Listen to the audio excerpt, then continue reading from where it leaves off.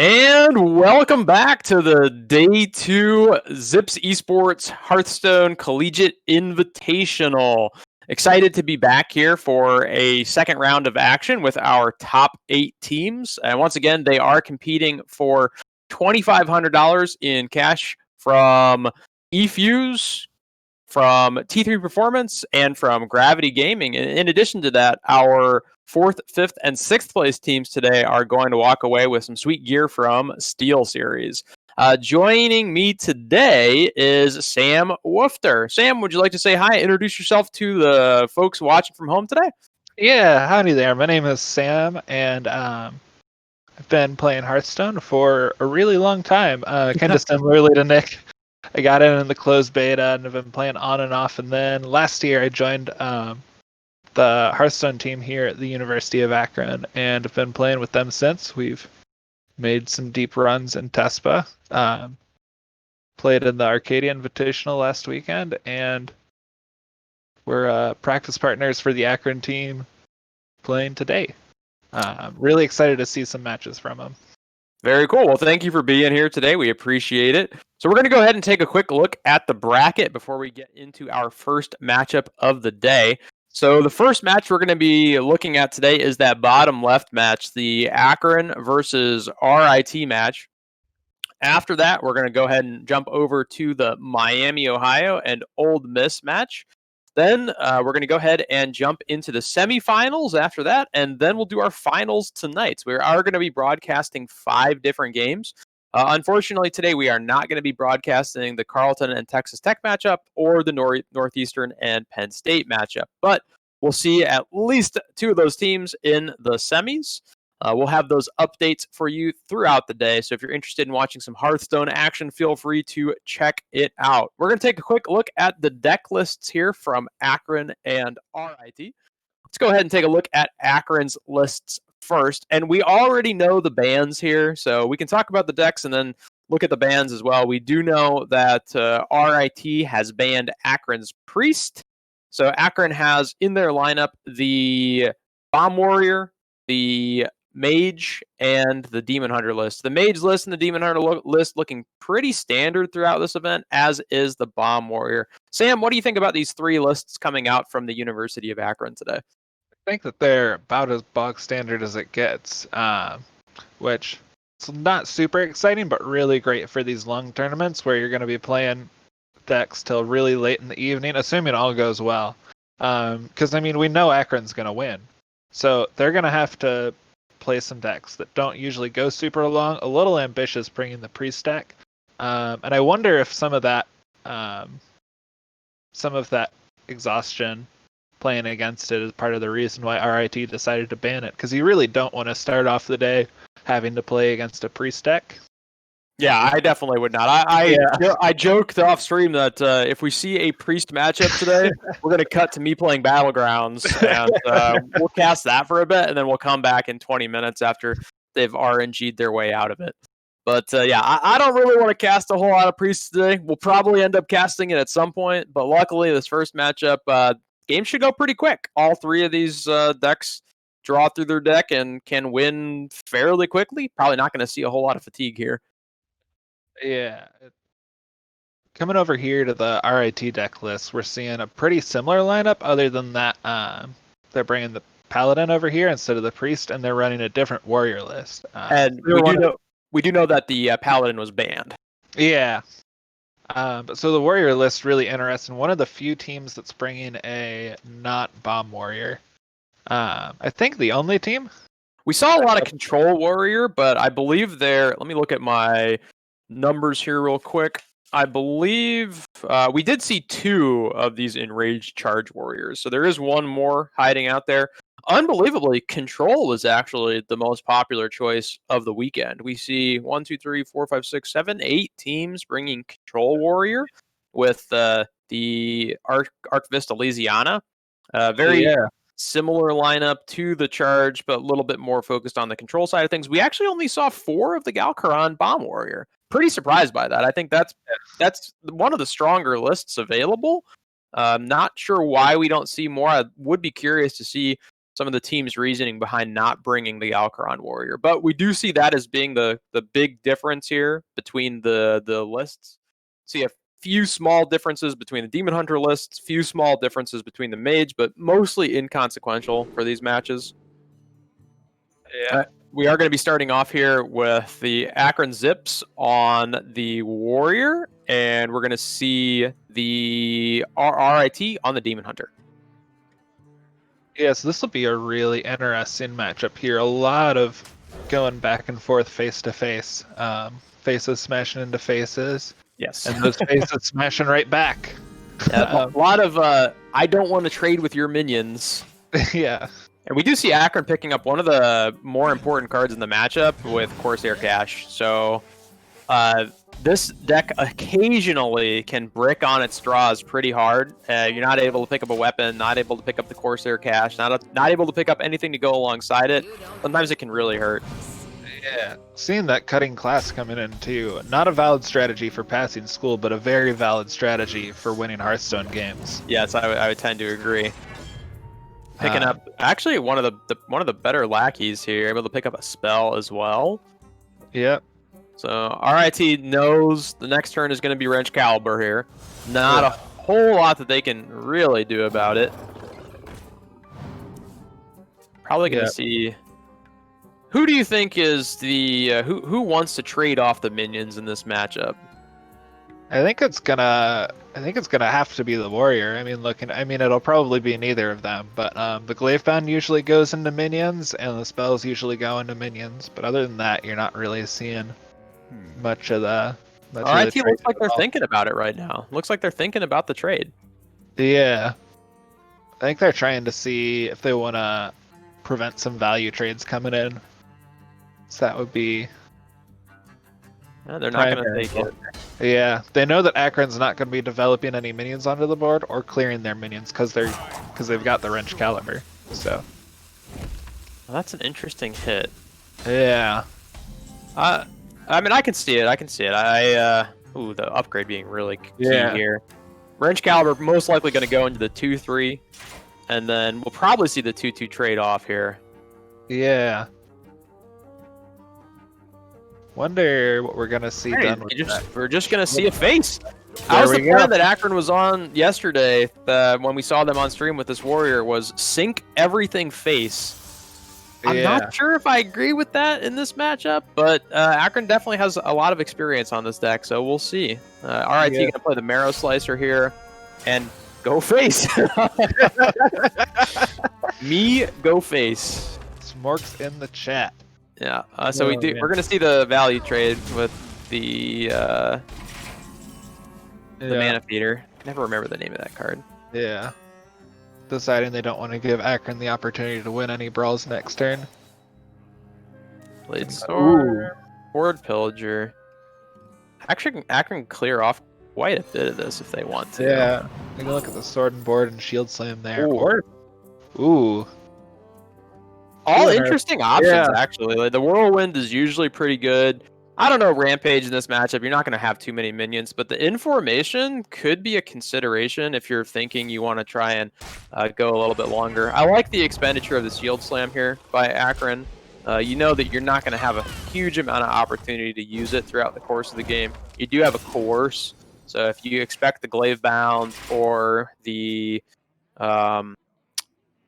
Soul Shard Lapidary come down, you've got an answer. Yeah. There's the Glavebound, more face damage. Yeah.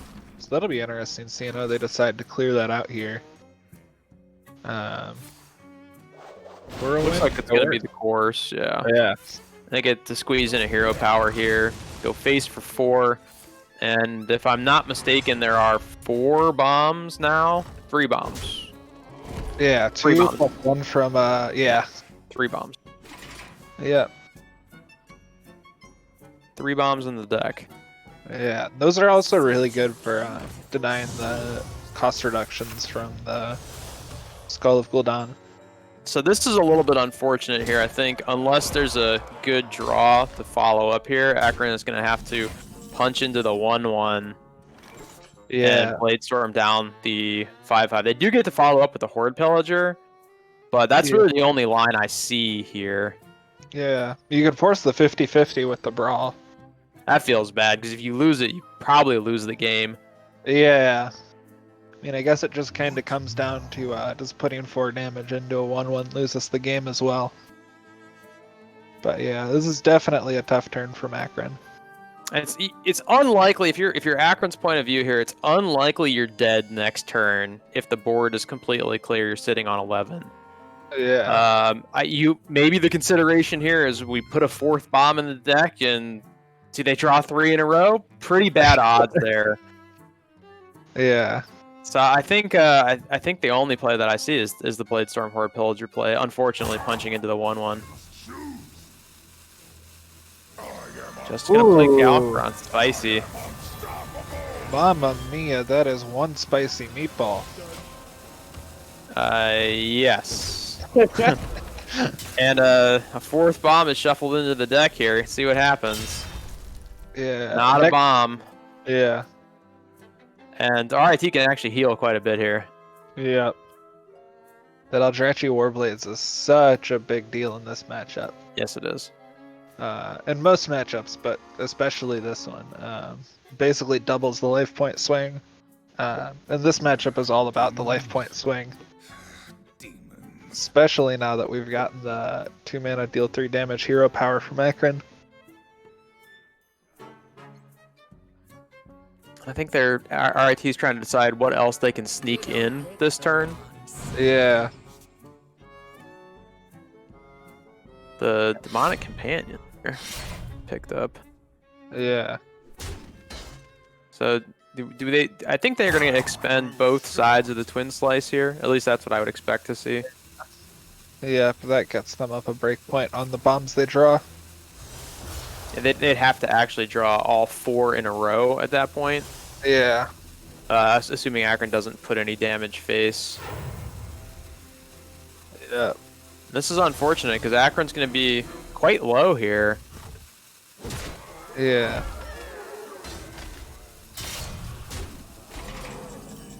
On 3. This is not what you want to see. All right. And they realize that their only out here is to have RIT draw 3 bombs in a row. Will it happen? Right. Very quick game here. Hail Mary. 0 bombs. Okay. Yep. And the concede comes out from Akron very quickly. Not a fantastic matchup for the Warrior there going into the Demon Hunter. Some RNG nature to that aspect. 0 bombs were drawn. Good start from Akron, but RIT had an equally good start on the Demon Hunter. Demon Hunter probably a little bit favored when they're curving out in that manner. So what do you think we're going to see here in our second game, Sam? So we've got RIT's Demon Hunter out of the picture now. Correct. They've got the Mage and the Warrior left. Yeah. So that'll be really interesting. That's probably why they banned the Priest here. The Priest does really good versus those 2 decks, I think. So we're probably going to be seeing, honestly, probably the Warrior again, maybe race it down. So you think Akron's going to run the Warrior back? I think there's decent odds of it. I give 1 in 3 odds. If Akron's running the Warrior back, I mean, those are the odds, right? 1 in 3 as a 1 in 3 deck. Maybe we'll see the Warrior Mirror. We do. So we're going to see the Warrior Mirror, and this is the first time we're going to see the Enrage Charge Warrior on stream here. So we've got Akron on the bottom with the Bomb Warrior, and we've got RIT on the top of the screen with our Enraged Charge Warrior. So Akron going to mulligan hard here for Corsair Cash. They pick up 2 actually. RIT with going to have some more minions that they're able to throw onto the board. I think a lot of this matchup is going to come down to how much face damage can the early minions from RIT put onto the field. Yeah. And if they're able to put a lot of minions on the board that Akron has to swing into, I feel like RIT is going to be favored in this. If they're not able to get that minion damage early, and Akron's able to pump up those weapons and just keep going face, then I think they're maybe slightly favored in this matchup. Yeah. And I think that the holding the coin on turn 1 means that we're going to be coining out a wrench caliber this turn. Most definitely. Yep. Gonna be punching them. Akron picking up 2 of the Evil Chord Masters. Not terrible here in this matchup. Able to fight back the board a little bit, heal a little bit, potentially do some shenanigans with their lackeys. Yeah. Yeah, all of the lackeys. I guess less so now that we've got the Dragon Lackey, but tend to be really high tempo. Really good for grabbing back the board. Got a couple options here. The Bomb Wrangler into Shield of Honor, not terrible. Yeah. Could be really nice.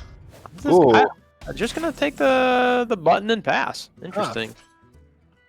Probably gonna see the Evil Quartermaster come out here from RIT. Maybe RIT's got more experience in this matchup than I do, and they know something about the armor total that they're gonna need to win this matchup.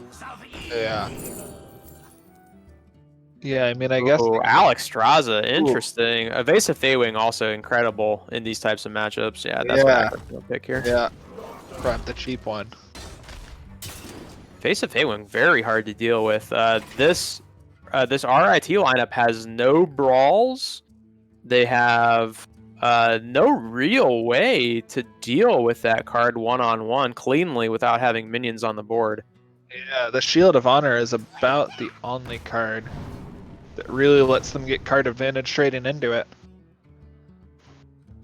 And I guess even then it's still going 1-for-1. But yeah, and also that's just damage that's not going to the face. That is correct. So they do pick up the Warmaul Challenger, which is good. Will allow them to maybe pick up some more chip damage here. Yeah. Akron recognizing that, and just going to go ahead and Blade Storm it off. Pick up the other weapon with their second Corsair Cash. Curious if they're going to swing the weapon here. Yeah, they do. Of course. Akron Life's going face. Yeah. You only have one target. It's Smoke Warrior. Yeah. Yeah. No taunts in the RIT deck, so going face is easy. Yeah. I'm gonna see a pretty big enrage or a battle rage turn here, picking up 3 cards from RIT. That's actually huge. It's no Skull of Gludan, but still pretty good. Correct. Got the Wrench Caliber being hovered over by Akron. Wouldn't be super surprised to see it here. Maybe with a Sword and Board follow-up. Yeah, it's a tough turn to spend all your mana. The cards you want to play the most both have a 4 cost, but see the Risky Skipper. Yeah, we do really clear these off. Yeah, don't want to let them get too much value. Yeah, slows down their Blood Boil Brute too. Yeah, you don't want to have the free Blood Boil Brute coming down, or the very heavily discounted one. Also, you don't want to have a huge turn where they can gain 20 armor with Armor Smith, because you're not really sure what's coming down next. No, not quite. Oh, and they're just going to play it out. Plays right into Coerce as well. I don't know about that. I guess there wasn't a much better play there, was there? Not really. You're definitely forced into it. That means that they get forced out of the hero power by Akron's removal there. Dr. Krasnov in hand here as well. Yeah, that feels really good. It's going to have a very clean turn from Akron here. Curious to see what RIT decides to do. They did just see the Coerce. Curious, maybe they feel like Akron can't deal with a big threat here. So if they bring down Grom or they bring down the Deathwing and Akron doesn't have an answer, that could just be game. Yeah, 12/12's pretty big. Especially when you don't have minions on the board. Ooh. Oof. And Akron doesn't have an answer currently. No, not quite. Oh, I'm taking 12 right there. That's That will allow them to pick it up. That's a nice top deck. Boom, very strong here as well. Yeah. There's I don't have the exact number in my head right now, but the number is large of bombs in their deck. I believe there are 4. That sounds right. Now 5. They do have a nice. They have a couple of options next turn: Horde Pillager into Krastenov, or just straight playing Blastmaster Boom here. Yeah. Okay, so the 12/12 is played. Yep. And I think what Akron does here is going to depend on the draw. Yeah. RIT just hitting them with the DJ Khaled. Another one. And another one. So Horde Pillager into Krastenov allows the draw to be snuck in as well. Yeah. Akron just gonna go with the Dr. Boom here. I don't hate it. I think it's a fine play here. Yeah. Does force RIT most likely into dealing with the 7/7. Yeah. Yep. Well, they've got to do something here, or else they are not in the best of shape. 6 boombots is a lot. Yes, it is. I mean, I'm trying to think if there's a scenario where I think they play Armorsmith this turn. I would like to probably see a big turn come down with armor gain, but unfortunately, there's not a huge way to do it here. Yeah. Coerce being picked up, though, that's actually huge because it's going to allow them to deal with the 7/7 pretty cleanly. Yeah. I wonder if they're going to use the Sky Pirate to look for a skipper, try and make something happen with that. Get some armor gaming going. Maybe would have liked to see the Armorsmith come down there, but maybe they're waiting. They might be waiting for a big armor gain turn, feeling like they may need it. Yeah. I know RIT wants to swing this 12/12 face, but... Ooh. Normal Challenger coming down. Ooh, a big bomb going there. Man. Looks like the bombs have chosen the side they're favoring. Correct. Now, Akron does probably recognize that they need some healing here. Yeah. Not going for the Krastenov, okay. No. Yes, yeah, the Krastenov, you don't have the mana. You do, but you can't play anything. Correct, yeah.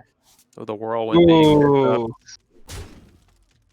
Well, we'll see what happens here. Akron, it looks like, again, they're going to take the RNG Fate. Yeah, and sometimes you just got to play the odds. Oh my gosh! It's one bomb range. I believe there are 6 bombs in the deck. Let's see what happens. All right. Heart of the cards. Nope. Nothing. Oof. And I think that's lethal. Yep. It is. That's unfortunate. That stinks. Not able to pick up the... I believe it was about a 33%, something like that, there for Akron. So not able to pick up that 33%. They take another L with the Warrior. RIT up quick, 2-0. So got RIT up 2-0. RIT will be running the Mage here. And of Akron's decks, we've got the Warrior, we've got the Mage, we've got the Demon Hunter, all 3 available. RIT only needing to pick up 1 win with the Warrior here, or I'm sorry, with the Mage. I feel like they're at a very strong spot here. Three chances to have the Mage high roll. I like their odds here. Akron deciding to not run the Warrior here. They're going to run the Mage. So they're going to try and 50-50 this matchup first, see if they can't bring it back a little bit closer. Yeah. Well, there's 2 kind of schools of thought coming into this sort of situation where you're down 2 games. You can either run your best matchup and try and get some momentum going, or you can run your hardest matchup and get the set over with. And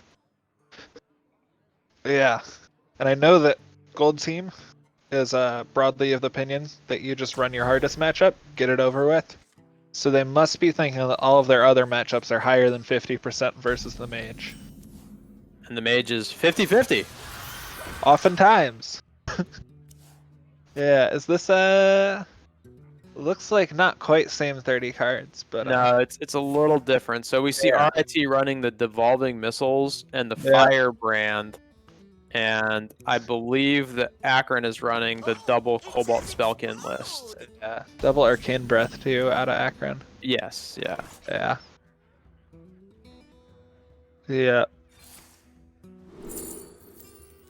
Brain Freeze. Pretty good card. Very good card. Yeah. Not a card that you really want to run in your main deck, but always good when you discover it, because the combo is always available. Yeah. Yeah. See how slow Akron wants to play this here. Azure Explorer, very good. Yeah. This is a tough call here. I don't think you ever pick the Tor Tricaster, but Blood Mage Thalanos very strong. Yeah, and it lets you drop your 2 minions this turn. I don't know if you want to play them all out. Yeah. You can also trade in with the Spellwing and go for Arcane Missiles with 4 spell damage. Or, well, with 4 shots. 4 spell damage, Arcane Missiles, pretty good. 4 shot Arcane Missiles. Still pretty good, but not quite as overwhelmingly so. True. Alright, see with the early draw here, very strong. Yeah. Cram Session being picked up. Yeah. With the lab partner, that'll give them a pretty decent draw. They're going to go for the magic trick first. I like that. Yeah. Yep.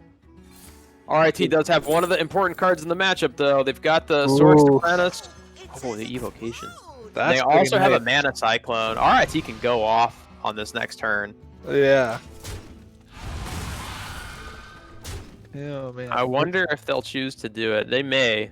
Yeah. Makes me glad that Elemental Evocation is not in Standard anymore. That was that would definitely see play in this deck. Yeah. Yeah. Whether or not you play it in the main deck, it definitely sees play. The Mana Cyclone from Akron. Akron not having access to the Sork Apprentice here. Not a great turn here. They can clear it up, but not sure if that expenditure of resources is really worth it. They're going to go for it. Looks like they're going to play the Mana Cyclone here as well. I don't hate this. Yeah. Oh, RNG, believe it. There we go. Winning the 50. Oh my goodness. And a Ray of Frost being picked up. That's huge. Actually, Flame Ward not inconsequential either. Yeah. Cleans up most of the minions that RIT would want to play if they do go for a board here. Astromancer Solarian being picked up. Always a good draw. Yeah. It's our favorite budget box. Oh. There's another Astromancer Solarian. Can't have enough of those. You always got to pick that up there. Yeah. Akron 1 mana off being able to play that as well as Raz. Arcane Breath, but no dragon in hand. Yeah. Yeah. Still plenty good for developing the board, though. You're just putting into an awkward position with having 1 mana left over. True. Throw the Arcane Missile's face. Hey! They're gonna do it! Yeah, they listened! Face damage. Yeah. Not the worst. This matchup, you know, you get them lower. They don't have a way to heal. Yeah. So you put them in some kind of burst range. Oh my gosh, double Sork Apprentice here on the side of RIT. I have to believe one of these turns they're going to go for it with a double Ray of Frost in hand and the Mana Cyclone. They're not in a dire position right now, but they can generate so much value here. I would be hard pressed to say that they don't go for it. What to do? They don't necessarily need both Sorks here either. No. No, and you can see they're play out the one. Yeah. Icicle, actually, pretty big pickup here. Yeah. Oh, and they snap pick the Azure Explorer. Yeah, probably feeling like they're going to be running out of time. Yeah. Mana Cyclone, how many? It fills their hand, so they're looking for something playable here. They're gonna run out of time though. Here's the Mana Cyclone. Pick up the another Evocation. They pick up a Frostbolt, Power of Creation. It's an insane turn. That is an absolutely insane turn out of RIT. Yeah. Oh man. Akron in a pretty rough spot. Gonna go ahead and evocation. Pyroblast being picked up. Doesn't do it. Not quite. Yeah, not great cards here on the side of Akron being picked up. Yeah. I believe that's a cram session on the left. Yeah. Yep. Oof.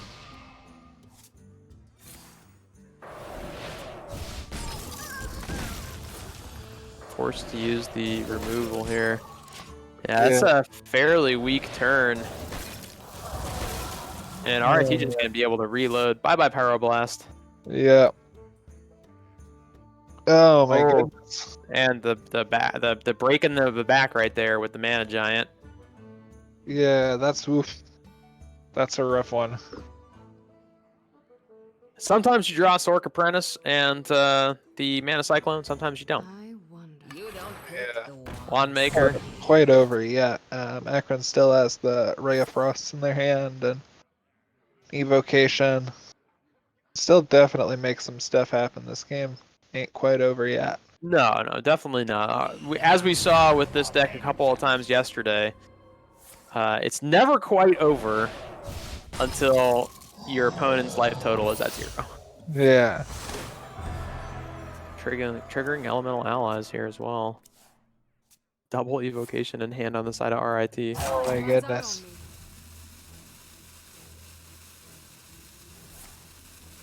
Cantor's Flow. Yeah. Oof. Okay, Solarian being picked up. The Ray of Frost has got to be expended here, I think. But maybe they go double spell power and just freeze it. I think that might be probably the it. Yeah. Yeah. Yep. That way Ras is doing a cons each turn. Which is enough to clear some things up. And Got the devolving missiles on the side of RIT, which actually answers this really cleanly. yeah. Most of the time. Yeah. Oh, bar off. Yeah. Oh man. True mastery. Akron's got to be feeling really rough here. Even if they get out of this game, it's gonna take a moment to untilt, and regain composure, probably. That is most likely true. So Akron probably going to be forced to evocation here again. Hope to pick up an answer. They've got a freeze. Conjure's Calling doesn't do it. The Flame Strike clears. Yeah. Yeah, okay. You don't love seeing that if you're Akron, because all you're doing is answering. Yeah. But they're developing a whole 1-3. Excuse me. They did. Developed a 1-3. Probably in a situation where you're evocationing again on the follow-up turn. Yeah. And I don't really know what you can draw where you don't do that from Akron. Maybe like a Cobalt Spellcam, and then you set up the secret alongside this 1-mana spells, but you just need an evocation to kind of catch up at this point. Yeah, I think really the only thing that you may play would be your Astromancer Solarian, the one that you shuffle into the deck. Yeah. The upgraded one. Or maybe draw if you come into it. Ooh. Mana Giant pretty good. Nice. You definitely play that. That's a free card though. I don't know if that counts. So evocation gonna come out here. See what they pick up. Yeah. Fireball. No conj. Barrier. Nothing great. I mean, the Fireball deals with one of them. The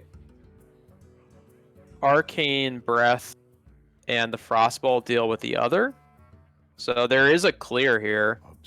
And you leave the 8/8 on board. 1, 2, 3, 7. Honestly. You can sneak in one of the other spells as well. Yeah. Akron may be trying to decide if they can go face with all this damage, but I don't think that's a great idea. Yeah. Kinda hinging on your top deck at that point. Correct. Okay. Yeah, so they are going to go for the clear here. Yeah. Or at least freeze. I think they're going to send the Fireball face. Yep. Trying to give themselves that out. Oh no, they're No, gonna okay, draw. drawing card. They need to draw some cards here.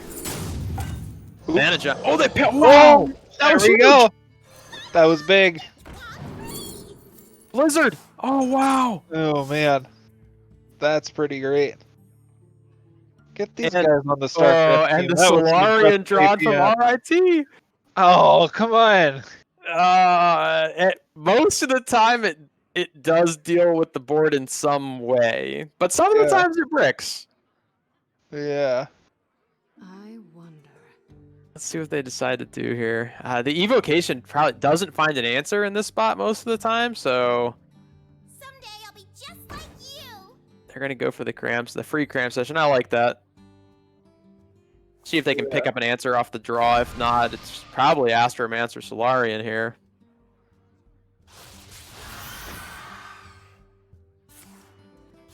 Oh, they're gonna go for the evocation instead? Oh, I guess I like that, because then you can still find something here. Yeah. I will crush And the Cone of Cold, actually, a huge pickup. Oh man. Good recognition by RIT. They're very well played, actually. Yeah. Recognizing that they didn't have to force the RNG of Solarian. As much as I wanted to see it, I wanted to see it fly there. They didn't have to go that route. Oh man. Wow. That's unfortunate. That's a pretty good one. Yeah, very definitely was. Can they pick up the clear here with the Arcane Missiles? 1, 2. They do. Oh wow. That Sorcerer's Apprentice they held on to really paying off. Yep. Oh man. And now Akron going to be forced to Blizzard here, most likely. As the gamers have oft said, Blizz please. Oh man, that feels bad. Yeah, oof. So Why don't you play it on the Chenvala just to give yourself like a bit more mana for next turn? Yeah. they do.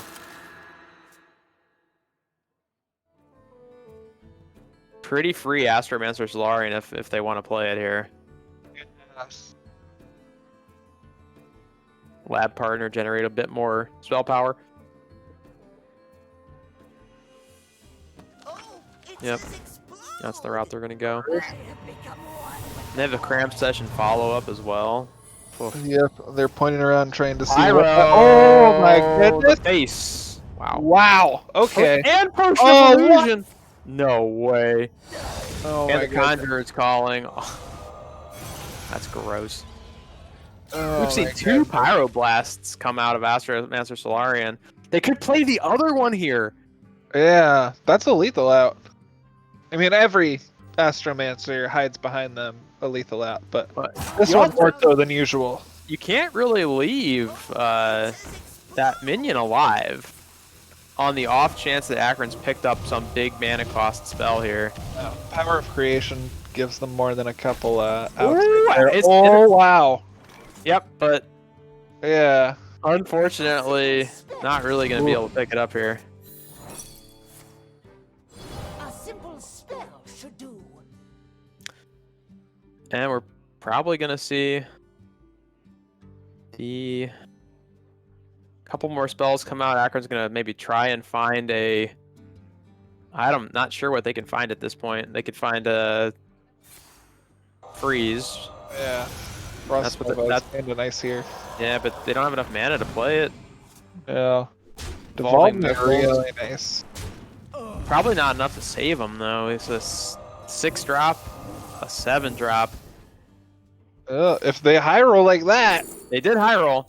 Yeah. Archmage and Oh goodness. but still not enough. Yeah. And RIT takes a quick Oh, 3-0 wow. against Akron. RIT gonna advance to the semifinals against the winner of the other group stage. So that was a very, very quick 3-0. Probably the actually the only 3-0 that we've seen on stream so far. So congratulations to RIT. Akron going to be back battling for one of those 5th, 6th, and 4th spots here, or I'm sorry, 5th and 6th spots against the loser of the other match on the top side of the bracket today. So good games from RIT, taking a quick 3-0. We're going to take a break here, and then we'll get back into the action with our Miami and Ole Miss matchup when they're ready to go here in a few minutes.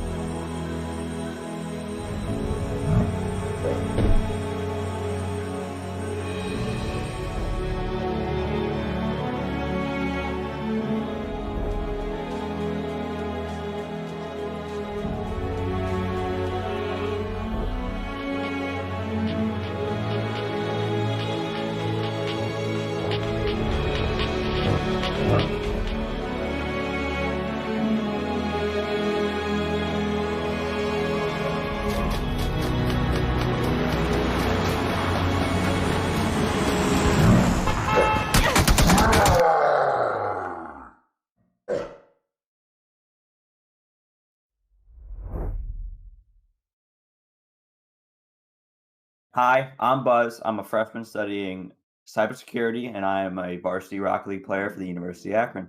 We'll see how Akron deals. They've had a rough past 2 games. They get one gifted to them right there. Now the pinch attempt. Buzz still in the air. No way. Oh! Hello, Buzz. How about a dive bomb straight off the top of the backboard? Akron are right back in it. 3 goals. How'd I get into gaming? It started with my dad. When I was younger, he gave me a GameCube and then a Game Boy, and that got me hooked. And then how'd I get in the Rocket League? I first saw Kronovi play they actually launched his Beta 2 highlights, and from there I got hooked on it. I really wanted to be like him, so it was free on PS4. I gave it a try and got hooked to the game ever since. Struggling, it is a fight just to keep this ball away from the net, and unfortunately it's one that they're losing. And they're just peppering the goal with shots right now. Oh my goodness. Let me take another look at this, because I don't know if I believe my eyes. Big brain Buzz. Competing for Akron, honestly, has became more than I thought it would.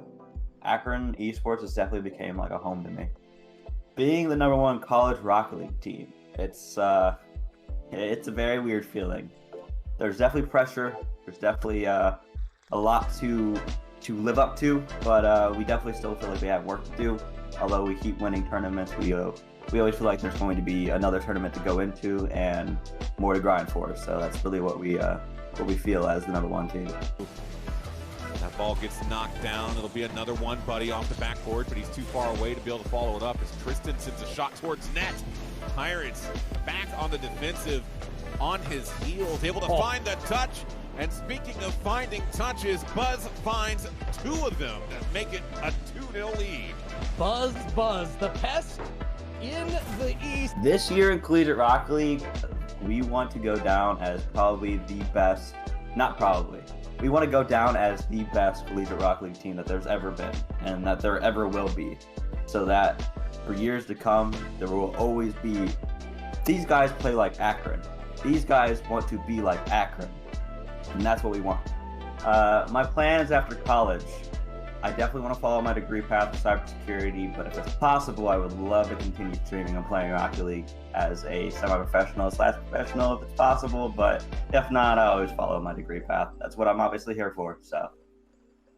Lions up against the Zips from Akron. We will send our first team packing from the CRL National Championship as Reticence sends one away, and if you go by this crowd, they certainly favor the Akron Zips. When I found out that Akron was doing this, I just jumped up for joy. We've got like fans at home, like insane fans that everybody's like rooting for us. We get scholarship money, we get all kinds of like sponsorships that come in. It's like legit and it's like amazing. As soon as it like was announced, I was like, why not try for the Rocket League team? I might be good enough. It really is. I am intensely jealous. So cool. If I could have walked into my basically super high, look at it. This is so cool.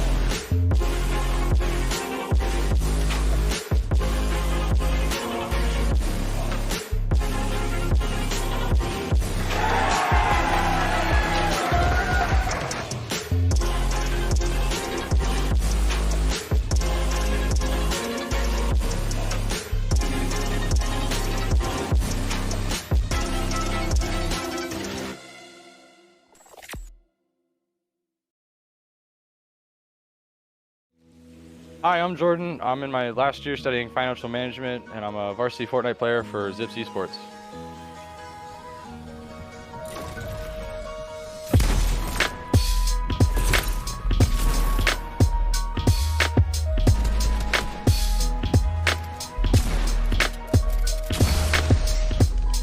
I got into gaming at a young age. I played games with my dad. We played games like Madden, stuff like that. A lot of stuff that I played with sports in high school. I played basketball, football, stuff like that. So those are the games I played.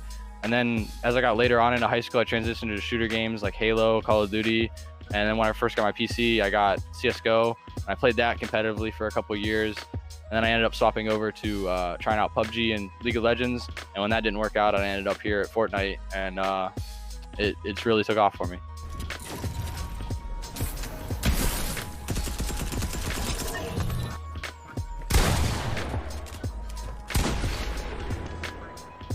What I really enjoy about competing at Akron is having the team, some friends that I can just hang out with at the end of the day.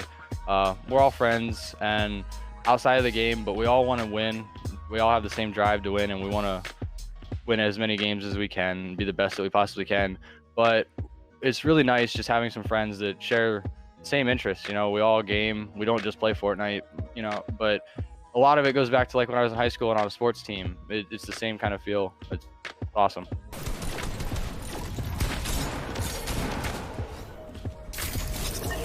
What I enjoy about competing in Fortnite is the pace of the game, you know, the updates. It doesn't get stale. Like CSGO, when I played in the past, you'd wait a year for an update and the game could get boring and people got burnt out pretty easy. But with Fortnite, we get an update every 2 weeks and we're all able to stay on top of the game and, you know, just grind together because there's always something new to learn.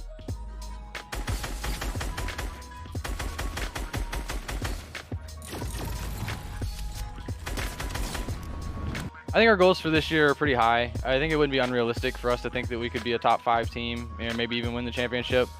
Me personally, I've been in the collegiate playoffs for many different games, Fortnite a couple times itself, and I'm just ready to win one. So I think we can definitely put in the work and win.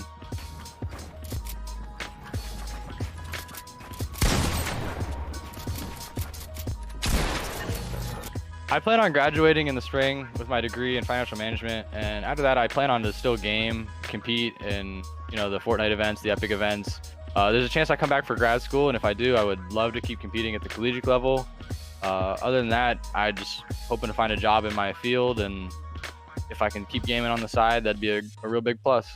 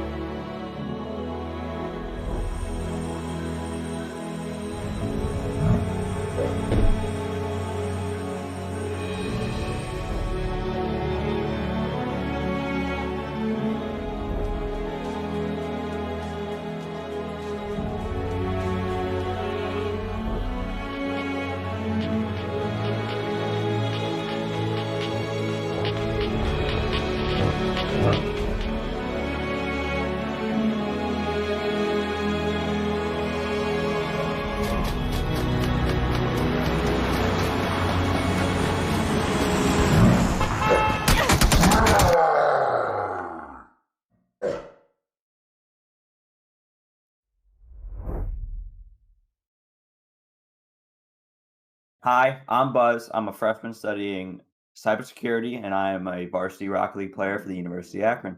We'll see how Akron deals. They've had a rough past 2 games. They get one gifted to them right there. Now the pinch attempt. Buzz still in the air. No way. Oh! Hello, Buzz. How about a dive bomb straight off the top of the backboard? Akron are right back in it. 3 goals. How'd I get into gaming? It started with my dad. When I was younger, he gave me a GameCube and then a Game Boy, and that got me hooked. And then how'd I get in the Rocket League? I first saw Kronovi play they actually launched his Beta 2 highlights, and from there I got hooked on it. I really wanted to be like him, so it was free on PS4. I gave it a try and got hooked to the game ever since. Struggling, it is a fight just to keep this ball away from the net, and unfortunately it's one that they're losing. And they're just peppering the goal with shots right now. Oh my goodness. Let me take another look at this, because I don't know if I believe my eyes. Big brain Buzz. Competing for Akron, honestly, has became more than I thought it would. Akron Esports has definitely became like a home to me. Being the #1 college Rocket League team, it's a very weird feeling. There's definitely pressure. There's definitely a lot to live up to, but we definitely still feel like we have work to do. Although we keep winning tournaments, we we always feel like there's going to be another tournament to go into and more to grind for. So that's really what we feel as the #1 team. That ball gets knocked down. It'll be another one, buddy, off the backboard, but he's too far away to be able to follow it up as Tristan sends a shot towards net. Pirates back on the defensive, on his heels, able to find the touch. And speaking of finding touches, Buzz finds 2 of them that make it a 2-0 lead. Buzz, the pest in the East. This year in Collegiate Rocket League, we want to go down as probably the best, not probably, we want to go down as the best Collegiate Rocket League team that there's ever been and that there ever will be. So that for years to come, there will always be, these guys play like Akron. These guys want to be like Akron. And that's what we want. My plans after college, I definitely want to follow my degree path of cybersecurity, but if it's possible, I would love to continue streaming and playing Rocket League as a semi-professional/professional if it's possible, but if not, I always follow my degree path. That's what I'm obviously here for, so. Alliance up against the Zips from Akron. We will send our first team packing from the CRL National Championship as Reticence sends one away, and if you go by this crowd, they certainly favor the Akron Zip. When I found out that Akron was doing this, I just jumped up for joy. We've got like fans at home, like insane fans that everybody's like rooting for us. We get scholarship money, we get all kinds of like sponsorships that come in. It's like legit and it's like amazing. As soon as it like was announced, I was like, why not try for the Rocket League team? I might be good enough. It really is. I am intensely jealous. So cool. If I could have walked into my basically super high, look at it. It's so cool.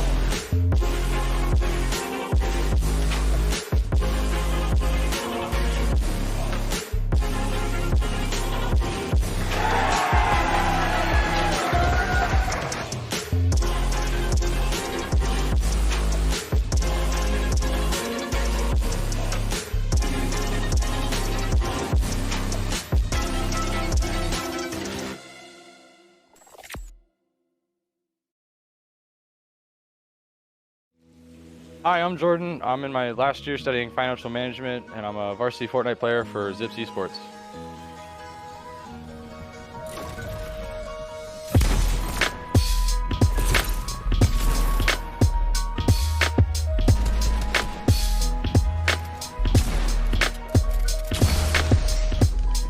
I got into gaming at a young age. I played games with my dad. We played games like Madden, stuff like that. A lot of stuff I played with sports in high school. I played basketball, football, stuff like that. So those are the games I played.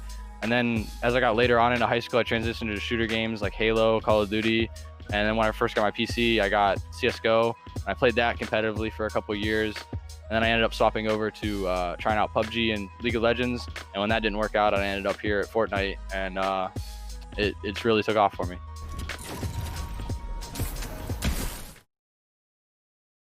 And we're back. So we have our second quarterfinal matchup here against the University of Miami, Ohio, against Ole Miss. So we're going to see some quite different decks coming out here from these two schools. Let's go ahead and take a look at Miami's list first. And we already know the bans going into this. So we do know that Ole Miss has banned Miami's Warrior. So we're going to be seeing these first 3 decks out of Miami: the Priest, the Shaman, and the Paladin. Priest being a very different list. I believe it's the only Res Priest we're seeing in the tournament. It's also the only Control Shaman we're seeing in the tournament. And then a fairly standard Libram Paladin coming out from Miami here, although it is the list pure Paladin deck, but yeah, pure Paladin list as opposed to the one with the pen flingers in it. Yeah, interesting call bringing that because it does hard. It's weird because their lineup seems to look to be beating the Bomb Warrior, but the pure Paladin does not get along very well with having bombs shuffled into the deck. Correct. Yeah, as they are not Paladin cards. Yeah. What do you make of this lineup? Very different lineup from Miami. I mean, all I'm gonna say is get your resident sleepers ready in the chat. That we is are true. gonna be in for some long games. I guess my only saving grace here is that we don't have to see the Control Warrior mirror. Arguably worse than seeing the Control Priest mirror. Just literally watching the game Rattle go boards to smash into each other. yeah, who can dump their cards more efficiently than the opponent. Yeah, who can play their list with 2 cobbled sticky fingers and a Harrison efficiently. And the Swamp Ooze. Yeah. It's not often you see the 4x weapon hate deck. Yeah. We saw a couple yesterday. Yeah, Michigan brought that lineup where I think they put the 5 in each deck. But it's definitely weird to see 4 in the one deck and then pure paladin alongside that, and then hardly any weapon removal in the other ones. I am excited to see the Shaman though. I mean, we get 3 decks out of Miami we haven't seen at all. So interesting. Let's go ahead and take a look real quick at Ole Miss deck lists. So Ole Miss a little bit more standard here, and we know that Miami has banned the Mage. So we're going to see the Control Warrior, the pretty standard Priest list here, and then a fairly standard Demon Hunter list with Consume Magic being added. What do you make of these lists for Ole Miss here, Sam? I mean, I'm thinking that they probably saw some amount of last game and decided, you know what? I don't want to see any mage nonsense going on. Ban it. Just ban it. Just get it out of here. I don't want that to ruin my day. But it'll be interesting, I guess, more so than most priest mirrors, though that's setting the bar low. If we see the control priest versus the res priest here, because at least one of the decks will play cards onto the board. I'm really not sure what to make of these matchups here. To be totally honest, I don't have a lot of experience playing any of the 3 decks that Miami is bringing, so hard to really say who's got an advantage here for me. But anything that pops out to you? My gut kind of goes along with Miami having a little bit of an edge here. The unknown, right? If they know how to play these decks and the Ole Miss doesn't know how to play against them, they're not common decks that you would see. Let's see we'll be able to see how late or how early did Ole Miss get up or stay up in order to test against these decks. Maybe not that easy with a hurricane coming through either. No, hopefully they're safe down there. All right, so we're going to go ahead and see Miami on the bottom with what I've got to say is probably the ugliest Paladin hero portrait in the game. With the pure Paladin being queued up first against the Priest. So no Priest mirror. We don't have to cut to me playing Battlegrounds, which is good. But we are seeing the pure Paladin here. Interesting choice. I like the deck on ladder. Not sure how I feel about it in this tournament event, but it can be very strong. Yeah. Yep, and they've got a pretty nice hand. True Silver attached to a body is always a nice card to play. Lightforged Zealot, very good. Yeah. Argent Braggart, you probably toss back, yeah. The Outdoor Attendant, that'll be really nice if they hit any Librams. They'll be looking at some free ones, hopefully, or at least 1-cost ones. Really spicy with they don't play Penflinger. And I mean, that's the big downside of this deck list here, is that you're not running the Penflinger, which is the best Paladin card, in my opinion. The best Paladin card. The best Paladin card that isn't a Paladin card. Yeah. I'm actually surprised by the Paladin list. I remember seeing the spoilers for everything and thinking that Librams would never be a thing. But it's not a bad 4th deck. Yeah, it seemed pretty gimmicky, but it's working. Lady Leadrin helps quite a lot, to be fair.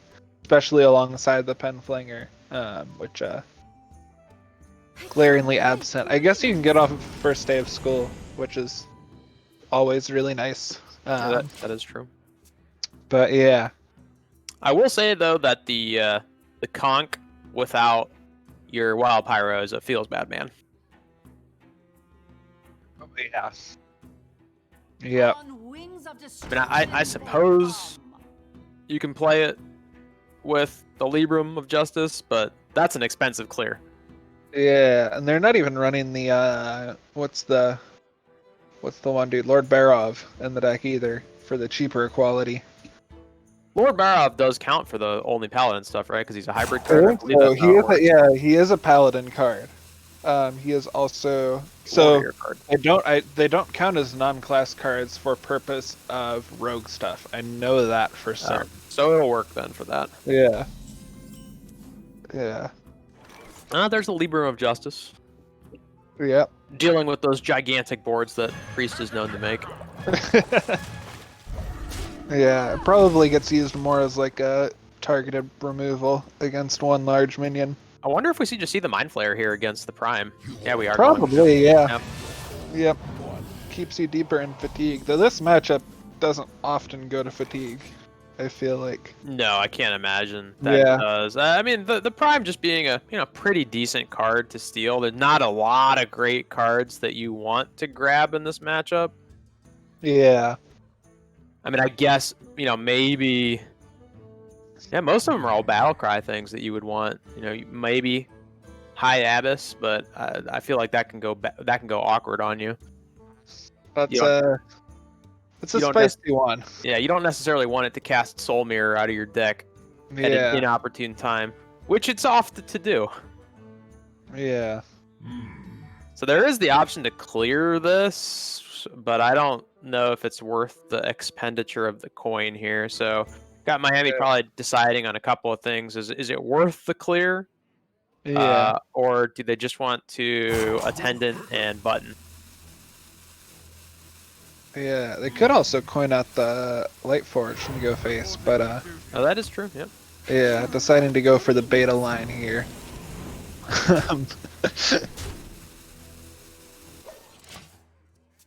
But yeah, still getting some amount of damage in. Oof.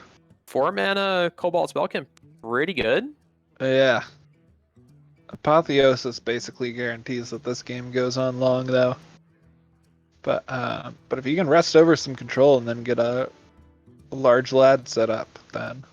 I don't know if you really care about this board of little minions, though. I mean, you got a 2-1, a 1-2, a 1-1, and a 1-3.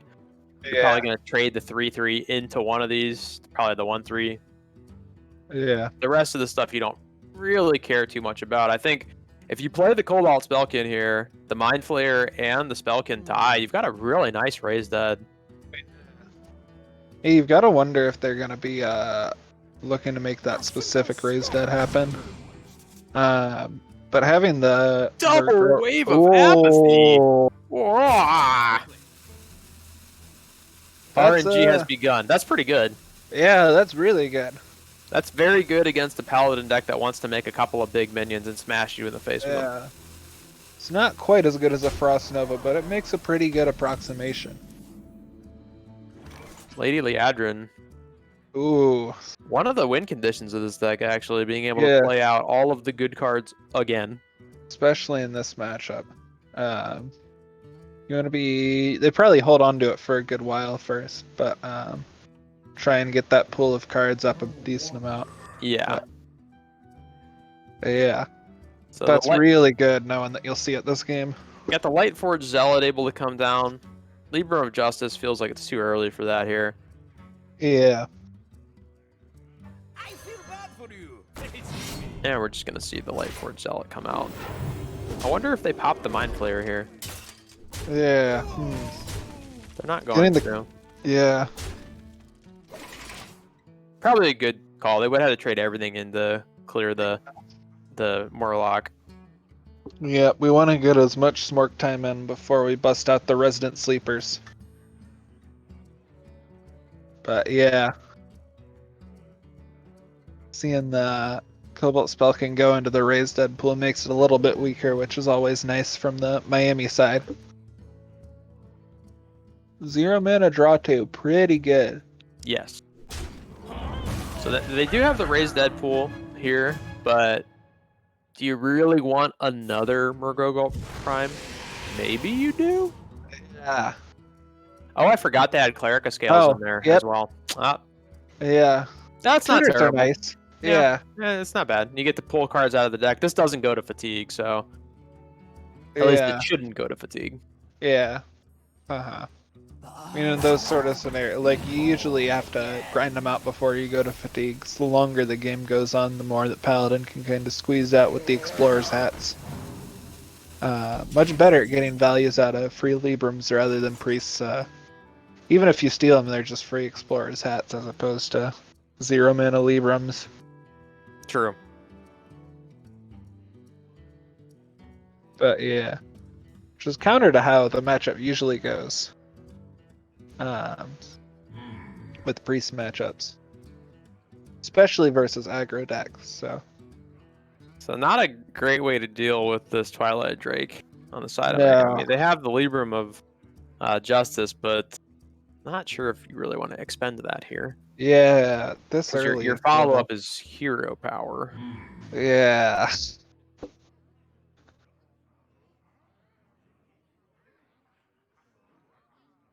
And you Yeah. lose your entire board. Yeah, I mean, you maybe consider just ignoring it and smashing face some more. Keep jamming face. Yeah, you could even drop the Devout Pupil here with the coin. You got to use it for something at this point. Like at this point, I'm kind of wondering like what sort of 11 mana plays they're saving it for that they've got in mind. Because but they are going to go for it here. Okay. I think good recognition that they probably don't want to lose the prime to a Cobalt turn. So I like seeing that trade. Yeah. It's not a hugely impactful card, but it can help rest back the board under certain conditions. Yeah, it definitely punches above its weight in terms of the mana you put into it. On wings of destruction. Another Clerical Scales. Out. See what Ole Miss yoinks out of the deck here. I'm not really sure what they're going to be looking for here. The Renew isn't terrible. Probably not looking for the big stuff. Not yet, I don't think. No, maybe it's a Renew. Could be Draconic Studies as well. Yeah, just a dude. Pretty nice here. Apotheosis. Okay, so they're looking to take a trip on down to Build a Board Workshop. They are at 14. I don't think it's going to be hugely impactful here. Yeah, okay, the Apotheosis is coming out. Now back up to 18. Yeah.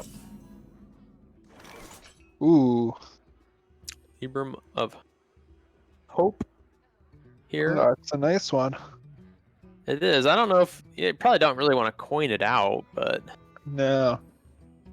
No, I don't think you necessarily coin it here. It feels a little bad.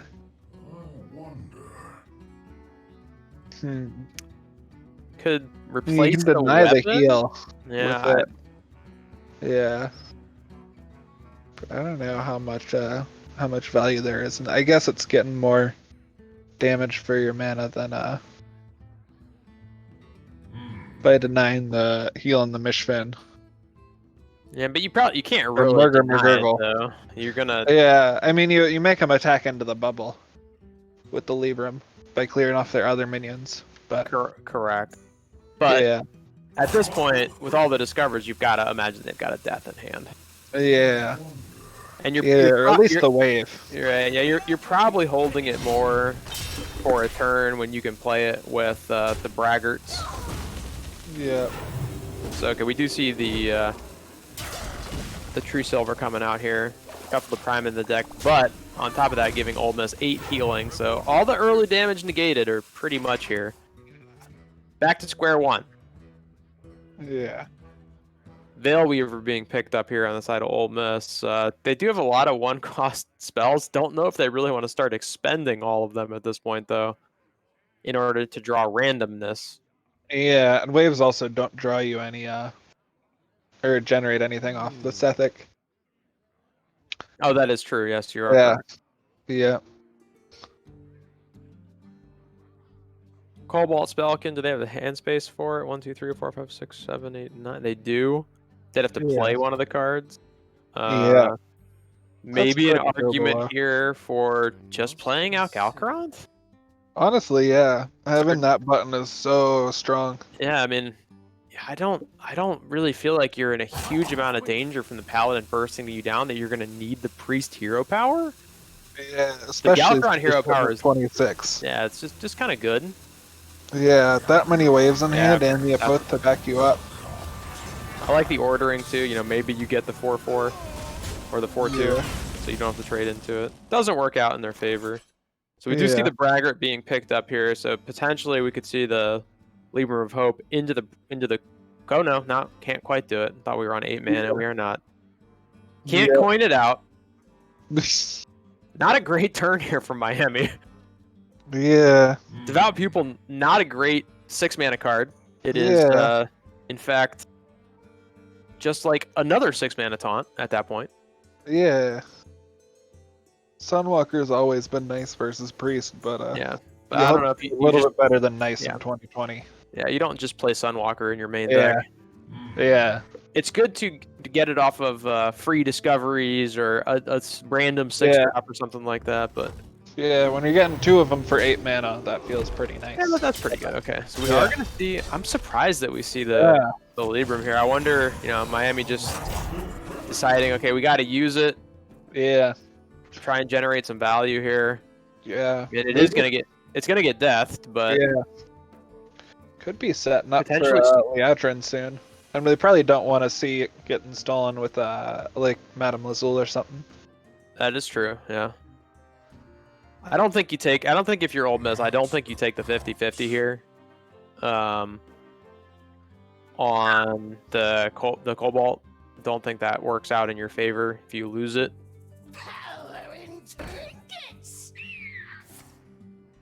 Yeah, especially when you've got Sethic's Shadow Word Death in your hand. Yeah. Oh, the Mind Vision. There's the Mind Vision.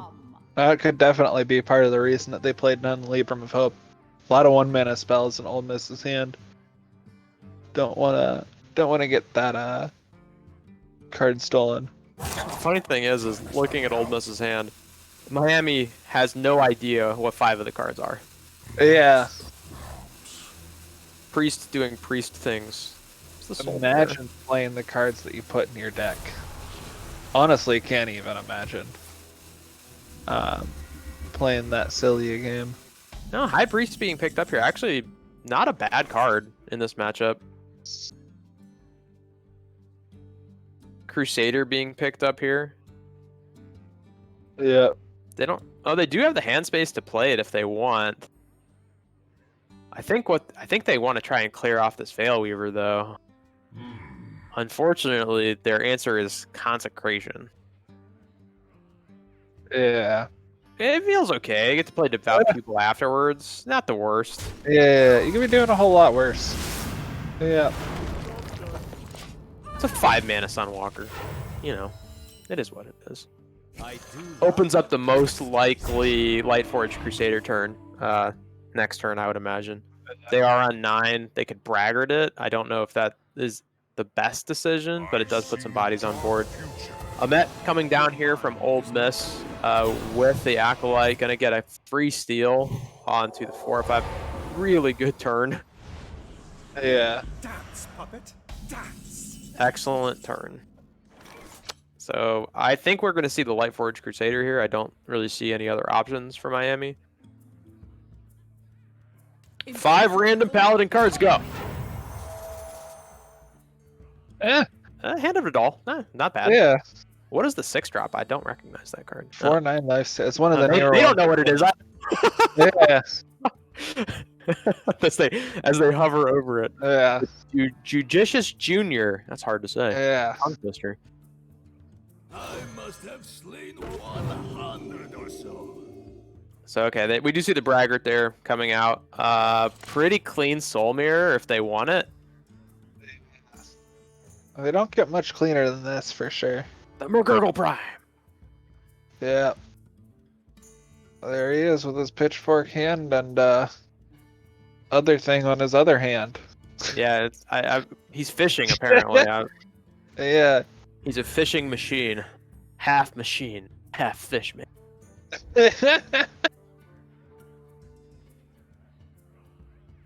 I don't know if they want to expend the Soul Mirror here. I mean, you could just Wave of Apathy go, but yeah.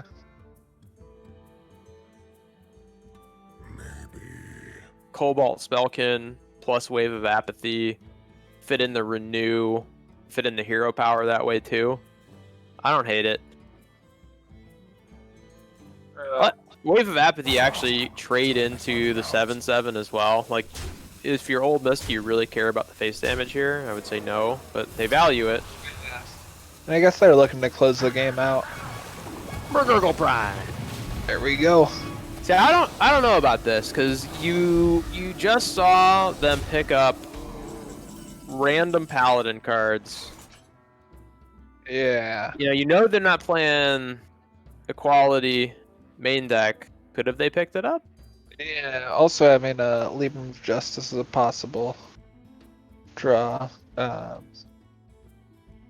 Lots of paladin cards notable for their ability to remove other cards from the board. There, however, is not an answer here. Not yet.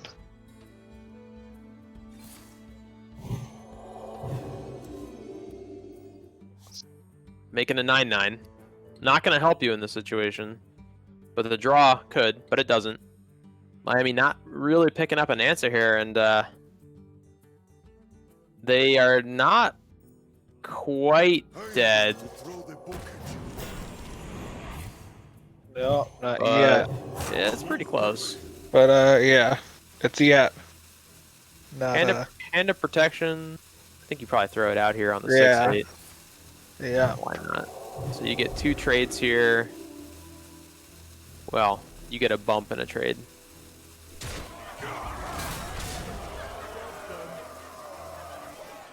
And you have to hope that Ole Miss can't find the lethal. Yeah.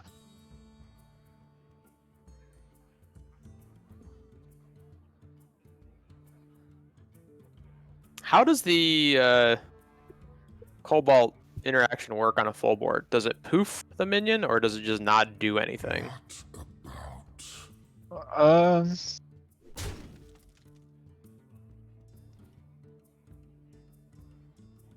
not quite sure.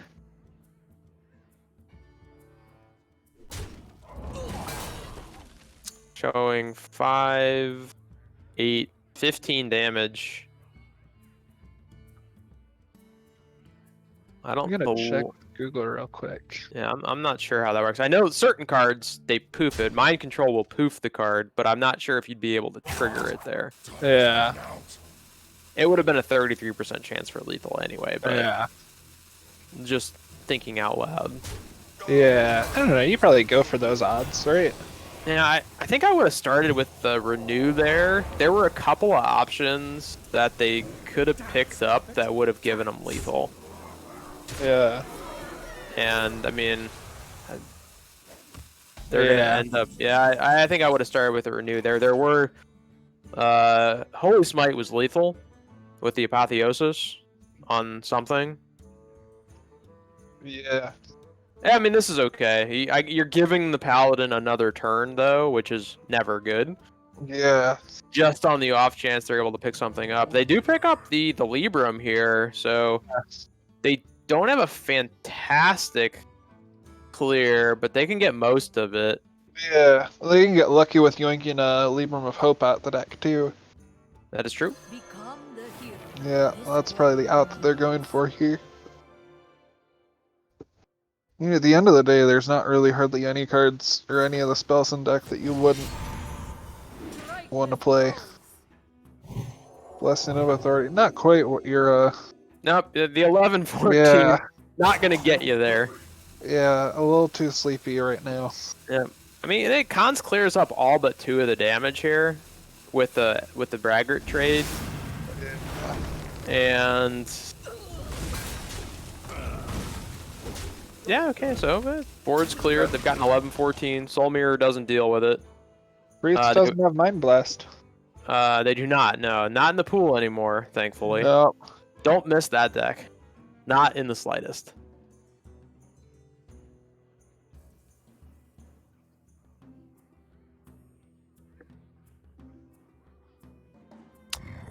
Unsure what they're going to start with here. So they Amet into the Cobalt Spellkin. Okay, fairly weak turn, but Wave of Apathy. Yeah, makes sense. be doing a whole lot worse for yourself. So it's probably you've got a couple options here. You could Blessing of Authority and trade. You know you're unlikely to be dead here. It doesn't really open up a whole lot of other great plays, but if they can't deal with your, what would that be, a 1922? Might just have lethal, but it'd be large. They don't know that Old Miss has another Wave of Apathy in their hand. Yeah. Yeah, you probably don't read that at this point. You don't have many other options, so I feel like you kind of have to go for it. But I mean, you do have the Lady Liadrin. Yeah. Offers up the clear. Could potentially give you the heal on the face as well. Oh no, actually no. It just adds a copy, right? It doesn't cast everything. Yeah. So no, it doesn't cast them all. I think we're gonna see the Goody No 2 cast. shields, as well as the hero power here. And Yeah. swing face. Old Miss really close to lethal here. They can go for the renew play, see if they can pick it up. Yeah. What gets you there? Inner Fire gets you there. Holy Smite. Holy Smite doesn't go face. Oh, that's true. It doesn't. I forgot about Yeah, that. it also only did. used to go face. Yeah, it also only did 2 damage. Which I guess they've got the Apoth for the 2. Yeah, they so got the if they're looking Apotheosis. for, They need 1. Yeah, Power Word Tentacles or another Apoth. Which I guess it's not Power Word Tentacles anymore. They've got a new one that's deflavorified. Any buff under. Actually, I think any available buff will do it. Yeah. So they're spending 4 mana, so they need 6 or less. They're gonna choose to Soul Mirror Interesting. here. Yeah. I feel like there was no reason not to play the renew there. Yeah. It's definitely I'm unsure there. I feel like the renew was the right decision. Now you're opening up a free trade for the Goody 2 shields. I don't know. Okay, they can play the spell here. the spell burst does go off, so that's nice. But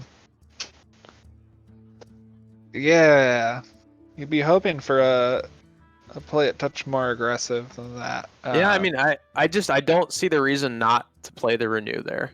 Yeah. Either way, you still have the clear, even if you brick it. Yeah. Like they ended off with like 3 mana available there. So I think you have to punch this with your face. You can't leave this up. Yeah.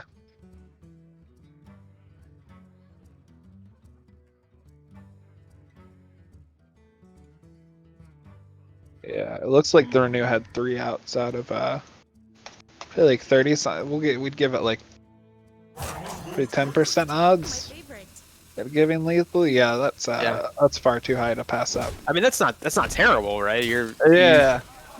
I feel like considering it doesn't divert from your from whatever play you'd be going for otherwise. You may have had to expend the coin to get the Divine Shield back on your Goody 2 shield, but what are you really realistically using the coin for at this point? Yeah, and I mean they tossed in the Draconic Studies at the end too, so like. What happens? Ugh. Not what you're looking for. Another Nope. test. My favorite. They get a 4/9. They do have the another wave. Actually, they have 2 waves in hand. Oh my gosh. I think Ole Miss is still in a really good spot here, but they've had a couple of options to clean up the game here. All right, got the hand of a doll. Lady Liadrin. The cards she gives you back have the discount, correct? Yeah. I believe they do. So Yep. they have the option to play the other Libra of Justice here to trade off. Does not feel good for sure, but Yeah, but it clears up the board. yeah. I think that's the line they're going for. Yep. Oh. Oh, that's where they can do that? That's a nice line. Now the the thing here is all Ole Miss is going to have to do is to clear up the 8-8, and they're going to have lethal though. So they do have slightly better odds, I think, to pick up something that will deal with the 8-8 here off of the renew.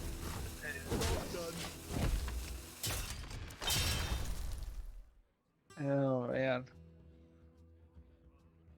The other wave of apathy. So you start with the renew every time here because it could get you death, it could get you pain. Either one deal with it. I don't know why. That's I maybe Ole Miss doesn't remember what renew does. Weird champs in the chat, I guess. There we go. There it is. Yeah. There it is. Okay. That is one of the ones they're looking for. Now they don't have the mana because they started with the Psycho Pump. Yeah. They had lethal. Yeah. But now they don't have lethal. Oh man. They did use the renew though. Yeah, I'm not sure why they don't start with it there. I'm not really. Yeah. Yeah. The age-old resolve random effects before non-random, which I guess pops a random effect, but like you're not spending any mana on the thing that you got off pump. Okay, good. I thought we were gonna see them mass dispel after it and then give their opponent lethal. That would have been That would have been a yikes. Yeah. Mass dispel doesn't silence your own minions, right? No, it silences your opponent's minions, which would have not been a great thing to do in that spot after the wave of apathy. Oh yeah. Okay. Ooh. That is not what they were looking for there. Yeah. Unfortunate.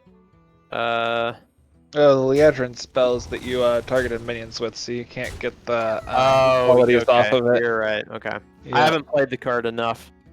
Are they dead on board for 12, 15? They're dead to Apotheosis here.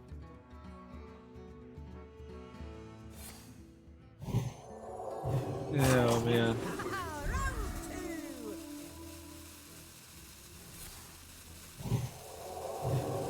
Hurts to see. Yep. Unfortunate. Yeah.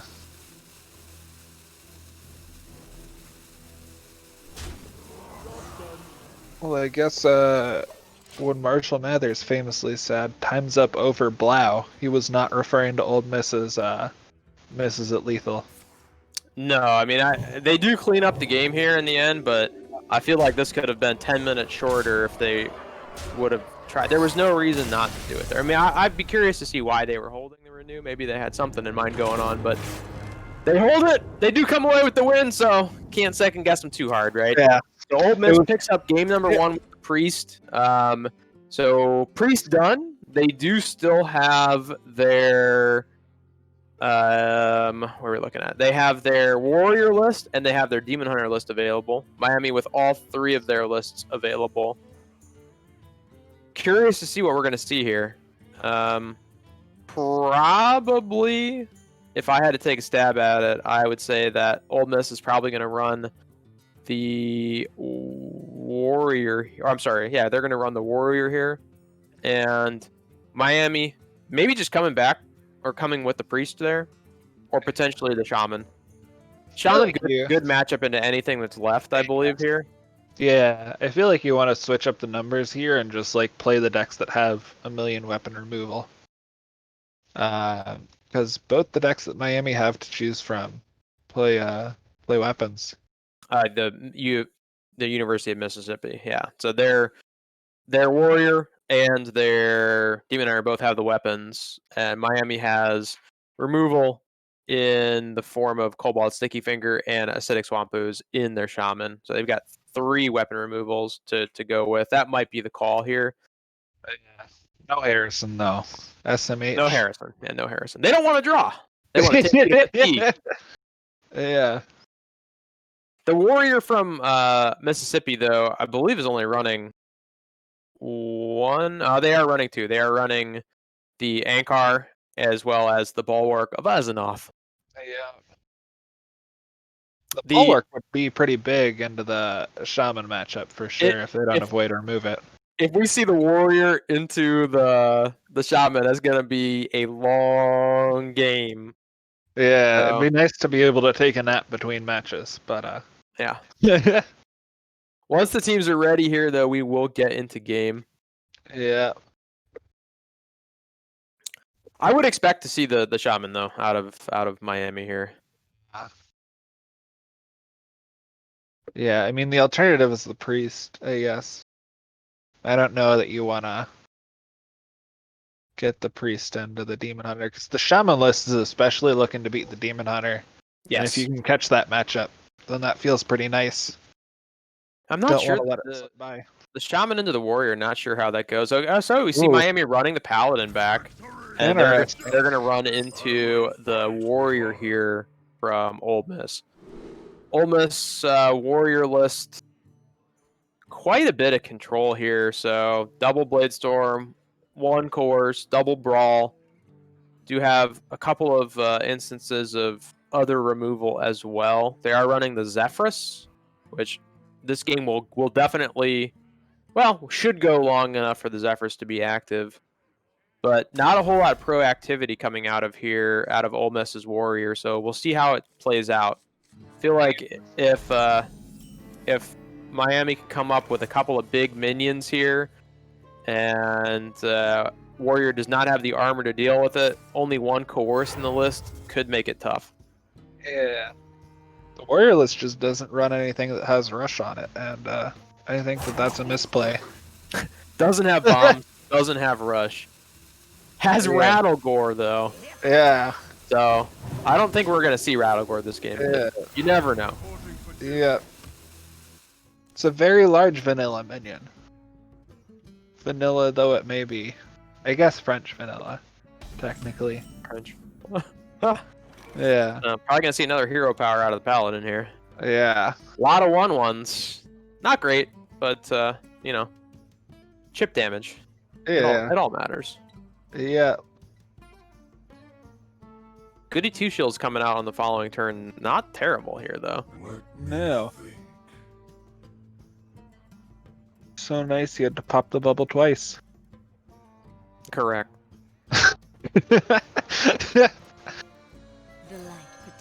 Yeah. Oh, this definitely is a funky hand for dealing with this. Yeah, they do have, they have part of the clear. Okay, so that actually lines up really well with what Miami's trying to do here. Yeah. Another Goody Two Shields being picked up. Pretty straightforward hand for Miami. Play the cards. Yep. Not a lot of decision making on the minion combat side of things. No. Yeah, so we're going to see another pass here from Ole Miss. I would be surprised to see another minion committed to the board here from Miami. I'm expecting to see hero power pass. Yeah, well, and of course attack, but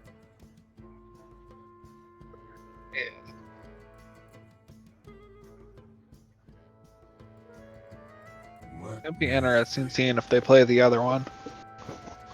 I don't think they should, knowing that Ole Miss has and they're not going to play it here. Ole Miss has 8 cards in hand, likely that they'd be able to deal with double. And you don't want to lose both of them here. I'm sure they're talking it over. Yeah. You don't want to...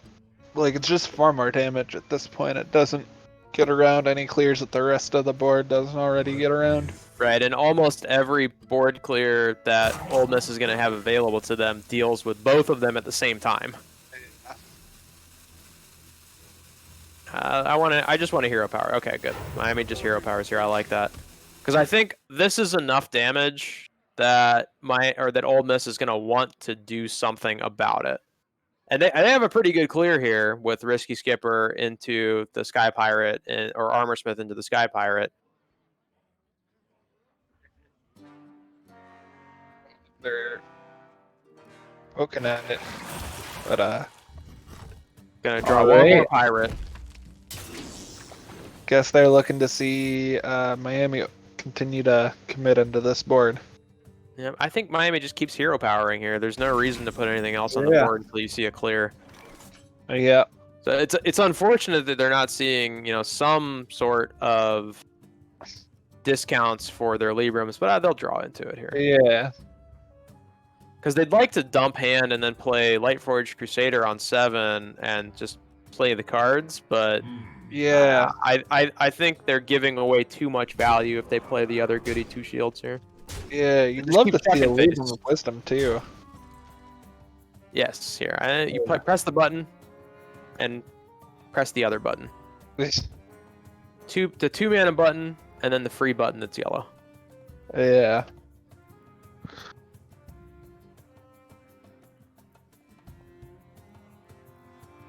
They're thinking about it though. Yeah. I think Miami was just trying to get as much screen time for this Uther portrait as they possibly could.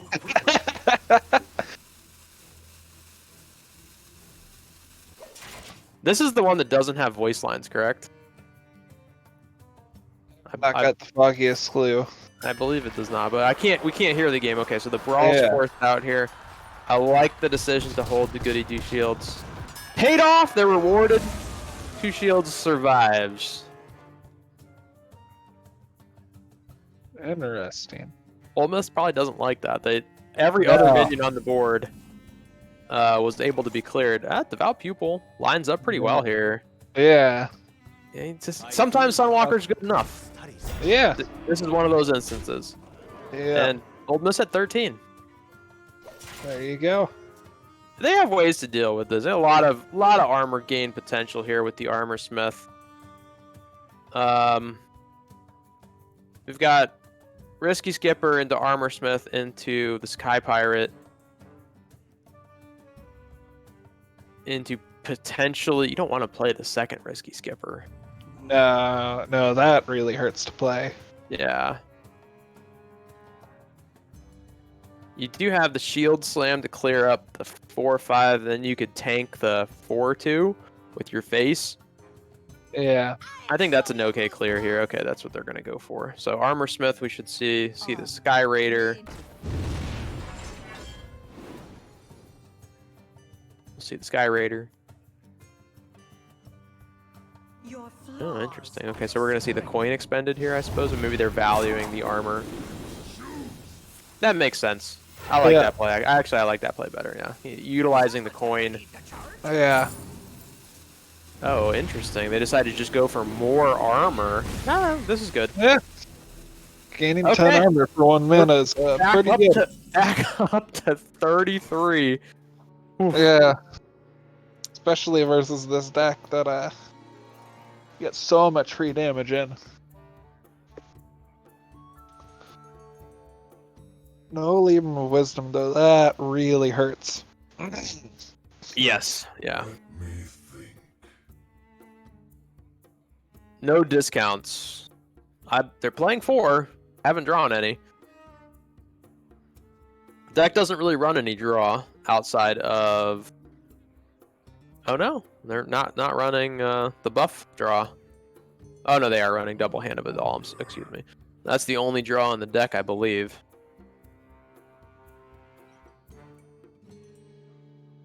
So probably what they want to do here.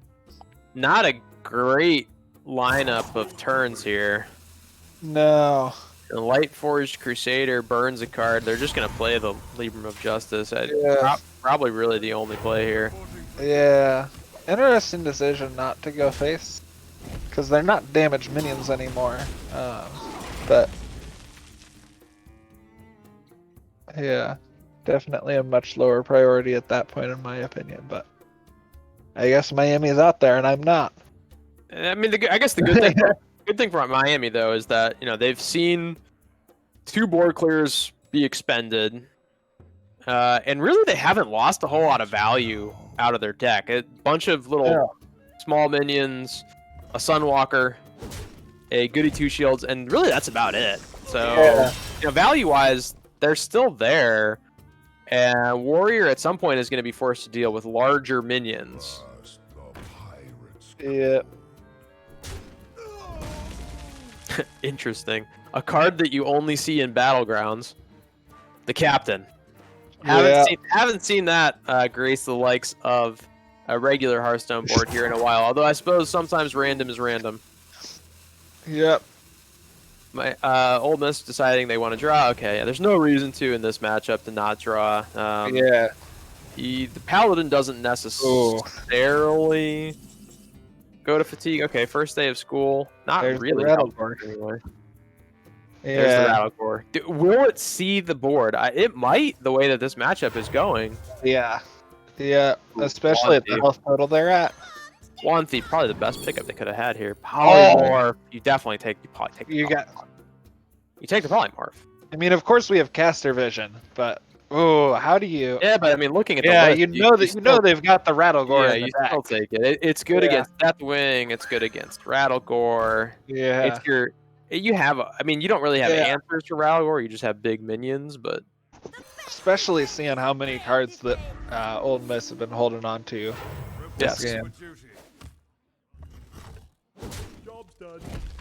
Yeah, you gotta assume there's some amount of large lads in their hand. That's gonna be a fearless bad man for Ole Miss when Rattlegore comes down. Yeah, And probably morphed by the Paladin. Yeah. Yeah, not the kind of removal you're expecting there. The Zephyrus, they run that in their deck, huh? They do, yes. So Yeah, we mentioned it before the cast, and I think this matchup probably gets to the point where they're able to play it. Yeah, odds are pretty good you get there eventually. And there's a lot of doubles in the deck, so you're going to be most of the way through your deck before you're able to play it. Yeah. Gotta play it before you play Elysiana, though. Or you're going to continue to hold it.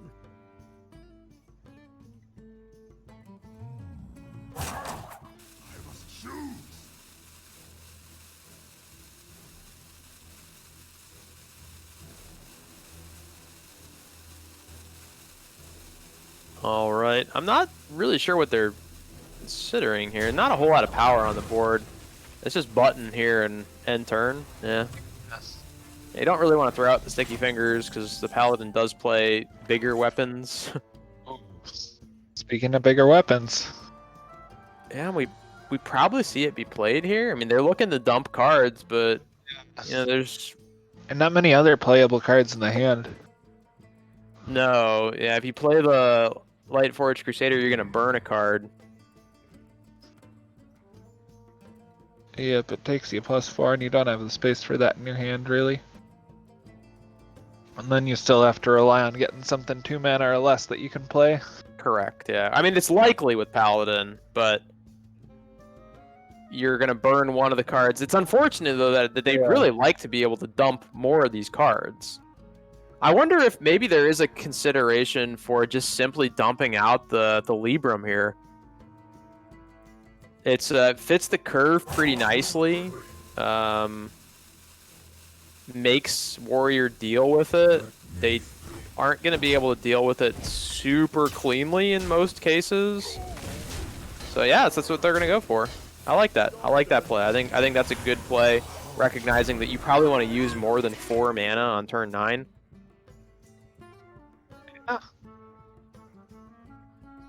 Yep.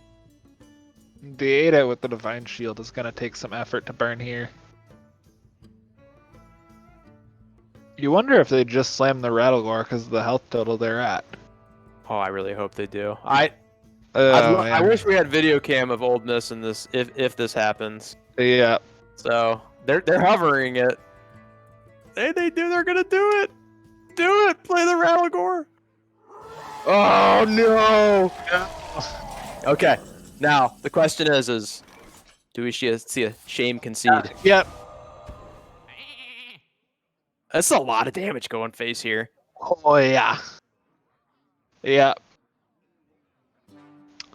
It's probably, if they play the Light Force, and that's going to be 16 and go on face with an additional 1/1 developed. I think they're considering, you know, they've got the Light Forged in hand. They want to dump cards. Yeah. I think it makes sense to play it here. It doesn't. It dies to the same kind of stuff the other stuff dies to. I'm not sure what the other play is here. You probably don't button here. I think if I was Miami, there was probably some consideration there to dump the 1/2 into the Rattlegore before we killed it. Especially considering this line of play. Because if you're considering... Oh, Zephyrus is active. Wow, that's actually really lucky from Old Miss that Zephyrus is active there. I didn't recognize that. Yeah. Big play from Old Miss. Zephyrus being active was huge there. Oh yeah, especially this early too. That's really good luck. Which I guess getting the polymorph one turn I'm saying luck deserves another. That is true. Yeah. Oh, we got the Tyrion. There we go. And we got the Light's Justice as well. We can actually play out two of these cards here. Light's Justice, the prime target for Cobalt's Sticky Fingers. Yeah. Value Town.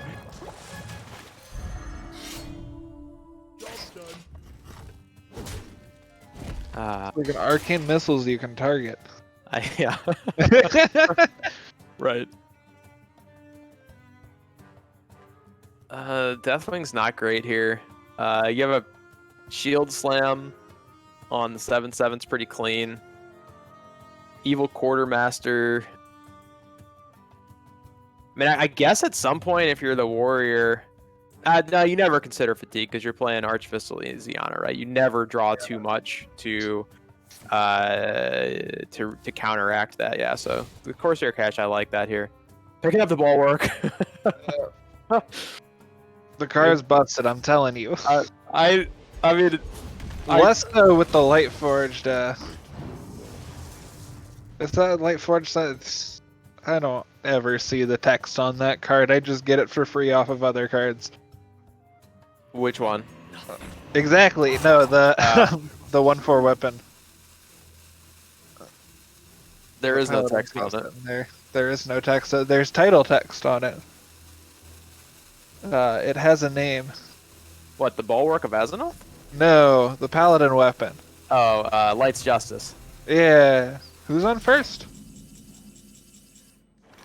Light's Justice. Anyways, yeah, they're probably holding on to the Bulwark for now because the Light's Justice is really good into it.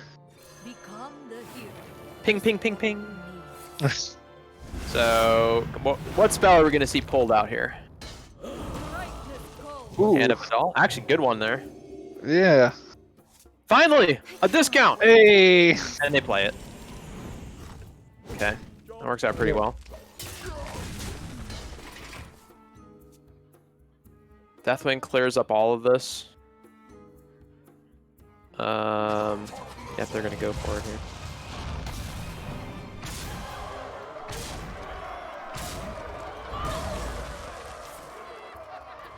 Oh, I didn't know that's how the interaction worked. I figured it would attack the Murloc again. I guess it only attacks. This is a Battlegrounds, Nate. I hate to break it to you. Yeah, I mean, I played too much Battlegrounds. Deathwing got nerfed pretty bad in Battlegrounds. He's not as good as he once was. Yeah. He's still okay. He's a mediocre pick. So we've got a 5-drop that I'm not exactly sure what that does in the Paladin's hand. Do you know what that card is, Sam? It says Dragon something something. It was a random card that they got off of the Lightforged Crusader. Oh, there we go. Oh, they must over it for a second. I think it says give a dragon +3/+3, but they don't have a dragon, so it's a 3/3 yeah 5. 3/5 or 5. You can do worse. There's not too many. Yeah. Oh, it's give all dragons in your hand. Oh, well, that changes my valuation of the card in this situation drastically. Yeah, because Dragon Paladin is a thing. Yeah. many years ago, we had a 5/5 for 5 with an innervate stapled to it. Yes, not in standard anymore, but Yeah, not standard for like 5 years. There's something ridiculous. It was Black Rock Mountain.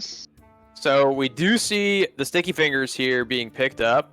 Old Miss gonna be pretty sad when that Tyrion comes down. Yeah. Yeah. And Tyrion's a good card, and the weapon he gives after it also a really good card. Really good. Yeah. So we're seeing the button here. Well, there's the bulwark coming down. Bulwark. And so there's the Truth Seeker.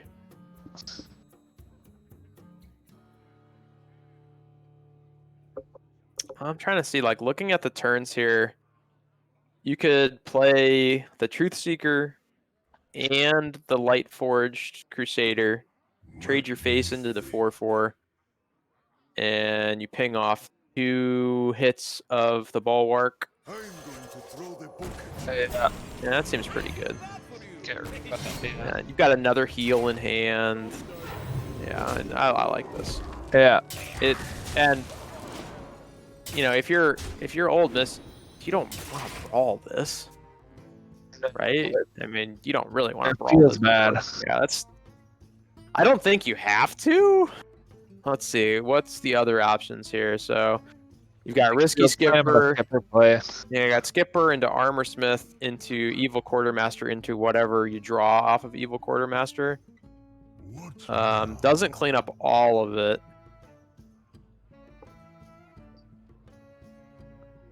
With the Execute, it does, though.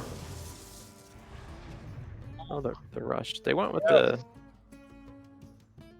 Interesting they go with that first. Yeah.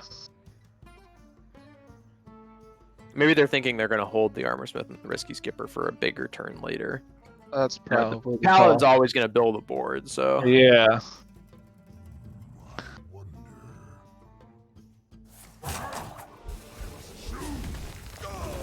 I think holding the Brawl is the right call as well. And bumping the shield into the 2/1, right? No. Yeah. I thought we might see it there. Yeah, it's not definitely not the weirdest play. So actually here, I think Blessing of Authority into the Braggart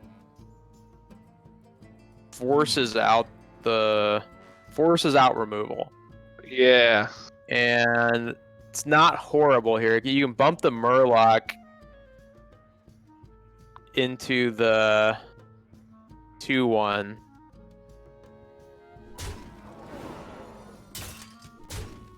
Okay, so they're breaking the shield here. Shield's broken. Or you just play Tyrion. Maybe. Not terrible. Fit in Tyrion and Braggart as well. That is true, yeah. 2 mana 6/6, still pretty good. It's no 4 mana 7/7, but you can get some mileage. So they're gonna go back to the Blessing of Authority turn here. I like it. You know, deal with my 11 Bladestorm. It is weak to Bladestorm. That is true. Yeah. Not so much now. Yeah. Now they have to choose. So yeah. Double Bladestorm clears it up, but do you really want to expend double Bladestorm here? Paladin's going to be able to build a board off of most anything.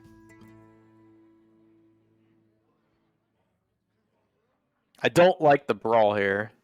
What now? You know, you take a 20% that you don't lose the game because you can coerce it, but that's a lot of removal gone. That's both Brawls gone. That's your only coerce gone.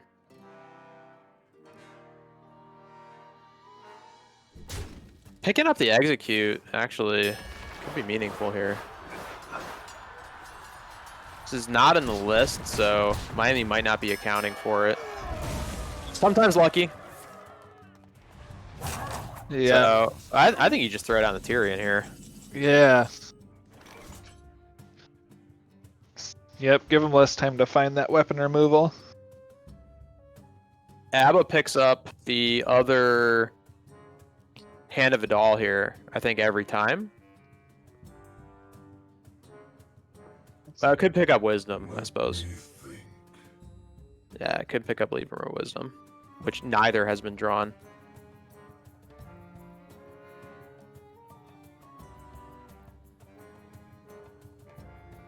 You know, of course, we do see that Ole Miss has an answer to Tyrion, but Miami just saw Brawl being expended. They probably want to try and get as much power on the board as possible, so I like the High Abyss into Libram of Hope. It also opens up a pretty big Lady Liadrin turn to follow up. Yeah. So we're going to see Libram of Hope here. At least I would think that we're going to see Libram of Hope. Yeah, we are. Feels so bad to not see any of the Blessings of Wisdom. Oh no! Actually, I think that's fine here. Yeah. I think that's fine. I mean, Yeah. they're not likely to play it. Okay, so Yeah, it's certainly not bad. you got another big armor turn here if you take it, and then it leaves you with an ability to coerce the 8/8. You do leave the 3/6 on board. But it's a 3/6 while you're at 26 health. Yeah, so. you probably don't care. So they're probably going to go for that here. They could execute it on top, but I don't think we're going to see that. Maybe go for the copy play and then the execute.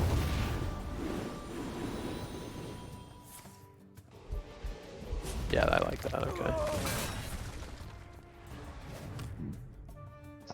So now I'm probably expecting to see there's the Libram of Wisdom. We probably see the Tyrion here, along with the Libram of Justice.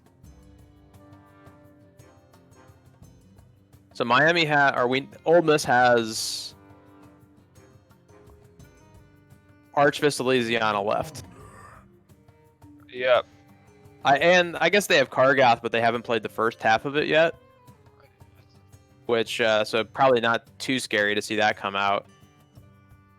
If you play the Tyrion and the Libram here,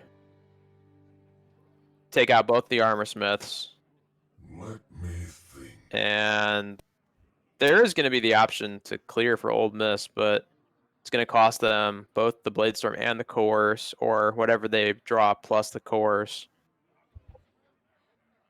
And then if you're Miami, you just need to make sure that you're playing around the Bladestorm, so you hold on to something that's less health than your big boys. Yeah. Interesting. And we may see the what do they pick up here? There's the Kargath. Doesn't really do a whole lot in this situation. I wouldn't be surprised to see them run both minions into Tyrion and then the Bladestorm and the Coerce here. Yeah. Although the Bladestorm and the Kargath do clear it up as well, we may see that. Yeah. Didn't make any. The ordering didn't really matter there. No. No order walls today. Nope. I thought it did for a second, but okay. Interesting there. Okay, so we see the 4/4 being left alive.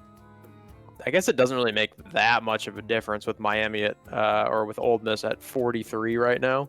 Yeah. It's a large health total. Don't have to worry about a whole lot of sneaky lethals from that health total. I wonder, Miami's got to be looking for a Liadrin play coming up soon. Yeah, I mean that has to be the play here. So maybe the discussion here is expending the weapon, holding the weapon, seeing the braggart, making sure that they get the max value here. Oh, they're not going to do it. Interesting. Holding the Liadrin. All right. I'm not familiar enough with the pure paladin list. I'm not sure what the hold there would be for. Maybe they're trying to force out the clear first. Just looking to get more Librams of Wisdom would be my guess. Sure, that makes sense. Yeah. Right now, Lady Liadrin has actually only has the 2 Libram's Hope. Is that correct? The Hand of a Doll.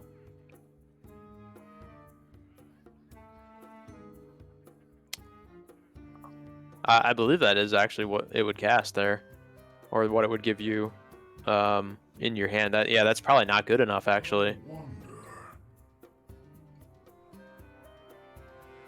Because I don't think it quite is. I believe that the High Abyss cast the Hand of a Doll herself, and so we now see the second one being cast here. I like the recognition that maybe Ole Miss has a way to deal with the damage minion in hand, which is probably the Coerce. Now we're going to see the Liadrin come out. So it's... Oh, I forgot about the Blessing of Authority as well. That's correct. Yeah. So we're seeing a staggered play here. Ole Miss did pick up the bar off, which pretty cleanly deals with this. Yeah.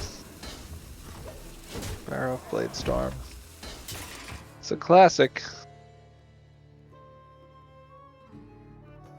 And we'll probably see it be utilized here. I think it has to be.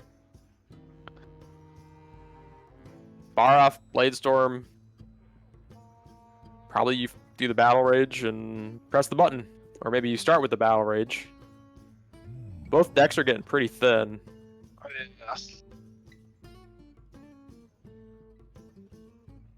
So I think the one thing that Ole Miss just has to keep in mind is the one they have to deal with 2 Libram of Hope. And if they can do that, most likely the game is going to be theirs. Yep. Ooh, there's the second half of Kargoth being picked up. Yeah, that's really nice. That'll help a whole lot, especially with this board being in the state it is. Yes.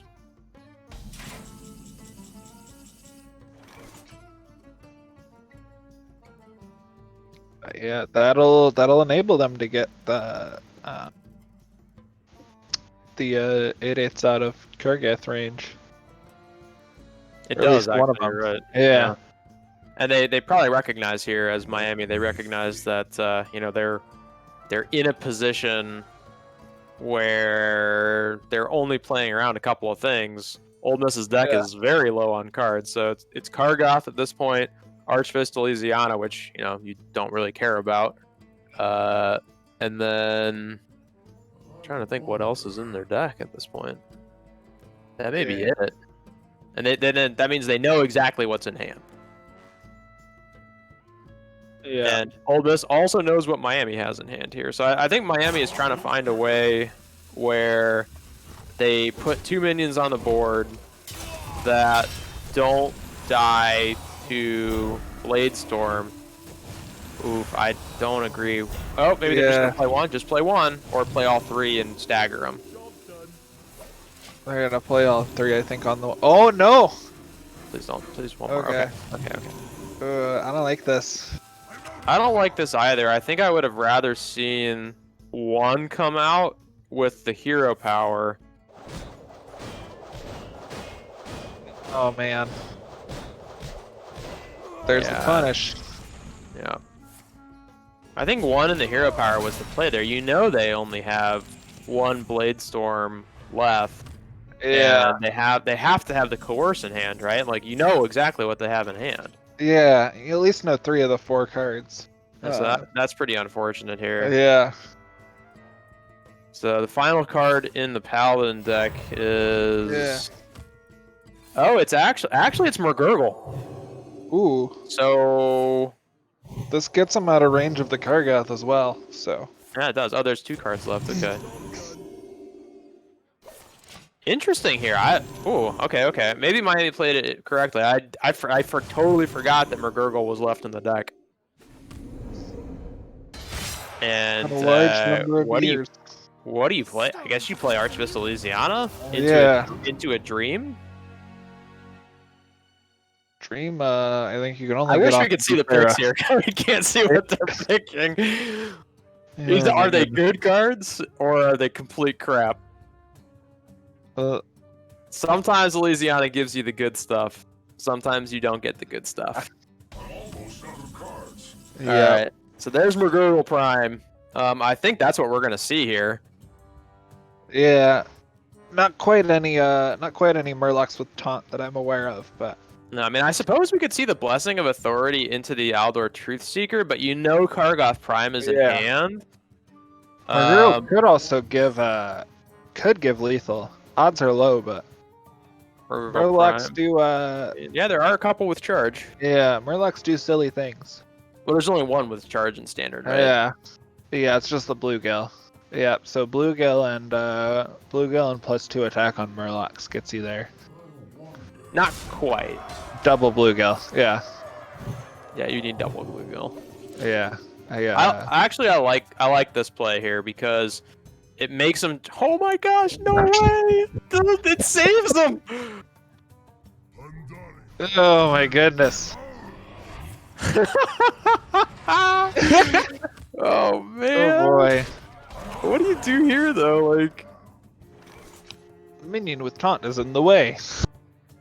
Yeah, it just you hold it over the face. I don't think you do. I don't think you play anything here.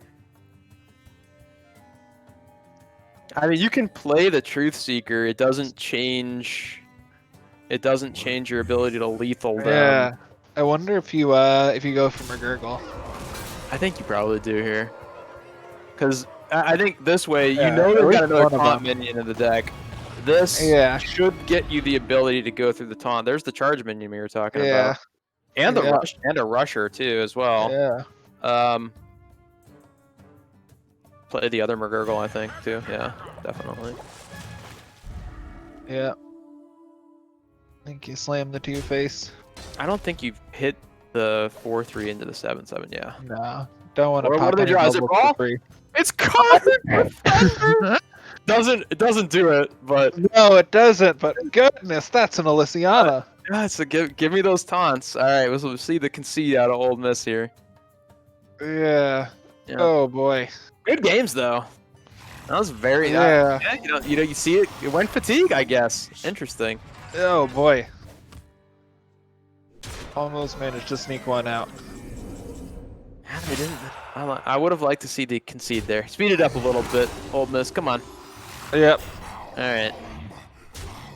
No, they're gonna let the 22-21 chug face.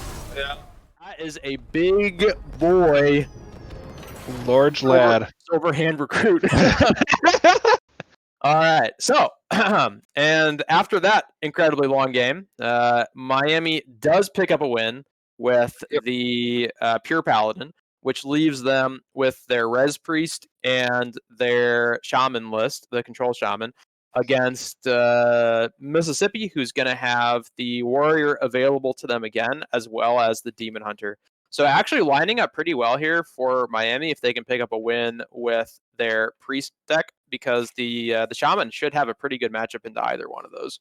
Yeah. Shaman deck really good. And I'm a fan of Control Shaman. Yeah. It's never very good, but it's Yeah. always so close. So close. Yeah. Trying to think the last time we've had Control Shaman be super relevant. I guess like if you consider Quest Shaman from last standard rotation to be Control. I mean definitely less so once the old cards came back. Bunny Evolve was just too good to justify playing any other Shaman decks. I believe I was an advocate for Control Shaman even when it wasn't a deck, so Yeah. I'm curious to see. I hope we get to see the we will get to see the Control Shaman at some point here, so unless we see the Priest run back twice. Yeah. And when the players are ready here, we will go ahead and get into game.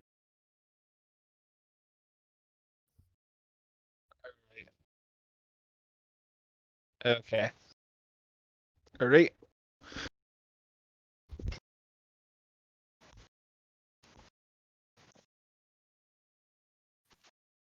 Oh, sure. So we are going to go ahead and we're waiting for the players to select a deck here. I think one of the sides is determining, which of these matchups are they really looking for.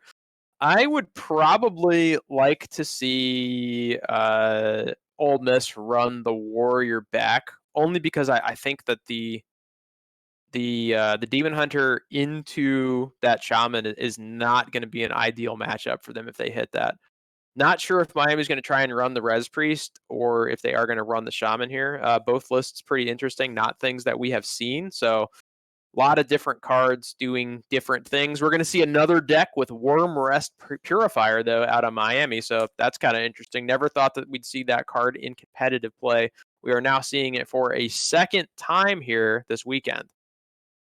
Also, too, Miami running that Res Priest, which is fairly interesting as well. Not exactly sure how that lines up into the Demon Hunter, although there is a ton of early removal, as well as quite a lot of early game taunts that should get in the way of the face plan of the Demon Hunter deck. So very polarizing decks left from Ole Miss, the Control Warrior, and then the more aggressive Demon Hunter list. So very different things. Miami trying to do very similar things with their list as to run the opponent out of resources and give us a very long game experience.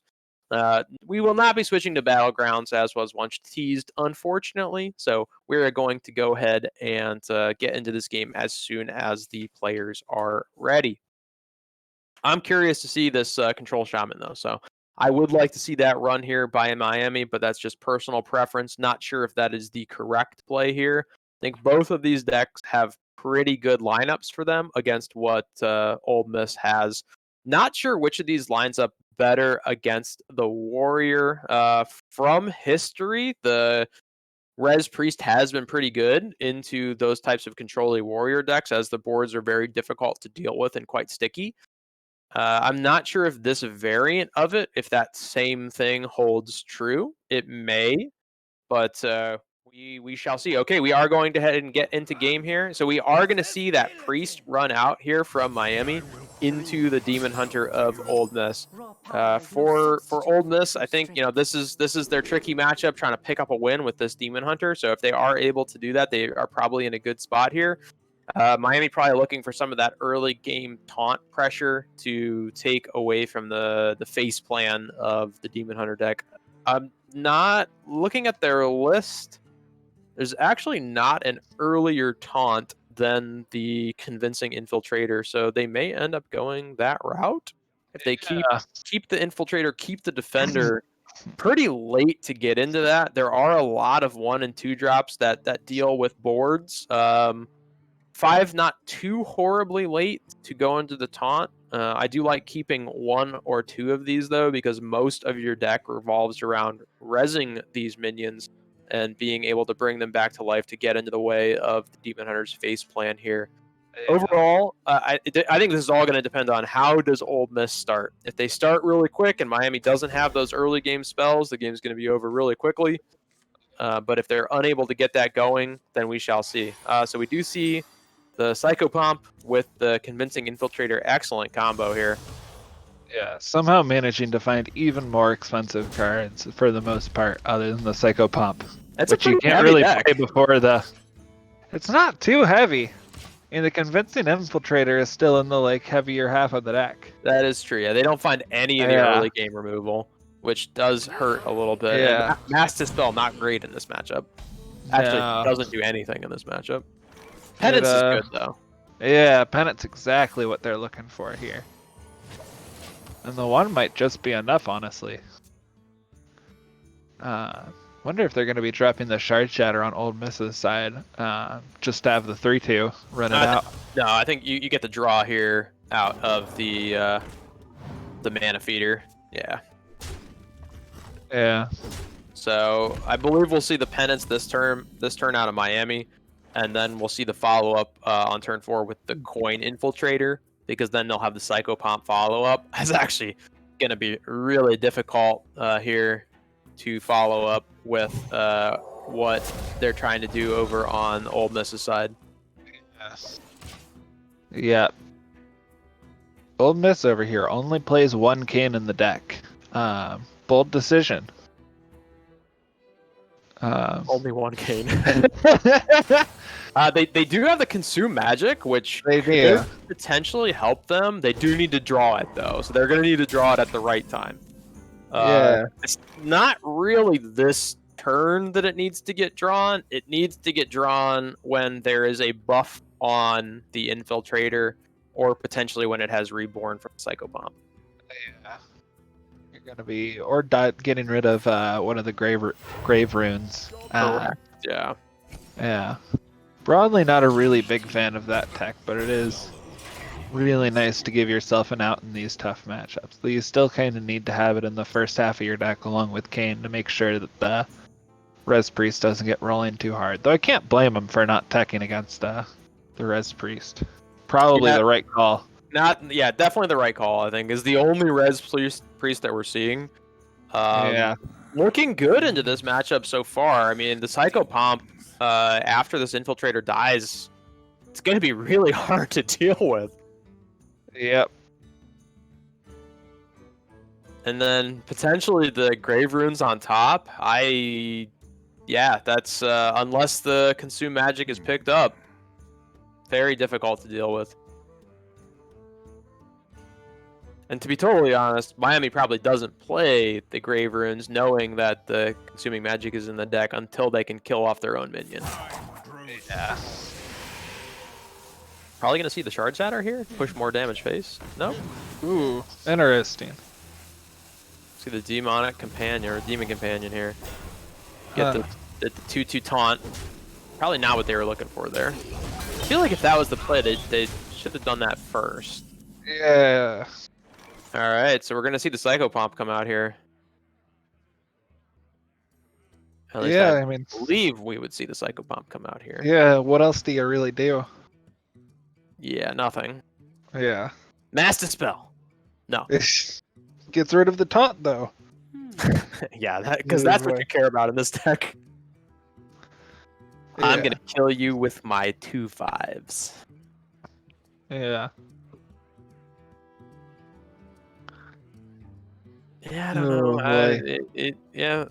I mean, Miami is just maybe talking about the next couple turns, taking this easy turn out to say, what are we gonna do? Maybe they're discussing over, what happens if it gets consumed magic. Yeah. They're probably not really in a bad spot though if it does, because hopefully they'd be able to trade it off later and then Grave Runes it to get it back, because it does bring it back with taunt. Yeah. This is going to be a really difficult. Ooh. Interesting. Yeah, so Ole Miss is able to clear both halves of this. Yeah. And I wonder if maybe that was the determining factor for Miami holding it, as maybe they're waiting for an even larger turn where they can hopefully guarantee something, because if both halves get cleared, they don't really have a follow-up here. Yeah. Yeah, this is it feels really bad to put that much damage into the Psychopomp though and just not be going face with your face this turn. Yeah, I mean, actually, can they clear both halves? Yeah. It just takes damage in their face, there yeah. we go. Okay, yeah. You're right. Probably the right call from Ole Miss, recognizing that they just lose to Grave Runes there without the Consume Magic. And so now Miami is on the Mass Dispel heal face. And then again, turn 7, nothing happens. What is it? Looking for Psychopomp here. Holy Nova being picked up.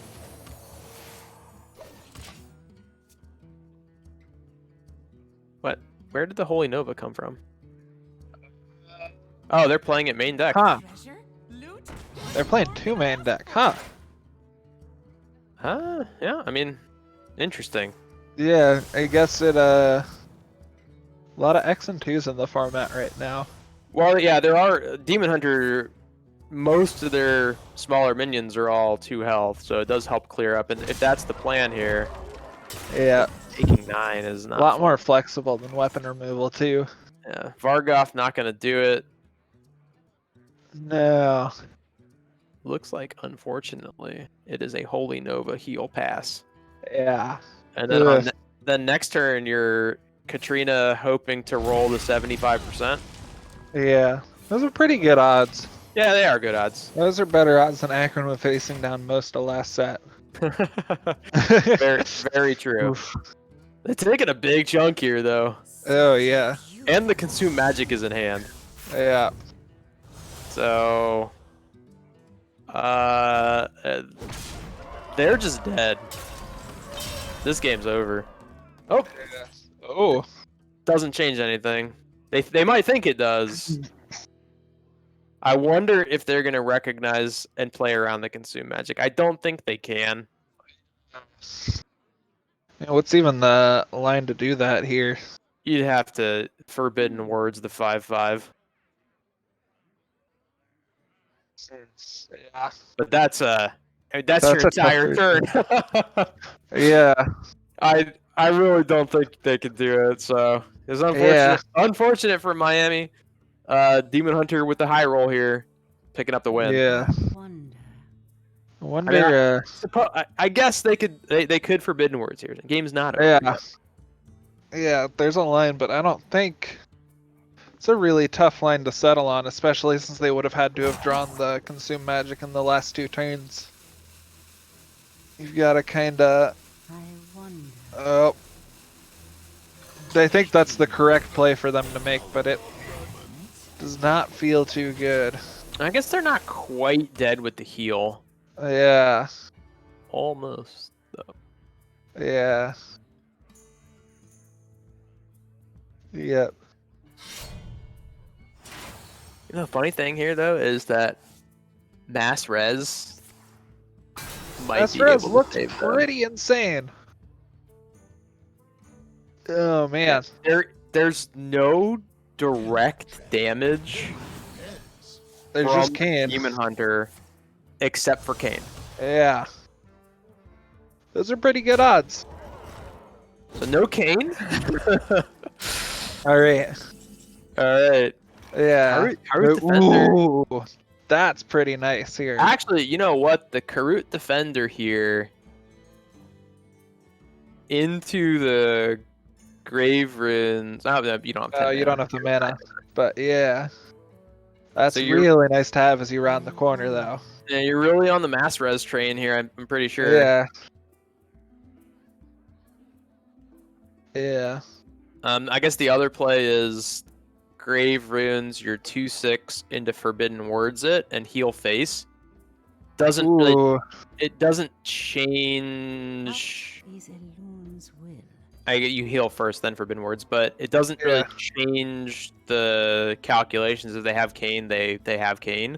Yeah. I guess the only difference is that it's one less turn that Kane kills you. I think that's the. Yeah. Saying they only want to have a chance losing to Kane this turn. Get rid of that out for next turn. Not Kane. Oh, is it Kane? It's Skull. Skull can give you Kane. That looks really similar to Kane. I think Miami's or Ole Miss is trying to decide if there is a clear here available to them. And they can do 9 on top. Yeah, so game's over. Yeah. I mean, I guess either way, Miami's trying to play around something, right? If you do the Mass Res play, or if you do the Grave Runes play, you're trying to play around the Blade Dance. So you know, either way, you're playing around cards. Yeah. Sometimes Demon Hunter has it. That time they had it, and Ole Miss goes up to 2-1 there. So they have their warrior deck left, and that warrior deck is going to be matched up against the Res Priest and the Shaman from Miami. Yeah. I feel like the Res Priest pretty good going into the warrior. Oh yeah. There. The warrior not really able to continually remove the big boards. Warrior probably not going to be able to generate the pressure to out tempo the Res Priest. Wouldn't be surprised to see Miami run that back here. The the Shaman list also should be pretty decent into the Warrior. Warrior running Archfist Louisiana, and notably this Miami Control Shaman not running Archfist Louisiana, maybe not expecting to run into the Control Warrior matchup. Not exactly sure how that matchup goes. The Yeah, Control Shaman maybe into the deciding Warrior. that they win enough. Yeah. Without the Archivist. I've got to believe that Miami is favored running into this matchup here, Yeah. though. No silence abilities on the side of the Warrior. No way to really deal a bunch of early game damage. The repetition of mass res and Katrina is going to be fairly difficult to deal with on the side of Old Miss, though. Yeah. How do you even get through Katrina there? I think you have to hope that they are only able to have one. Yeah. If it comes back, you're going to have a hard time. Yeah.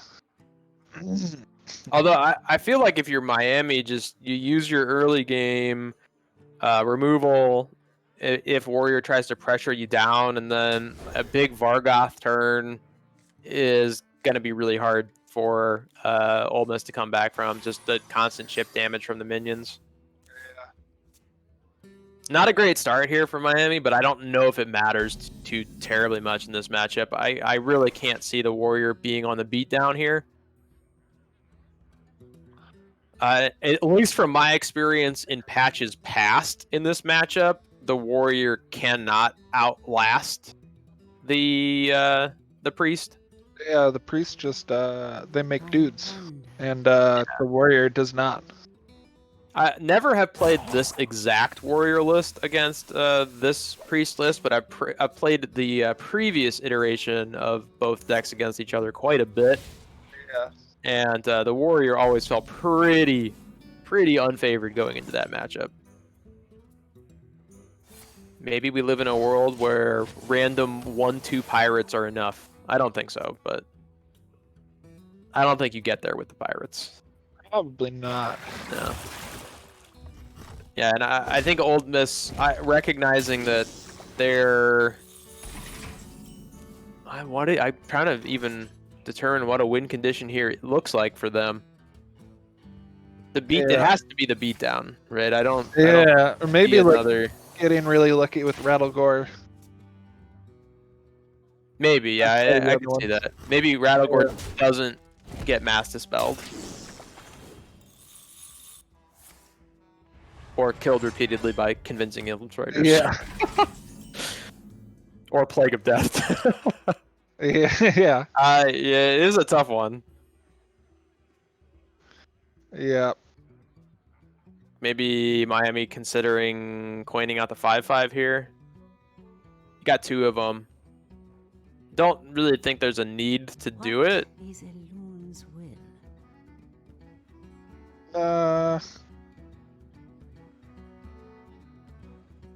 You're probably better off saving for some 11 mana plays, because you see them quite a lot in the Priest deck here with the 9 mana cards. True.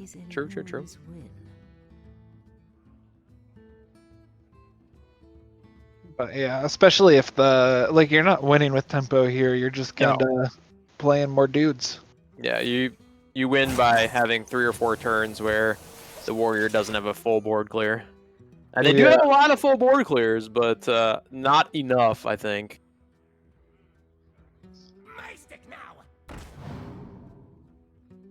Yeah, it's a 4/4. It's a pirate.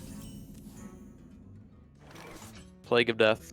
Probably inconsequential this game, unless you're maybe Plague of Deathing the Rattlegore by itself.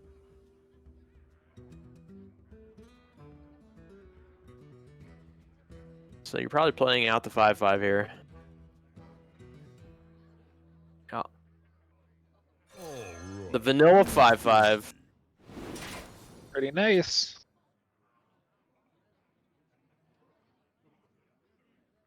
Seeing worse cards get played. That is true.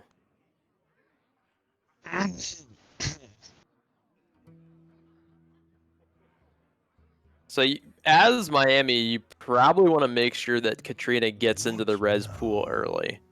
Yeah. At least that would be my initial guess here. Yeah, you just kind of want to sneak it in as soon as you possibly can. Especially if you can land that Grave Rune on it. You're in a really nice spot. Yeah, very much so. What now?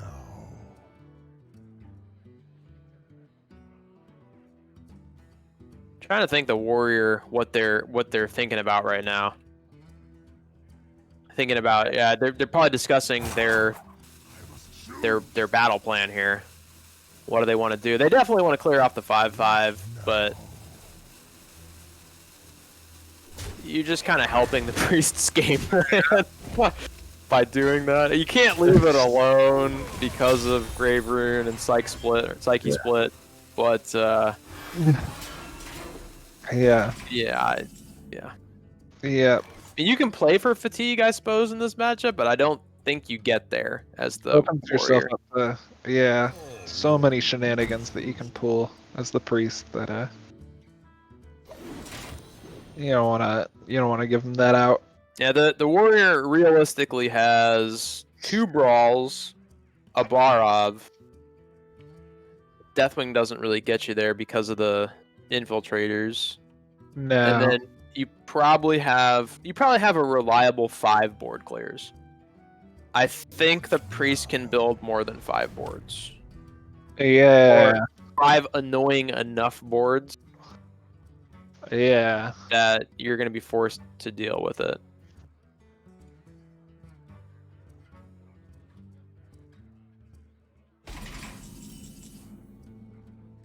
So now the question is you Psyche Split or you coin out the Katrina?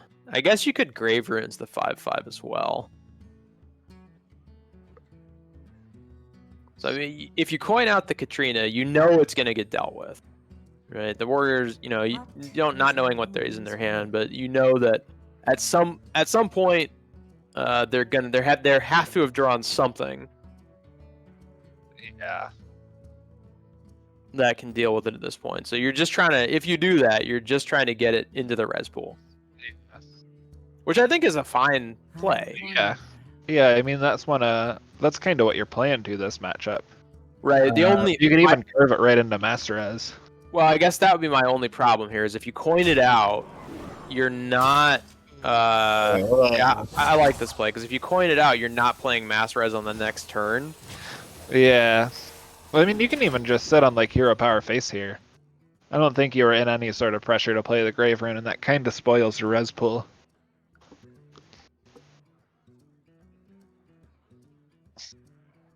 Just getting 5/5s back. I guess, yeah. I mean, they're still 5/5s. They heal face that Warrior's never gonna hit. The Warrior we'll definitely see throughout the course of this game the Warrior being in the position where they don't want to play a card, but they're at 10 cards. Yeah. And that's kind of what's happening here.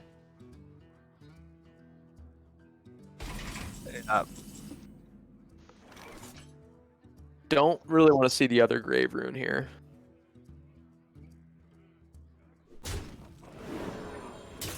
I like the Katrina. Get it into the res pool. Yep, and if it lives a turn, then you can hit it with the Grave Rune, and then you can death it. You can death your own minions, right? I'm like 80% sure. You can, yes. Yeah. Could not remember off the top of my head. I don't even think you need to death it, though. If it lives here, you Graves Runes it. The Warrior... I guess, yeah, they don't play silence. There's no silence. I mean, they can they'll be able to deal with it, but... Yeah, Warrior only had I guess it wasn't Warrior that had the that had the polymorph last game. It was the polymorph against the Warrior. Alright, so the Katrina dies. The res pool is, I believe, 3 of the 5/5s and Katrina. Yep. Most likely Miami will go for it on this turn. At least I would imagine they'll go for it on this turn. Which will force out another clear from Old Miss, which is probably a Barov. Yeah. They could still coin it out if they miss. You've got a couple options. Raise Dead actually really good here. Ooh, yeah. They may be considering Draconic Studies, but I think Raise Dead has too good of odds here. Yeah. You've got two 25%ers to hit What is your Katrina. Yeah, like, do you really want to pass up that opportunity? Yeah, so no. Oh, there we go. There's definitely a misplay there. Yeah. To not burn the coin, but Yeah. they got lucky. Yeah. That would have been a big feels bad man. Yeah. Not recognizing that their hand was full. Or they just knew, they just knew that the first one was going to be Katrina. Yeah. Although they could have gotten two back. So Yeah. kind of dodged the bullet there. Yeah. Yeah, man.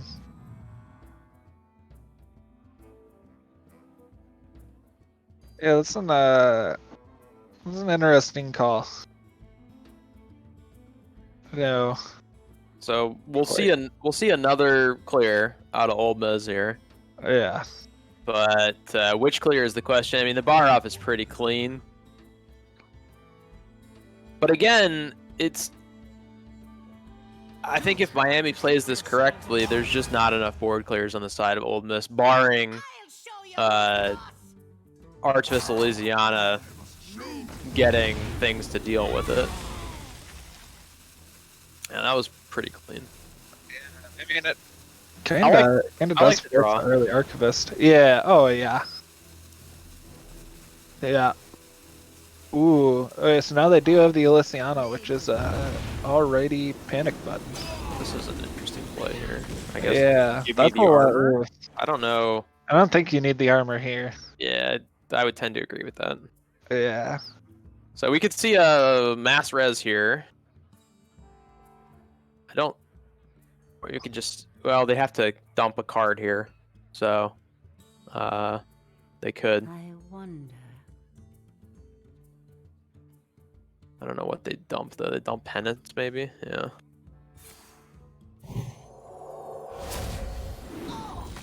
But more armor. Yep. Again, inconsequential. I would maybe not 100% inconsequential. There could be a scenario, although Old Miss has already drawn quite a bit, where it goes to fatigue, and the 2 5s are trying to beat down the armor. Yeah, not But quite.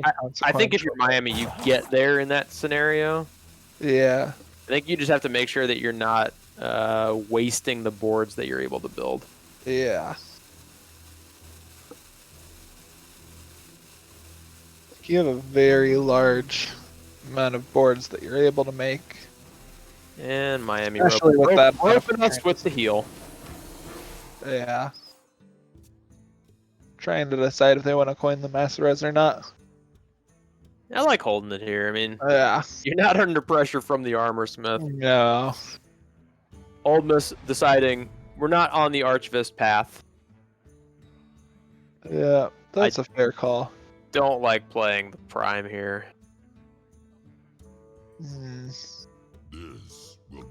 Quartermaster. What do they pick up? Yeah. Could potentially be useful at some point. Maybe Rattlegore gets silenced and you upgrade him into a Deathwing? Yeah. He's a 9-drop, right? Yeah, he's a 9-drop. Yeah. Yeah. Caligos is out of standard, right? I believe. I don't know. I think he might be actually still in standard. He's in standard. That's probably the best one. Although it doesn't discover you a spell, and all your spells cost 1 or 3 anyway. Yeah. Probably not that great. Okay. Yeah. I'm not sure about that. Yeah, I do not know about that one, Chief. All right, got the Psychopomp. Plague of Death seems pretty tempting here. Yeah. Huh. Yeah. I like the Plague of Death there. Yeah, Warrior expending. Yeah, Warrior expending resources. How many boards are they likely to build? Yeah. I think that's a lot. At some point, if you're Ole Miss, you might decide that you need the 10 random cards from Archivist Louisiana, and they have to be good. Yep. I no, don't know if you have to get make there some under that time. scenario, but I don't think you get there under the let's wait and see scenario. Yeah. Yeah, yep, so it looks like Calicos is still in standard, and you also have Big Bad Archmage and King Feoris. That's your would be that's your awful. low roll. Yeah, Well, and they you've already got used Living it. Monument and Sea Giant and Deathwing as well, of course. Yeah, Deathwing probably your best one there. Caligos not very good in Warrior. No. Hey, I'll play my free Shield Slam.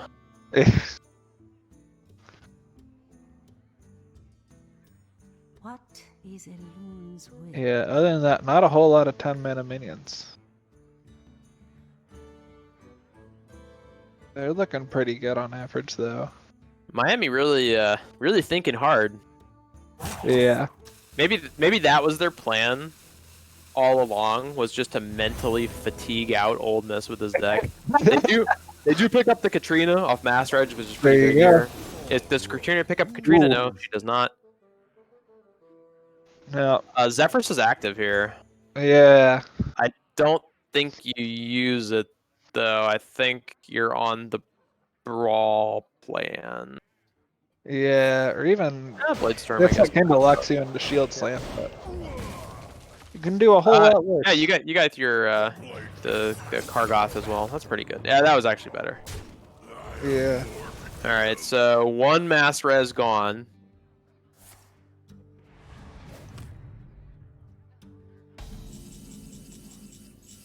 Got double Psychopomp here. Got another mass res available. If you're Miami, you know that Ole Miss has drawn enough. The end begins. All right. What does it hit? 5/5.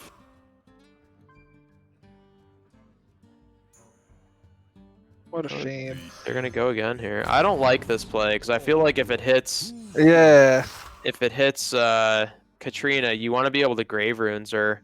Yeah. I mean, granted, this is a little annoying for Warrior to deal with, but they're gonna have outs here. Yeah. Yeah. This isn't insurmountable at all. Let's see. Immediately, Brawl Bladestorm clears it up. Yeah. It also puts both of the Psychopomps into your res pool, which Right, which you don't really want. Yeah.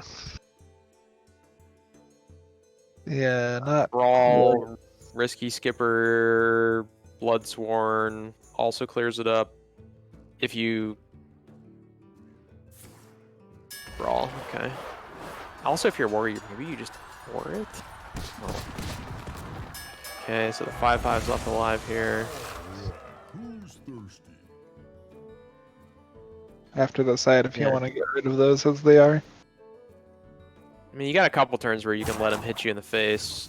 You don't necessarily want a turn to happen where they're able to Psyche Split and Grave Runes a minion. And that may have been what Miami was trying to set up for. Someone's gotta lead the charge. So, because if they're able to do that on a Reborn minion, they have a very sticky board. I think they're going to go ahead and go for that. I think you could do the Psych Split into the Grave Runes here.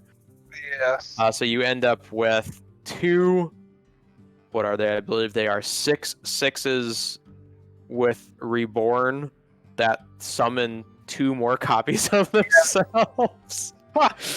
Oh, man. It's a tough one to get through. I mean, Zephyrus can give you silence, which I suppose is only one though. He can give you he can give you massive spell. Yeah. I don't know if you can guarantee it under these circumstances though. You'd have to get down to 4 mana. I'm not sure if it's the card he'd give you. I feel like he might give you something else. Maybe he'll give it to you as one of the choices though.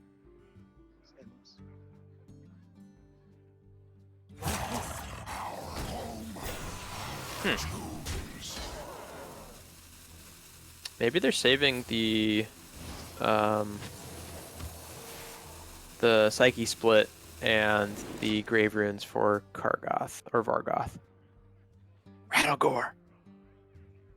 Rattlegore. I don't think we see it played here, but Probably not. oh, they're hovering it. I think they like Rattlegore. They're thinking, yeah, we're playing Rattlegore. Yeah. It's gonna get dispelled. Yeah. Poor Rattlegore. Never able to utilize his full Ooh, they could Psyche Split to steal the Rattlegore there. Then actually, they could. Oh, that's big. Ooh. Yeah, but I mean, I guess it throws weird cards into your res pool when the Rattlegore starts getting smaller. I don't know how that works. Yeah, I feel like you're fine with that. Like if you, yeah, like if your Rattlegore's getting down to like 5/5, 4/4, 3/3, then like you've won the game. Yeah, that is true. Yeah, now that the Zephyrus is gone. I wonder if they see it though. I think they do. You could Rattlegore and then Grave Rune the Rattlegore. Or you could copy it and Grave Rune it. That's insane. Yeah. They're gonna double split it. Hello. The only thing that outvalues a Rattlegore. Yeah, but now they have Rattlegores. They have the Mass Dispel to follow up with that. Yeah. Oof. Oh man. Maybe play Rattlegore there was not a correct play from Old Miss. Oh, almost out of cards already. Yeah. I wonder if they were even considering that. Like, I'm doubtful they've played this matchup. Yeah, they probably have not. Maybe that's what Miami was waiting for there. That's pretty good. Rattlegore, double Rattlegore on the side of Miami, gonna be pretty hard to deal with for Ole Miss. I mean, I guess at this point, really, your only out is trying to get Mass Dispel with Zephyrus. I don't see another great option. And then you really got to pray that Mass Dispel does not hit, or I'm sorry, Mass Res does not hit Rattlegore. If you're Ole Miss. Okay, not gonna go that plan. Oh, maybe they still can actually. From here, Zephyrus. 5 mana. I don't think that's what it's gonna give you. Gives you Frog.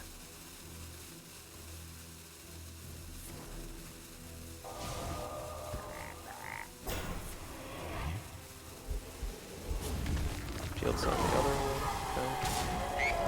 So now the Mass Dispel looking fairly appealing here. Yeah. You have a death to clear one of them up. Actually, yeah, I don't hate this. No, this is say Holy Nova cleared up the rest of it, but do you really care about the Zephyrus and the Bloodsport? Probably not. That's a lot of Rattlegores. That's a lot of Rattlegores. It is indeed quite a lot. Oh. So I'm trying to think. I'm trying to think of the Archvista Louisiana pool and what it could potentially give you to get you out of this scenario if you're Ole Miss. I do not believe Archvista Louisiana can give you Archvista Louisiana anymore. And I don't think that's an out even if it could. Job done. Vanilla cards. Vanilla cards and class cards, right? We can't see what they're picking. They're going to play it. Pretty clean turn for them to play it, to be totally honest. But they are looking at 33 on the backswing here. Oh, man. That's a lot of damage. Yeah. Yep. I'm pretty sure we're going to get to see the Shaman. Yeah. Odds are... Which... I would give them better than 50% odds of winning this game. Maybe that's too hot a take, but I don't know. Call me out. Yeah, I mean... I wonder even minions that silent, like Owl doesn't do it at this point because you're dead next turn. Bladestorm is really bad here. Coerce is also not good. Yep. Oh, wait! Oh my gosh!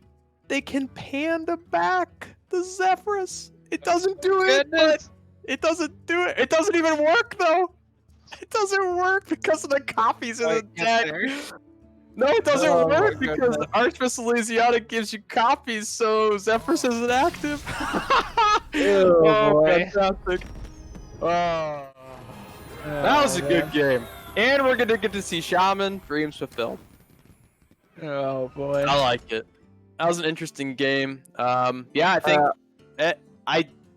I still think that Miami gets there even if Ole Miss doesn't play the Rattlegore, but playing the Rattlegore made the game end more quickly for sure.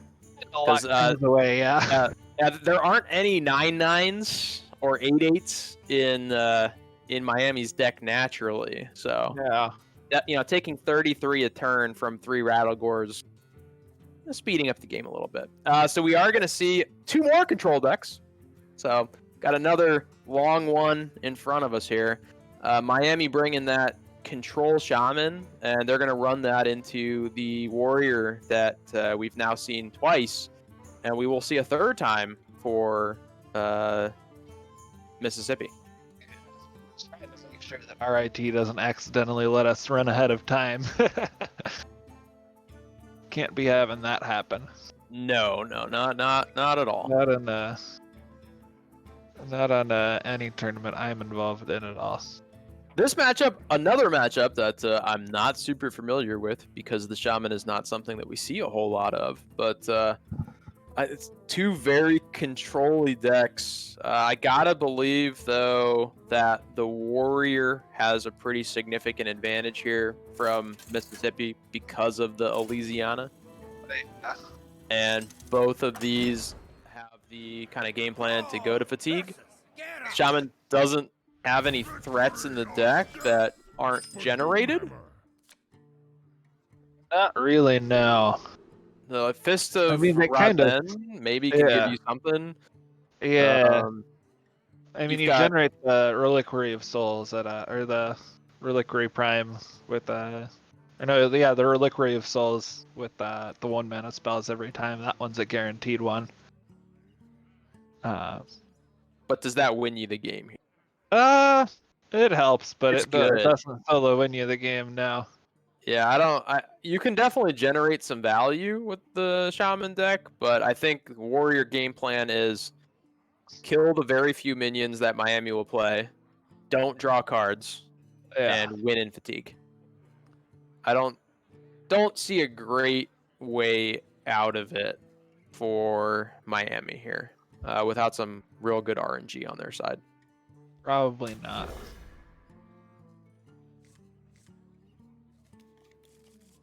I don't know if this is quite 100% for the Warrior, but I have to feel like it's pretty close. Now, I think that might be different if both decks have Archvist Elysiana in them.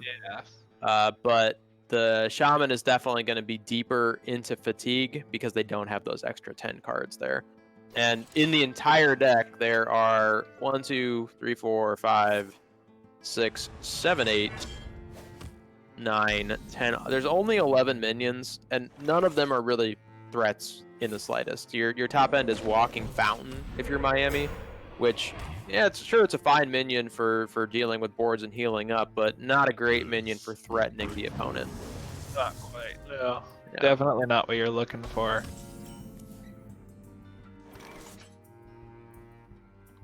So you're probably holding. If you're Miami, maybe you're recognizing that you never win in fatigue. Yeah. So your game plan has to be win before fatigue. Yeah. Which means you're looking at potentially Fist of Raden. Actually, a good pickup off of the far side there into some better minions that kind of fill up the board and make Ole Miss deal with them. Yeah. very few proactive cards in either deck. Let's be honest. But the Warrior has a few more proactive cards.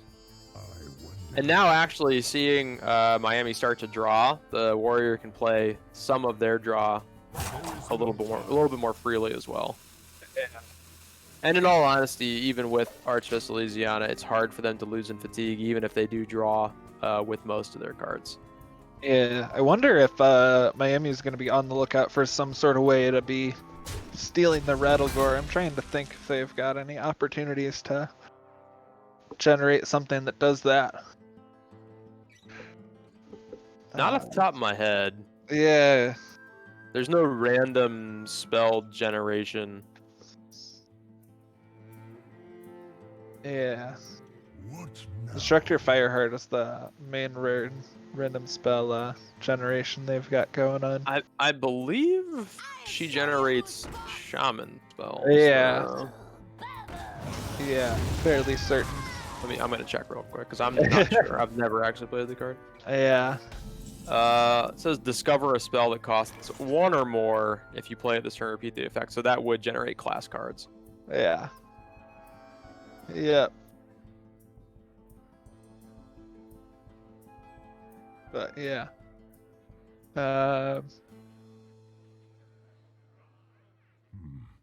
What to do? Trying to think of anything else. If there's a minion they can get off of like Fist of Rodden. Nah, I don't think so. Not that would steal it. Yeah. Random. Sticking around for a while though. Yeah. I mean, they can hex it. You know. Yeah, they can still hex they it. can get rid of it, but Yeah. Yeah, it's no problem to deal with for this deck at all. Yeah, running double hex in the main board, plus whatever extras you generate. yeah, I'm not seeing it. I mean, someone in chat can feel free to correct us as to how Miami wins this one, but I'm not seeing it. Unfortunate. I do like the control shaman. Maybe would have liked to see it against an aggro deck. But there's not a whole lot going on. I mean, hero power pass. Maybe the out is build a board of crappy minions that Old Miss doesn't want to deal with, and generate 2 bloodlusts. Yeah. Unlikely, but I mean, I theoretically possible. Yeah. I feel like Miss keeps an eye out for that. If like you definitely bother to calc the bloodlust numbers. There's little time. Especially if Miami's been holding a random spell in their hand for a while. I feel like you don't get to top 8 in a tournament like this with that level of sloppiness. No, probably not. Yeah. Okay, so Ole Miss is going to continue to draw here.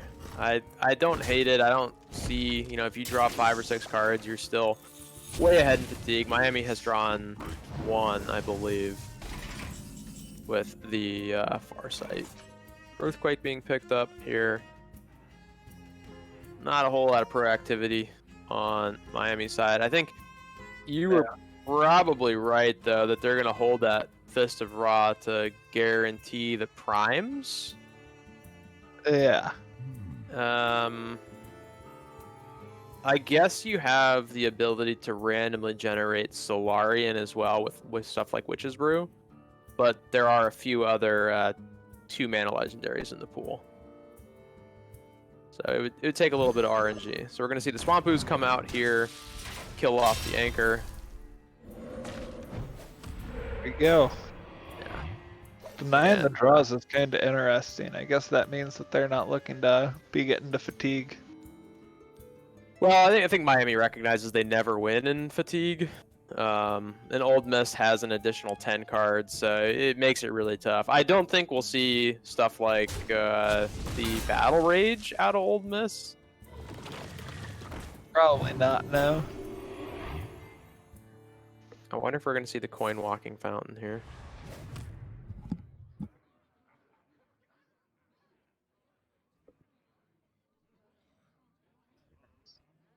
Not sure. Slow game so far, though. Slow game. Yeah. So I guess the problem here, too, for Miami is that Fist of Ra has got to be almost entirely expended in one turn. Otherwise, Cobalt Sticky Fingers, they know it's run in Mississippi's list. And with Mississippi drawing, it's probably likely that they have it. So they're probably looking to pick up 2 Devolving Missiles and then maybe play Witch's Brew twice to expend it in a singular turn. Yeah. At least that would be my guess. So we are going to see the coin walking fountain here.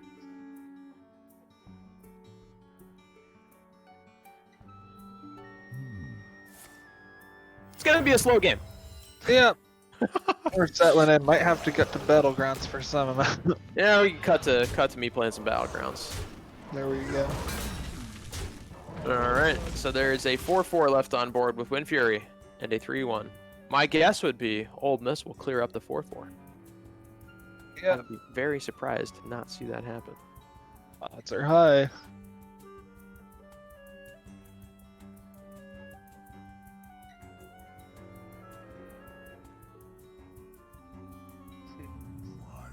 I go, what else they could be doing here at all?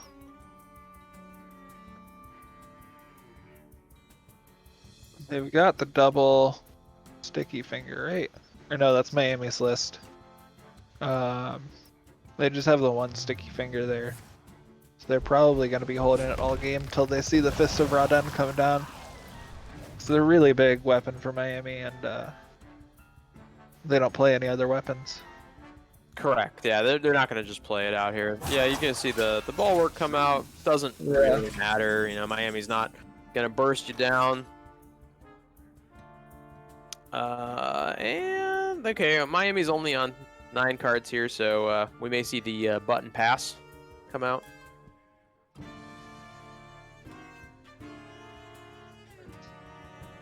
Yeah. Are they sitting at 5 and okay, they're at 9 in hand.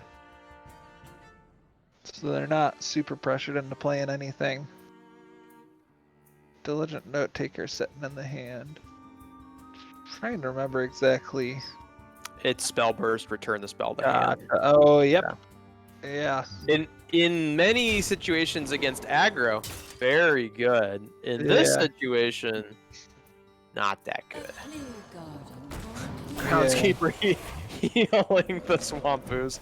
Yeah, oh boy. I wonder if they use it for like a fist turn. Yeah, they certainly could. That would make it so they only need to draw one of the devolving missiles. Yeah. They can play both of them to guarantee the Priest Prime, and then try and go for double Witch's Brew. Maybe you're going for 2 Astromancer Solarians. I don't hate that play. I think it's better than trying to go for a big boy. Like there's, Your flaws are your strength. you know, like let's say you go for a 7 mana and you hit Tony. It doesn't help you because you're not going to be able to spam the spells out to really generate enough fireballs to kill your opponent. And that's the biggest spell that they have available. So I like the little play. Okay, so here is the devolving missiles. Do they have the mana? 1, 2, 3, cost 4 this turn. No, they can actually do it. So if they Fist of Ra and they play the 2-cost spell burst guy, they can play the devolving missiles twice. Then they can play Witch's Brew twice as well to generate all 4 of the legendaries. And I think that's the play here. Like I said, I don't know if it wins them the game, but it's the only out that I see. And you hit, you know, by some miracle, you hit double Astromancer Solarian. Pretty good card. Great. Yeah, I think there's a lot of 2-mana legendaries. I don't know. There are, right? Yeah, there definitely are. You have to RNG into it, but okay, they're gonna go for it. Do they have the time here, right? Yeah. So, devolving missiles, shoot them off twice. They see it. It's double Witch's Brew here. Do they have the time here? Do the double Witch's Brew. They don't. They don't play it. I feel like that's a mistake there. Yeah. Yep. Yeah, definitely a Little mistake. So greedy. you get the 2 primes out of it, but yep. Yeah, you're wanting a bit more than that.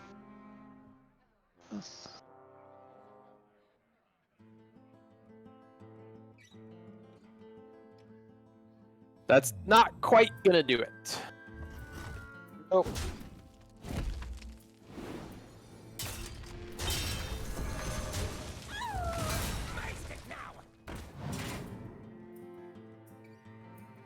I mean, Reliquary Prime pretty good, but Shaman doesn't really have any way to buff it natively. Or not to give it any permanent buffs anyway, that would be hard for Warrior to deal with. And Warrior's got enough non-targeted removal that I think they'd be fine. The future is clear. Your demise be made. Yeah, I'm trying to think what sort of stuff you can give it. You can generate the 1 spell that gives it death rattle, resummon this minion. So that one's pretty nice. That is true. That is true. Yep. Now Warrior with the random legendary spells. Warrior with all the low cost minions. Not really gonna help him out in this scenario. No, not unless you get the shield slam. I do think Miami is gonna subject us to the long game here, though. Maybe they're hoping that Old Miss will disconnect. That may be the game plan. Yeah, play to the hurricane out. Yeah, hurricane out. Oh, that's unfortunate. We shouldn't joke. Yeah. Okay, earthquake coming out here. Yeah. All right. And we're gonna see hero power. Yep.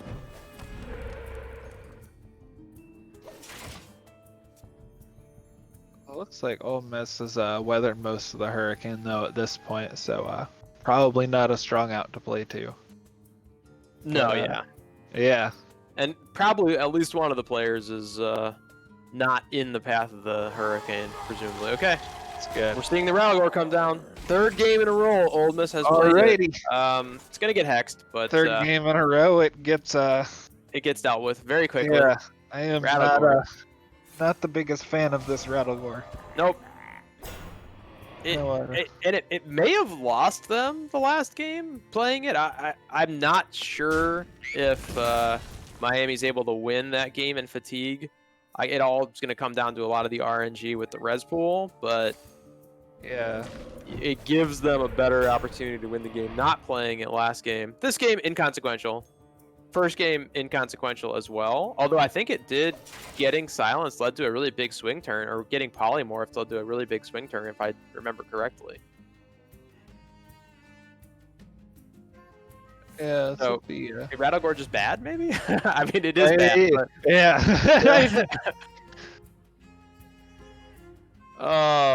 We're running out of things to talk about with this game because nothing is happening, and nothing will happen until one of these players dies to fatigue. Never be afraid. Yeah. All right, so they're gonna go for some. So there's the ancestral. Ancestral spirit, but what are you gonna ancestral? I guess you can ancestral spirit. They don't take it though. Yeah, I mean maybe they look to get it off of. Yeah, I mean they're looking to get more value, which I can't blame them for at all. Because you don't really want to play the long game versus these warrior decks. No, okay, got another primordial studies here. I think you take it again. Yeah. Yep. The thing is, though, is I guess it could give you. Ooh. Lady Vosh isn't too bad. Yeah. Malygos, you don't have any spells to damage your opponent, so they take Malygos there. Interesting, huh? What is the 10 mana cost card that they got? That's Eye of the Storm, makes 3 5/6s. Oh, okay, right.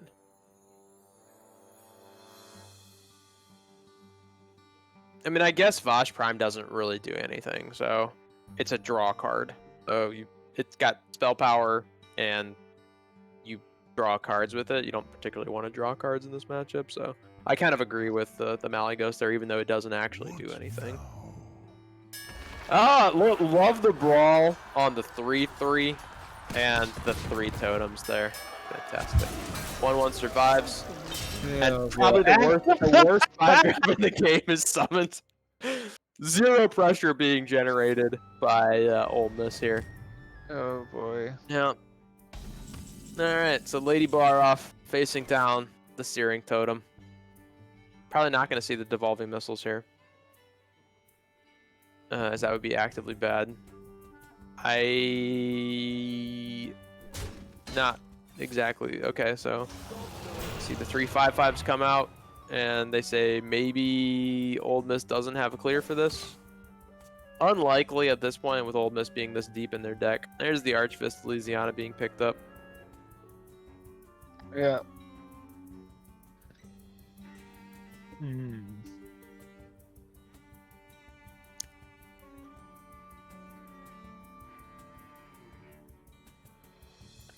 Looks like we are going to be subjected to another half hour of this. Yeah, I'm wondering what sorts of spells they could discover to make some cheese happen with the Malygos. I mean, like Frost Shock is always the classic. Give them some 18 damage burst. Yeah, 6 times 3. Yep. Do they have any additional ways to generate spells though? I mean, I guess they have the Probably. They have the one additional. What's the 2-drop? The Diligent Note Taker. Yeah. So the Diligent Note Taker could potentially give them. The problem is though is they have to have Malygos in play for a turn for that to be a realistic possibility, right? Yeah. Because if they need Malygos, spells that go face too. yeah, like if Malygos isn't in play, then there's no way you have enough mana to play all that. Yeah. Okay, so I like this play. Give more cards to Ole Miss, make it even more difficult for Miami to win in Fatigue. Miami gets 10 face damage in, but Ole Miss is at 62 life currently. Not really an issue for them. No. It's not very spooky. Wonder if you does seem like to heal up. It does seem like that's the play that Miami is on though, because they are holding the 2 torrents in hand, knowing that they're cheap spells that they can play. Yeah. Although looking at the rest of their list, that's really it. Instructor Fireheart is gone. Yeah. Diligent Note Taker. And they do not have. They do have a Worm Rest Purifier in the list, and there's 1 Swamp Ooze. So Worm Rest Purifier could give them something off of the Swamp Ooze. Yeah. But there's no other. They played the Cobalt Sticky Finger already, I believe. Yeah, because they stole the Bulwark, and they played 1 of the Swamp Oozes. All of the other cards are class cards, though. So Worm Rest Purifier, a 3/2. There's the Kargoth Prime. Interesting card. I thought it would see more play than it does. Yeah. I guess a 5-mana 4/4 is not great. No. Usually looking to do a little bit better. It's one of the things that like I've found with all the other primes is their front half is really useful. Whereas Kargoth not quite as much. No. It's not awful, it's just yeah. It is what it is. Yeah. So Miami getting in a little chip damage. Ole Miss under 60 life now.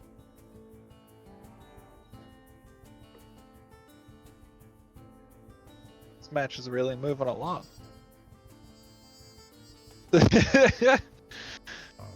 Oh boy.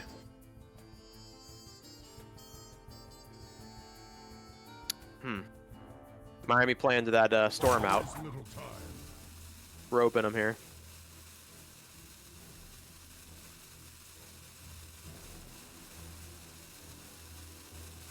Unsure what's going through the thought process right now. Probably thinking, do they play the Prime? Do they hold the Prime? They know Old Miss has another Brawl, a Blade Storm, a Coerce. They're pretty deep in their deck, so they probably have all or most of these.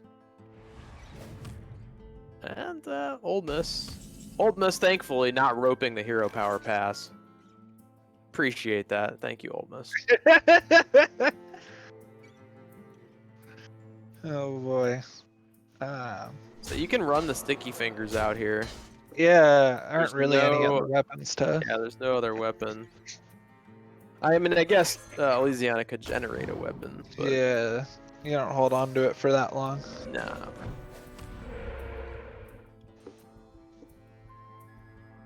It's gonna come down to this note taker play. See maybe if they can generate something off of it.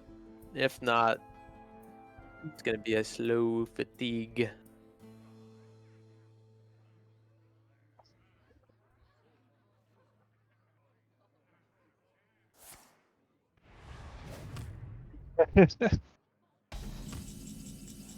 Oh, there's the note taker. Okay. Oh boy. So, are we in now? So, I mean, I guess like maybe Miami holds it longer. They button again, do a little bit more damage, and maybe note taker picks up Bloodlust. I don't know. That's the only thing that comes to mind. And you can't even play Devolving Missiles with nothing on the board. Or no, actually, no, you can't because it doesn't target anything. Or can't you? I don't know. I don't know if I've ever tried to play it with nothing on the board just to throw it out. So maybe that's the out. I feel like Old Miss clears this board though. Right? I feel like this is enough. And they've got Barrel Blade Storm sitting in hand, so they're ready to get rid of whatever they want. And Miami doesn't hero power, so I think Old Miss should recognize what this is. Okay, they do. They brawl it. And we're back to square one. Miami prepping for the potential. And it's not even lethal is the sad part.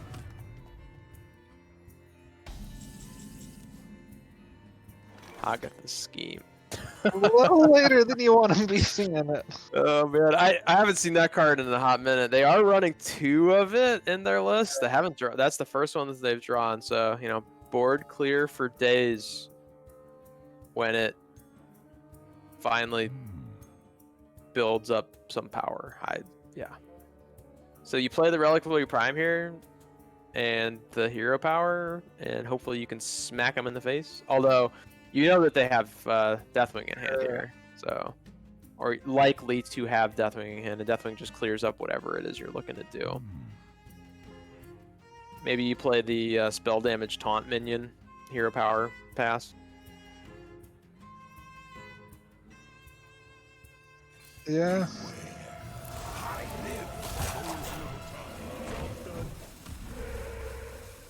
It's gotta feel like on Miami's end that you're kind of just playing out the 0% line. And I believe this is probably just the Archfist Louisiana here. I mean, you could play the Prime. Yeah, you're at such a high and safe health total. But I feel like you wanna. Ooh, are they looking for Tyrion? I don't think they want Tyrion. You know they have another. Okay. Okay. I like this. Yeah. I don't know if you needed to play that there though. I feel like the Prime was just fine. Yeah. You hold Zephyrus right just in case. Yeah, they're like watching. We know that is not really nothing's gonna happen here, but I think you hold Zephyrus. Well, no, actually, you know what? I take that back. I'm wrong, because after you play Archfist Louisiana, Zephyrus is useless for 9 turns. Or, well, maybe 9 turns. More than a few turns, anyway. At least 5 turns, because of the doubles in the deck. So this was right. My mistake. Good play by Ole Miss. I wonder. Yeah. And I mean, Ole Miss, I'm sure they've been paying attention. Their deck tracker will tell them that there's no randomly generated spell in the hand. The only randomly generated cards are the spell damage minions, which you probably don't really care about. Oh, another hex. Not really. And Prime's the only one that I can see you being worried about. Yeah, but I feel like if you're Miami, you would have played that. Now here comes Archfist Elysiana. Can't see the cards. That's okay.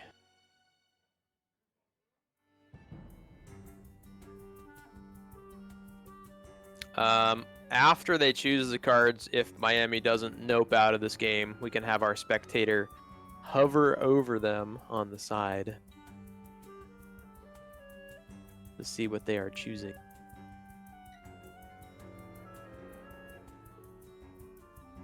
I don't really think it matters what they choose. I mean, you just pick minions or playable cards and not garbage spells that draw cards, and you just kind of win the game, right? Yeah, don't pick Astral Communion and don't pick, Spectator, can we hover over the picture of Archfist Elysiana on the left side of the board? It is the minion that is surrounded by fire. We are unable to see that, chat, because we need to do it from Miami's side. Actually, no, that won't work. We have to do it from Old Miss's side, and we're not seeing that board. So, sorry, chat, we can't see what they picked. Our spectator can see. Spectator, do you know what those cards are that they picked?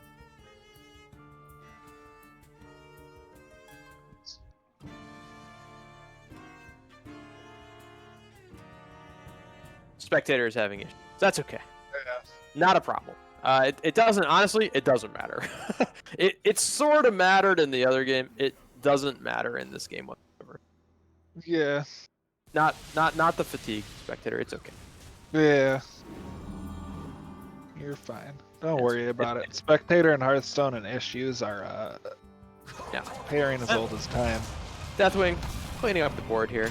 Yeah. All right, so pretty low value on that first pickup there from Louisiana, the Cult Neophyte.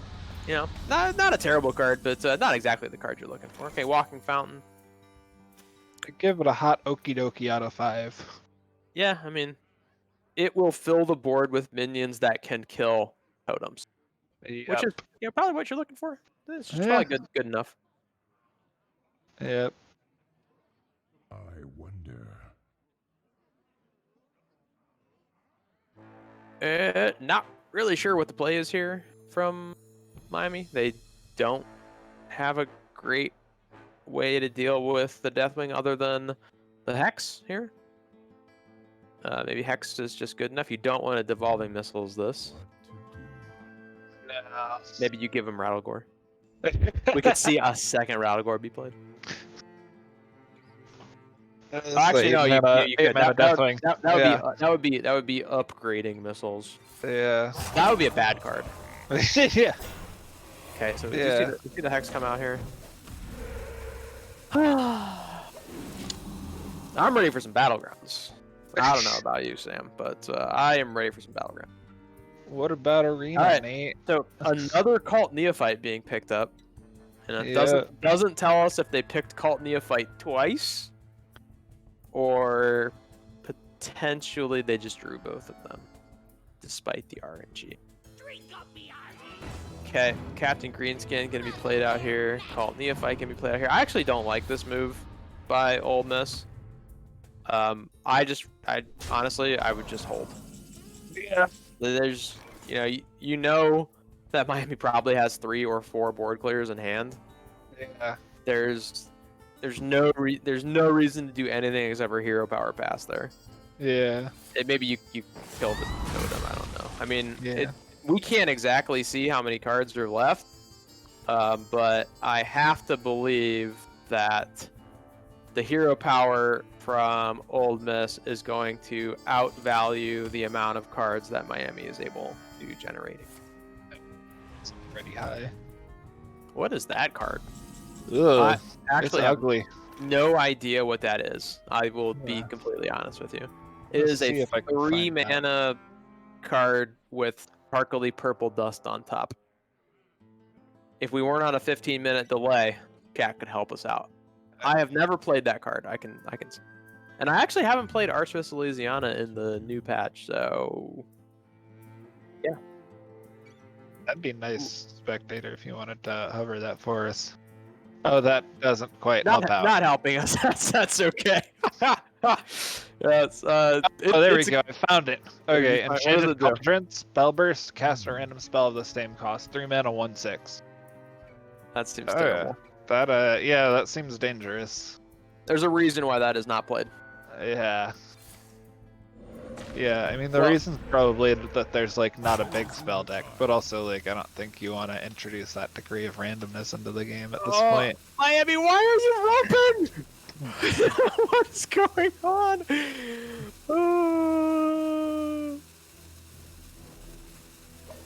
They really are playing to the weather out, I'm pretty sure here. Okay, the Elec, I actually do know what that does. Yeah. That's interesting because that's another anti-fatigue tool here. Yeah. Elephant always remembers. Yeah, if they can manage to kill it before it gets devolving missiles or hexed or something like that. Yeah. Miami, if you can hear me, you should concede. There's a button. It's in the bottom right of the screen. Yeah, it's called bottom right. You have 10 cards in hand. You have to play something.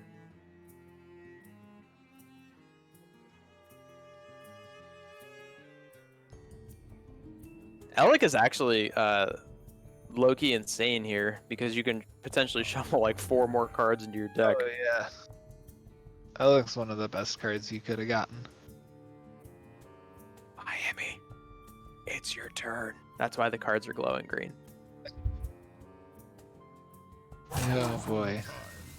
It's like an EDH game with like 5 players that's gone on so long no one can remember when it's their turn. Oh my gosh. Oh my gosh. Which plays Battlegrounds 15 minutes behind.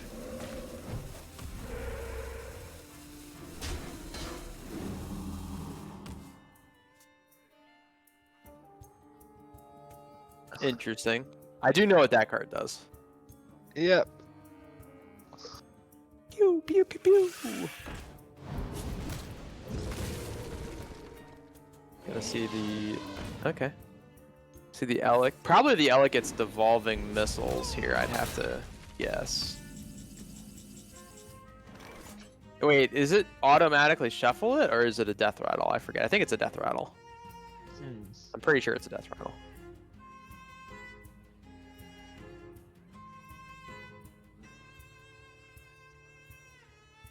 Hey, we are hitting 2.5 hours. Look at that. Okay.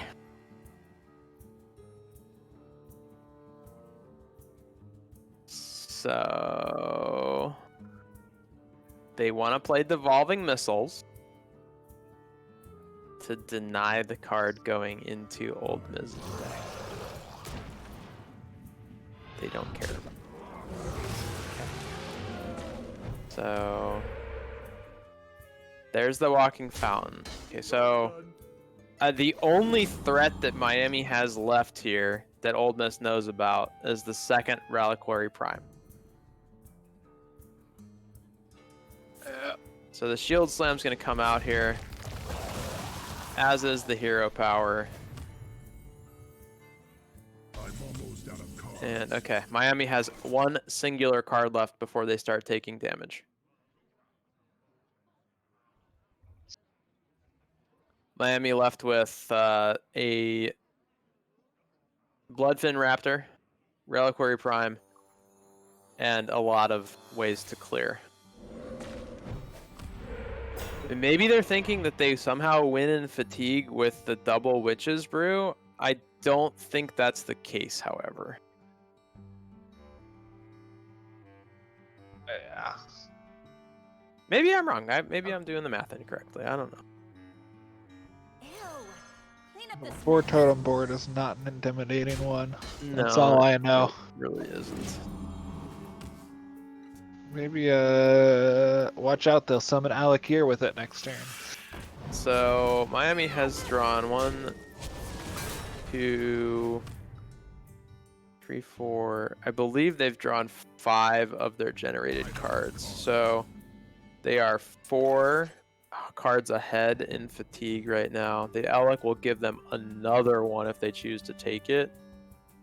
So there's 6 cards ahead in fatigue. I see the Earthquake here come out. I don't think there's enough health here for Miami with the Double Witches Brew. And I see why they held it, but just I don't see that being the case here.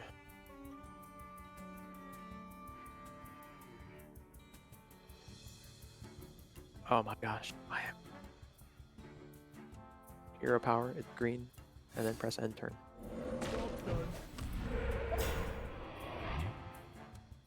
Please. Please. There we go. Okay. There's the other Alec. I don't think it gets played. I think Ole Miss presses the button and then passes. You want to press the button every turn. Okay. First point of fatigue. Another button. It is the 1/1. Unbelievable. End turn. Hero power. End turn. I suppose you could play out the Enchanted Cauldron. I mean, why not? What's going on in this head of mine? Armor made to fit. I don't know how I feel about this. I mean, I guess why not, right? Maybe Ole Miss is like, I just need to get out. Get me out of this game.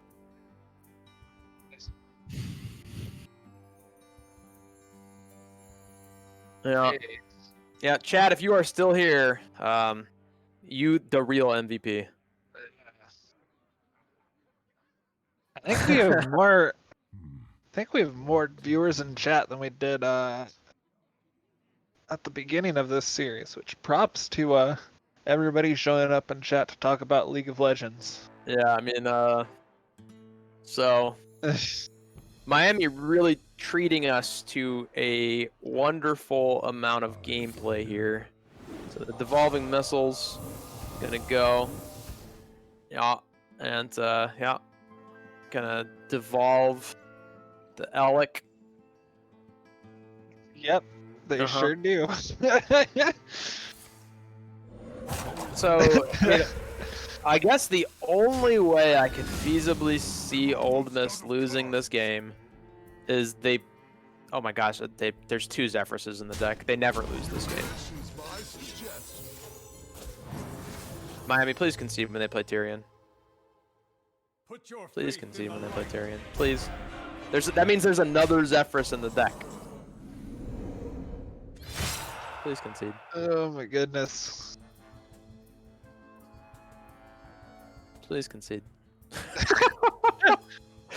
All right, so this is going to be a series picked up by Ole Miss. Miami is going to be able to play for 3rd place or 4th place here against the winners or losers of the other match. Spectator, do we potentially, when this game is over, do we have the bracket ready to show really quickly? All right, so we'll take a quick look at the bracket, and then I'm sure that myself and Sam will need a short break because this game, Miami, not going to give us the station. They're going to give us the life steal here with the tidal wave. Yep. Yeah. Okay. Tyrion, let's face.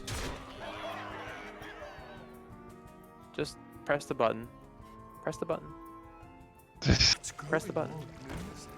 That's fine. Also press the button. Good. Miami taking 4 in fatigue here. Hagatha's scheme clears this up, but yeah.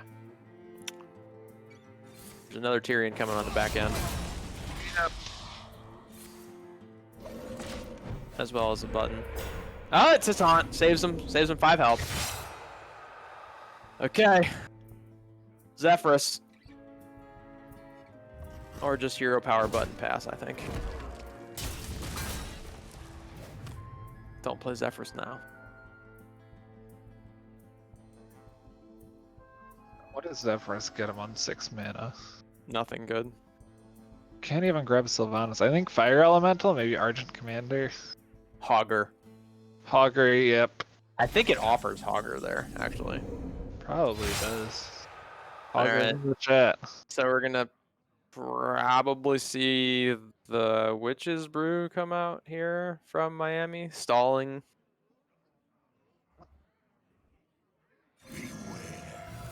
Reliquary Prime gets cleaned up by Kargoth Prime. Another taunt, slowing us down again.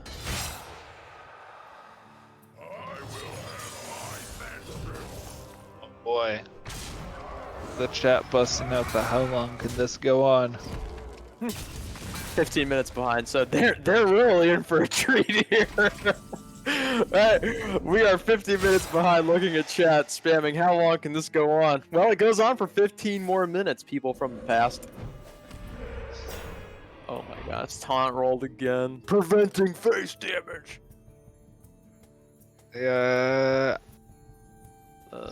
that's not the card you want to play. If you look at my calculations right here, you can see that we do not quite have enough gas in the tank to arrive at our destination, get their city. We do not know.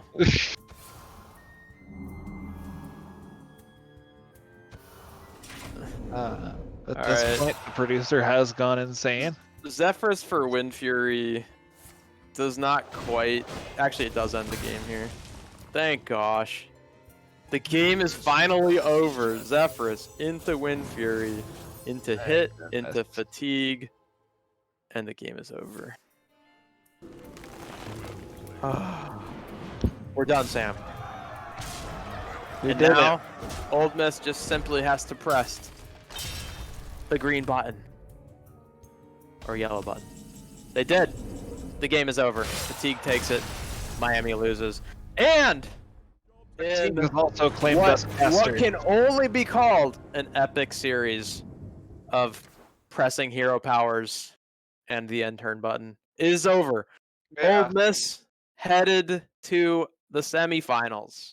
We're going to go ahead and take a quick look at the bracket here. So we are going to see Northeastern versus Old Miss and Texas Tech picking up the win over Carleton against RIT. We're going to take a short break. When we come back, we will see one of those semifinal matches followed by the second semifinal afterwards.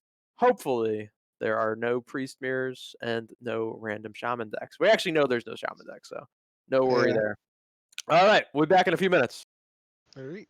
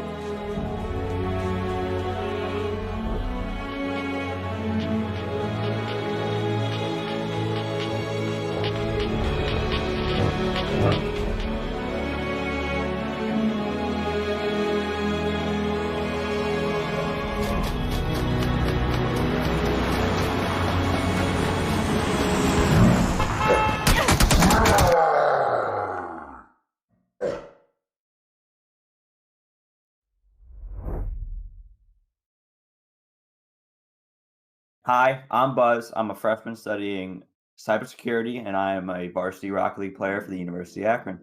We'll see how Akron deals. They've had a rough past 2 games. They get one gifted to them right there. Now the pinch attempt. Buzz still in the air. No way! Oh!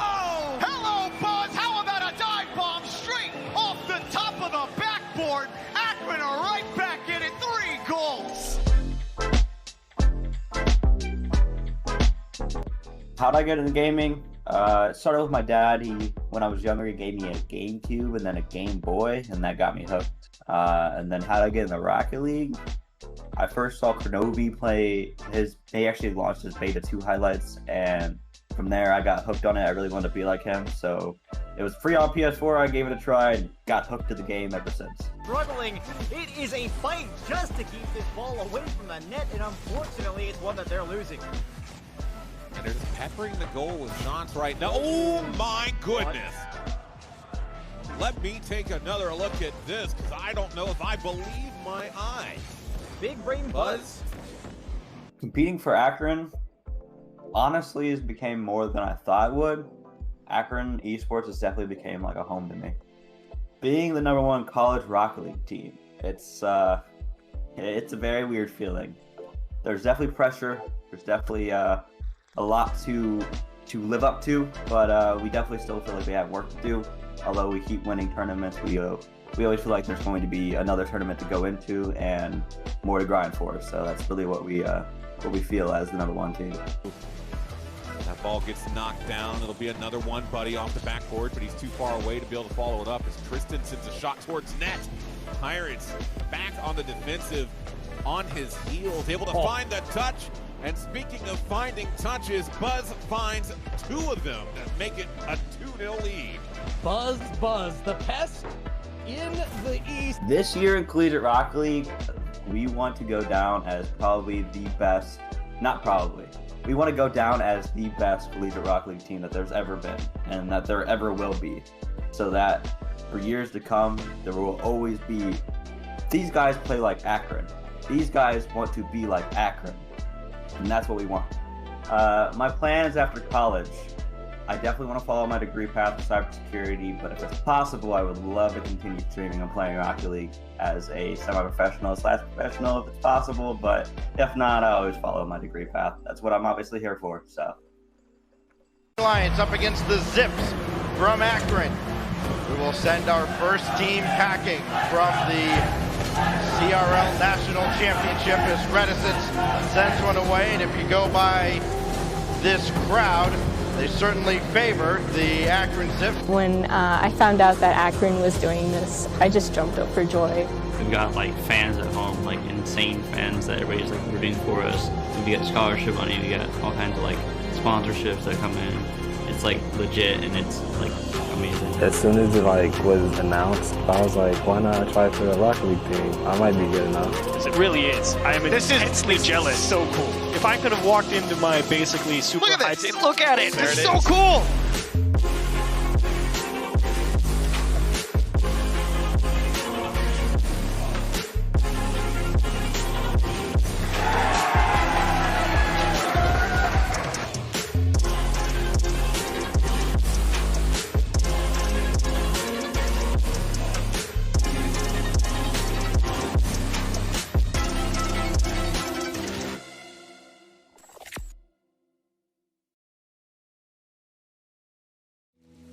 Hi, I'm Jordan. I'm in my last year studying financial management, and I'm a varsity Fortnite player for Zips Esports.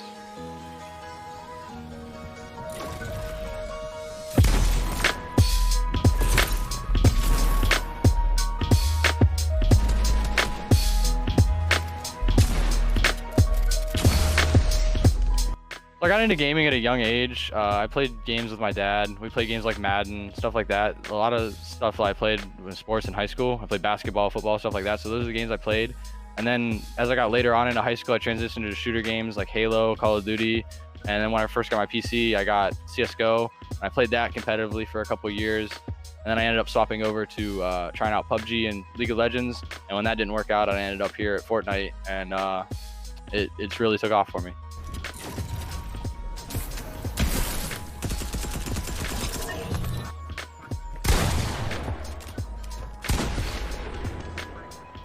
What I really enjoy about competing at Akron is having a team, some friends that I can just hang out with at the end of the day.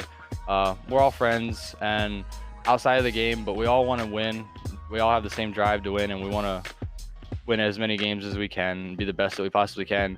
But it's really nice just having some friends that share the same interests. You know, we all game. We don't just play Fortnite, you know, but a lot of it goes back to like when I was in high school and on a sports team. It's the same kind of feel. It's awesome.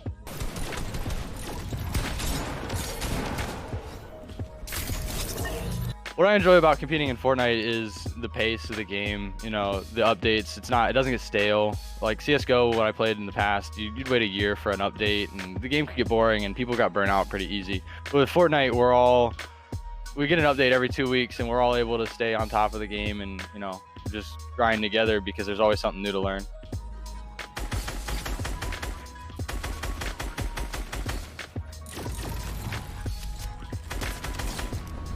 I think our goals for this year are pretty high. I think it wouldn't be unrealistic for us to think that we could be a top 5 team and maybe even win the championship. Me personally, I've been in the collegiate playoffs for many different games, Fortnite a couple of times itself, and I'm just ready to win one. So I think we can definitely put in the work and win.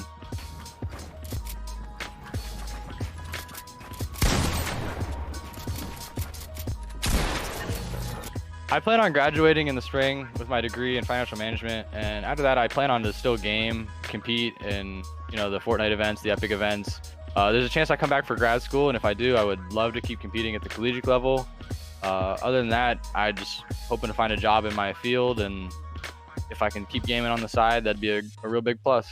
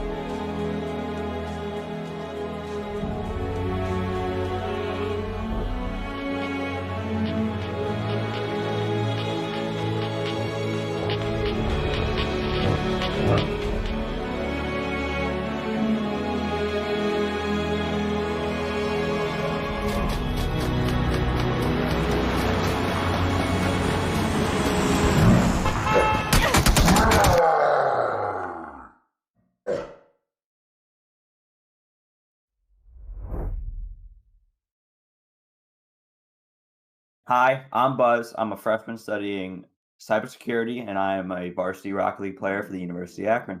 And we'll see how Akron deals. They've had a rough past 2 games.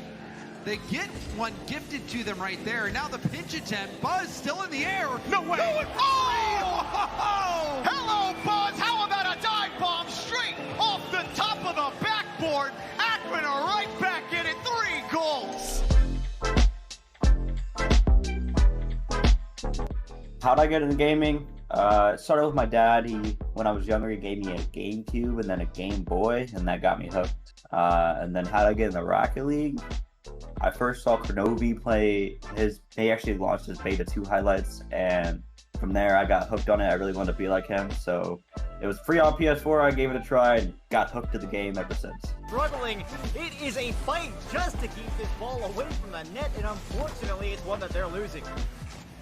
And they're just peppering the goal with shots right now. Oh my goodness. Let me take another look at this, because I don't know if I believe my eyes. Big brain Buzz. Competing for Akron, honestly, has became more than I thought it would. Akron Esports has definitely became like a home to me.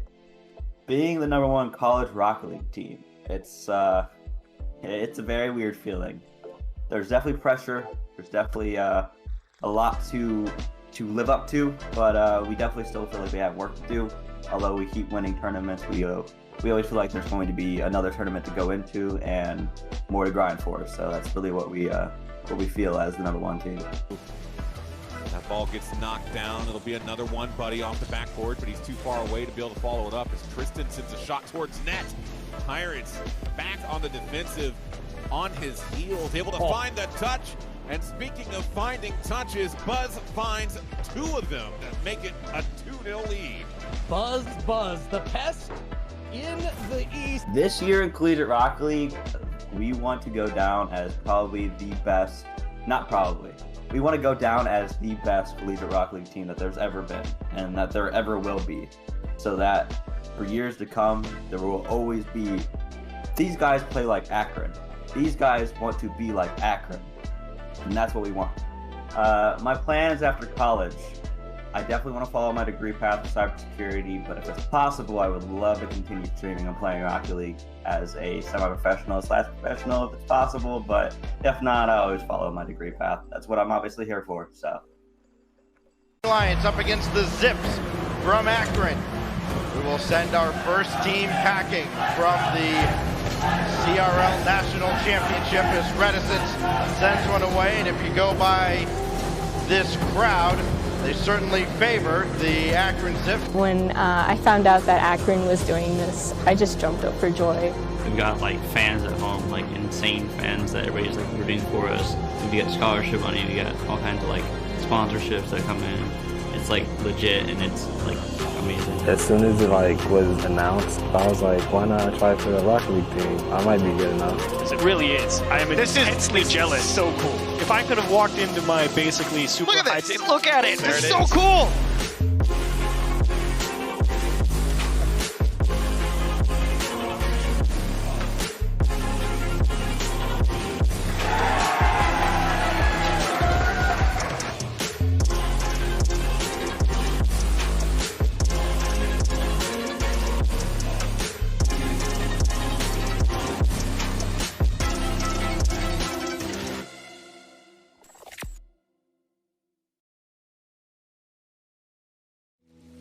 Hi, I'm Jordan. I'm in my last year studying financial management, and I'm a varsity Fortnite player for Zips Esports.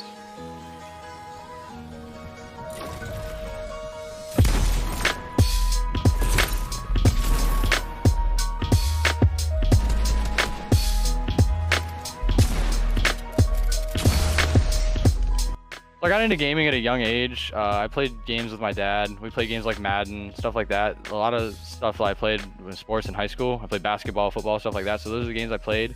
And then as I got later on into high school, I transitioned to shooter games like Halo, Call of Duty.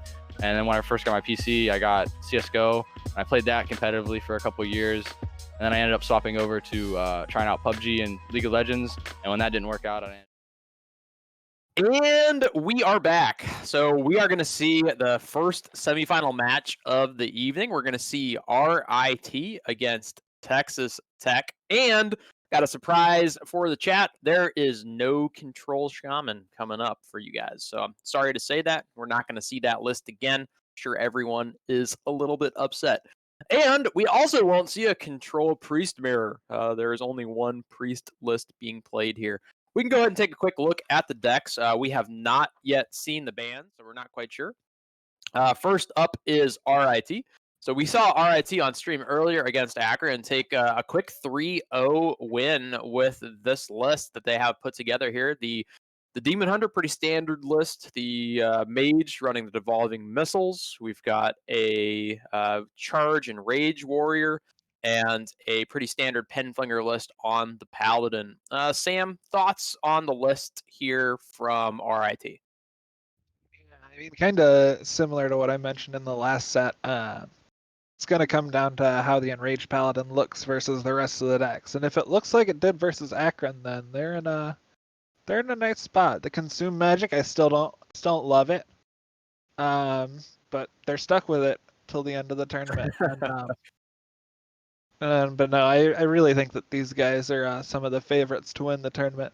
Either them or Northeastern. It was a real wild set of circumstances and RNG that led to them being in the same group. But so we do see the bans coming through here. So we know that Tech has banned the Paladin list here. So we're not going to see the Paladin list. I like that ban out of Tech. I think the Warrior is a little bit unproven here. And then we've got a pretty standard Mage list and a pretty standard Demon Hunter list coming out from RIT. So I like that. We can go ahead and take a quick look at Tech's list as well. And we know that the bans already have come out. So RIT has banned away the Priest. So we won't see Priest at all. Yes. I like that. It might be a quick matchup, but I like that. So we see the, I think, identical list, the Demon Hunter coming out from Tech here. So yeah, they're running the Horde Villager over the Penflinger there. Yep, I take that back. You are correct. They do not have the pretty similar list though. Yeah, one of the 3 cards that goes in those 2 flex slots. Yep. The mage list being different in the 5-drop slot as well as the 1-drop. So we've got RIT running the Devolving Missiles and the Firebrand, and Tech running the Cobalt Spellkin with the Arcane Breaths. And then the Priest is banned away, and we see Tech running the pretty standard Bomb Warrior package here. Looking down the list, don't see anything out of the ordinary. Oh, no, wait, I forgot it. This is the list that runs the double Pillager and the double Whirlwind and does not have the Coerces. So actually really good recognition from Tech here, banning away the Paladin. Without those Coerces, the matchup's quite a bit harder. That probably won't need the Coerces against the aggro decks coming out from RIT. Probably not. So slightly different list here. Has worked out for Tech so far in the tournament, though. They're here in the semifinals. Yeah. I mean, every team coming out here is looking really good and has a great list that has taken them a good ways. But yeah, it's about seeing who can squeeze out the last little bit. And we're going to go ahead and get into game 1 here. We've got RIT on the bottom of the screen, and Tech is stuck on the top. RIT running the Demon Hunter first. Tech running the Warrior. Typically, we've seen the Demon Hunter have a slight edge in this matchup, but very draw dependent. We've seen the Warriors squeeze out a couple wins. I believe Tech squeezed out a win with the Warrior on stream yesterday with the Warrior against the Demon Hunter. Yeah. Picking up that early Jailer there from RIT, pretty good pickup. Able to maybe get some chip damage here on the Warrior. Not really any great follow-up here, though. Oh, Wandmaker, very excellent draw. Love to see it.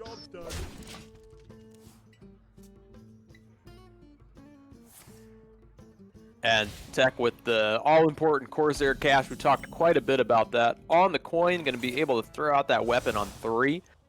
RIT, however, though, with what can only be described as the perfect curve here. It's kind of nice. Oh, we got the Observer. Yeah, Observer, can you please move the mouse away from the cards there for a second? There we go, thank you. So we're seeing the coin, the weapon, of course. That's going to be the follow-up here. Wrench Caliber getting it in play. Tech actually having an excellent follow-up here with the upgrade into the cutting class. Going to be able to draw quite a bit here. And I like this play from RIT. No weapon destruction in Tech's deck, so you equip the Warglaives second, and then you're going to use that to heal up if need be, because you feel like Tech is going to start going face here. It's got the upgrade into the cutting class. Probably going to see the sword and board here as well. Are we going to see a swing into the 1-3? Looks like we are. Interesting. Pretty nice.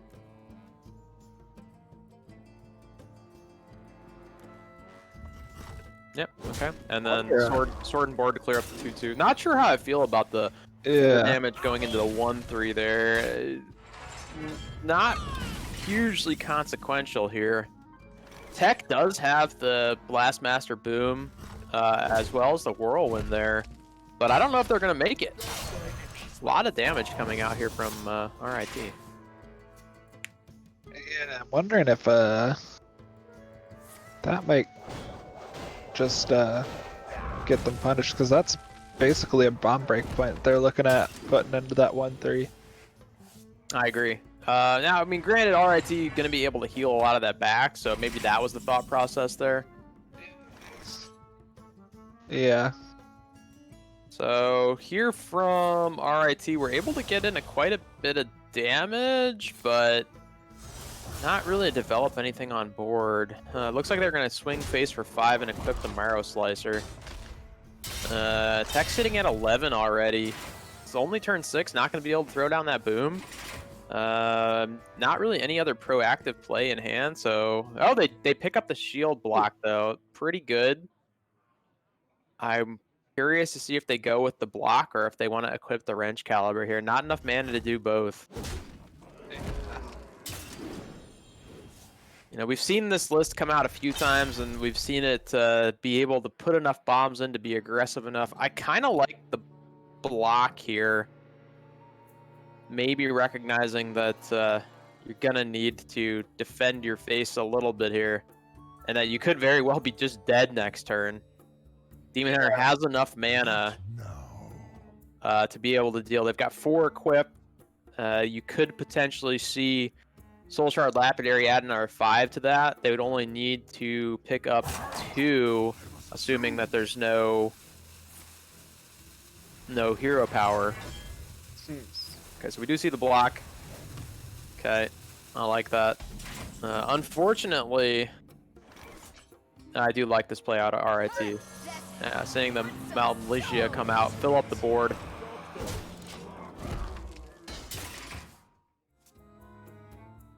Force out removal here.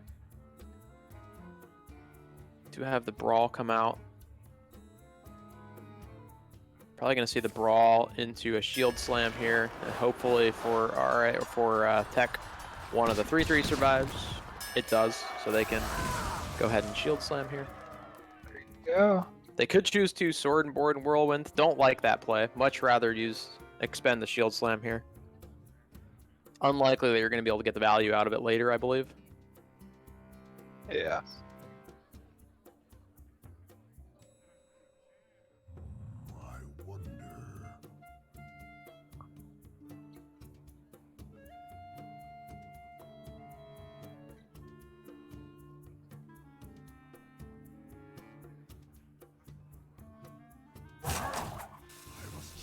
Yeah, I don't really see any other sorts of plays there. Yeah, I'm not exactly sure what they're thinking of here. I think they're trying to decide, do they hold the shield sim? Okay, they are gonna. Oh, interesting. They're just gonna go for the max amount of life gain. This isn't bad either. Yeah. Yeah. Okay. Deciding that they want to be trying to dodge the damage coming out of RIT. Because I think they recognize that the following play is most likely Blastmaster Boom into Whirlwind. And the Marrow Slicer being equipped here. Boom Whirlwind is the only play that I see without a draw. Yeah, it's going to be the play that we see come out here from Texas Tech. So actually I like the previous turn where they picked up an extra 2 health here. It does matter. Yeah. Let's see how much damage goes face. A lot. That's pretty far above average. Yep. And so RIT does not have the ability to kill. Oh, now they do. Chaos Strike actually a gigantic pickup here, because they're going to be able to Blade Dance to clear it up. Soul Shard Lapidary. It gives it to him. Picks up lethal off the draw. RIT picking up a quick victory there with the Demon Hunter. Just too much damage coming out. Not enough bombs being drawn. Game 1 taken quickly by RIT. So the Demon Hunter's off the table for RIT. And now we're going to go ahead and go into game number 2 as soon as these teams are ready. So from RIT, they have the Mage list left. They also have the Warrior left, the Enrage Warrior. And Tech has all 3 of their decks remaining. The Demon Hunter, the Mage, as well as the Warrior, which they could run back. Sam, anything that you're thinking one of these 2 teams may want to play in the upcoming matchup? I don't know. I think Texas probably wants to maybe go for the Demon Hunter here, just because it beats both the decks that Rochester's looking at. The Demon Hunter's such a strong deck. Just get the win on the board. I can agree with that. Yeah, Demon Hunter looking pretty good into both of these decks. The Warrior the Warrior from RIT probably has a little bit of a better matchup into the Demon Hunter than does the list from Tech. So They'll have some more early game possibilities, but they don't necessarily have the ability to close out the game through the bombs. So they do give the Demon Hunter more time to potentially pick up damage. I think it has a slight edge, though. Demon Hunter is still going to be favored in that matchup, but that deck is more than likely better than the Bomb Warrior is going into the Demon Hunter. Yeah. Yeah, the RIT deck can't race in the same way that the Bomb Warrior deck can, but they can gain a decent amount of life in the art. The Demon Hunter deck has a pretty limited amount of damage in the deck. Once you run out, you're kind of out of gas. Gaining 20 life from Armorsmith, not a terrible play in most instances. No. Double Bloodsworn Mercenary, double Armorsmith. Of course, the risky skippers as well. So the possibility to pick things up there are pretty big. It depends on what gets picked up off of the Corsair cache, though. I would imagine pretty dependent on picking up Ankar early to be able to draw into those pirates. Yeah, but I think you're right. Let's see what they decide to run. Oh, we're going to see the Warrior Mirror here. So I believe, did we see this matchup as well in the Akron series? I think we did. Pretty sure. And I believe that we saw RIT taking the win on their Warrior against Akron's similar Bomb Warrior list. The difference is that Tech is not running those coerces where Akron was. Not sure if that makes a gigantic difference in the matchup here. I don't know. This is not really the matchup where you're going to be able to play Wrench Caliber multiple times with the Horde Pillagers, and the Extra Whirlwind probably doesn't have a huge impact. So very similar lists coming out here. Tech able to pick up the Wrench Caliber. RIT with an excellent opening hand here, though. Ooh. Double weapon, Armorsmith, Corsair's Cache. Gonna be able to pick up every weapon in the deck here. Looking pretty good. That's about exactly what you're looking for. Tech, however, though, also both Wrench Calibers in hand, has Galcarond as well, if they choose to go in that early. Blastmaster Boom also picked up. They're going to look for some weapon buffs, or potentially some draw as well.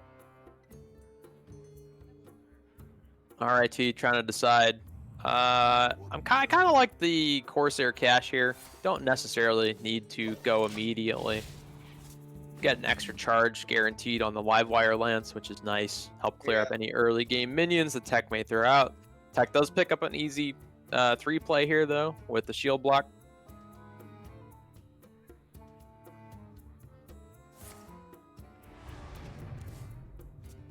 And the cutting class. Okay, actually that's going to curve out quite nicely for them. So we're going to see RIT equip the Ankar and pick up one of their pirates here. So the risky skipper going to be able to negate a lot of the damage with a big Armorsmith turn.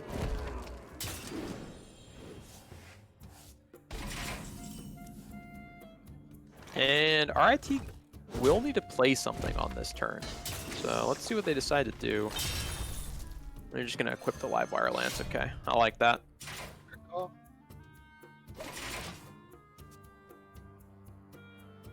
So we're going to see... Oh, I'm quite surprised by that, in all honesty. I thought we would have seen the cutting class there. Yeah. Kind of confused. That maybe they're thinking they're going to cutting class in the following turn. Either way, it works out fairly similarly, I suppose. There's no weapon hate in either deck, so you're safe by re-equipping the weapon there. Either way, you're spending the mana. I think maybe Tech feels like this is a better way to spend the mana, because if you rip cutting class and you don't get an upgrade, you're kind of just sitting there doing nothing with the rest of the mana. Feels pretty bad for sure. So in this deck for RIT, we do see the War Maul Challenger coming out. A couple of smaller minions here. Seeing Kobold Lackey, one of the pirates. Just to generate some minions on the board here to start dealing some base damage to Tech. Horde Pillager coming out, so Tech going to be able to play the weapon again from the Horde Pillager. Still no upgrades or Crast enough available. Not a huge deal at this point in time. No, I don't think you worry about it a ton. No, Tech probably thinking about either trading here or continuing to go face. Yeah, I like taking minions off the board here. You probably have to guess that RIT is trying to set up for some sort of big armor smith turn. So I do like clearing off all the minions here. You take off one of the big minions here that could potentially get buffed. Yeah, I mean, it puts them into a really rough 50-50. I mean, you can either assume that, like, RIT has cards that are good, or, or cards that are bad. Yeah, or, So you we're can gonna... play to your deck's game plan. Looks But, like RIT is going to generate some bombs here. Yeah. Always a good idea. Bombs are good.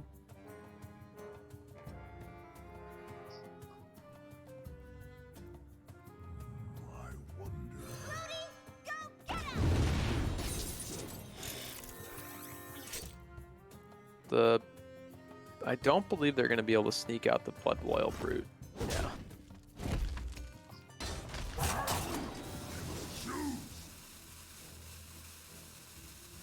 They may have been able to do it if they really wanted to with the Bloodsworn Mercenary. I don't know if it would have been worth the investment though.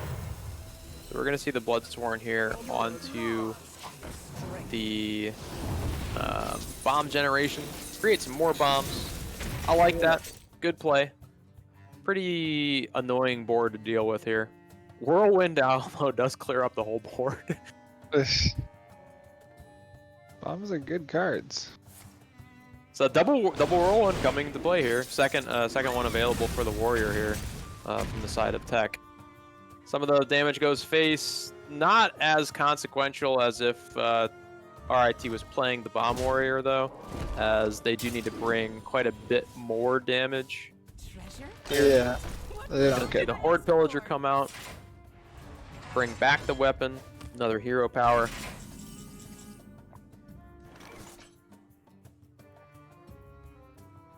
That's an interesting bomb wrangler pickup there. I wonder if you go for the rush in. Hey, you might. I think they're going to play the Blood Loyal Brute here, though. Yeah. Lines up pretty cleanly. Ooh. Another face lackey. And you force an answer here. Yeah. 5-4 isn't super easy to clean up. Yeah, I do agree with that.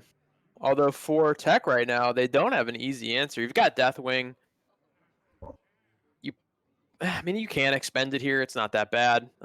Forces RIT into an answer, which, you know, more than likely, if you're Tech, you got to believe they have an answer to it. Allows you to go face again with your weapon. Oh, wow. Bomb dealing 4 damage to Deathwing. Deathwing now a 12-2. 1 bomb. I believe there are 3 complete destroyed weapons. So there are... No, I'm incorrect. There are 2 complete destroyed weapons. So there are 4 more weapons there are 4 more bombs in the deck currently. And there is going to be a turn here, I think, where RIT is going to have to decide if they need to heal up, and I believe it's going to be next turn. Yep. So, unfortunately, though, they don't have access to the other risky skipper here.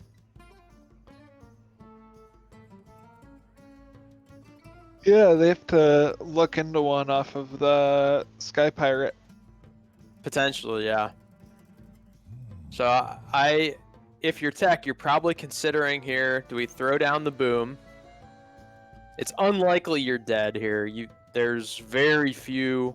Are there any combinations? I guess you're dead to Grom double Inner Rage. Yeah. Unlikely. Yeah, Grom Inner Rage and the I guess they also need a card. Yeah, they also need to play the Shield of Honor too. So they have to. It's a 4-card combo that they'd be dead to. They're gonna go with the Galkarond here. I don't know if I agree with this. Dude, it gives them the double shield slam.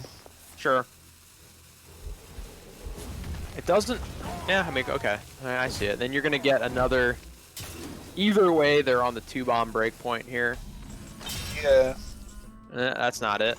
Yeah, it makes their Horde Pillager take him to the 2-bomb breakpoint next turn, though, which is a pretty nice deal. So, I mean, Baroff does give them health with the Armor Smith. That seems awful, though. Yeah.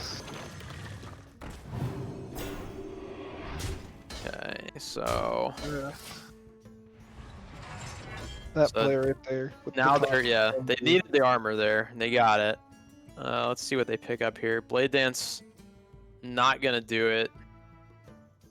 Blade Dance and Blastmaster Boom, likely to give quite a bit of face damage here. I think that's the play.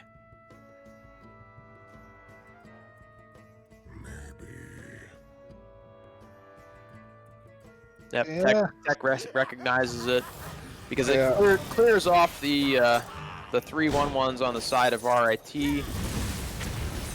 Oh, that's not a good hit. Also not a good hit. Also not a good hit. Oof. There's not a good hit. Not a good hit. That one goes face. Oh man. Yeah, that was not a great outcome. Wow. That's about the worst of outcomes there. Yeah, that was every single minion on the side of RIT was hit. Very bad RNG there. However, there are double armor smiths here. Playing the Barovs with the armor smiths just... Do try to keep yourselves alive. Honor made to fit. Rushing in the Barov, I suppose, is really the play here. Trying to get as much armor as they can. Yeah. I guess that works because it's double armor smith. They can put an additional 2 minions on the board with the rush. Picking up the Horde Pillager here, pretty good too. So this is a lot of armor.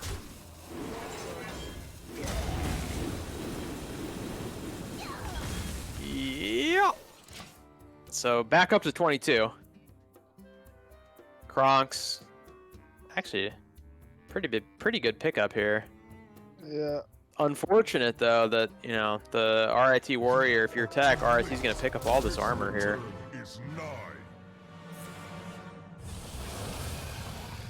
And then you probably play the Horde Pillager here, if I'm not mistaken. Get the weapon back. Oh, they're gonna... the 6/7 is also good here. Oh, the damage lackey is very nice. So, from the side of RIT though, not a whole lot to do here. That's not lethal. Horde Pillager, let's see what it's gonna pick up here. It picks up the Ankar. Not exactly what they were looking for here. That will pick up the other risky skipper, I believe. Or have they expended? No, they have not expended the second one.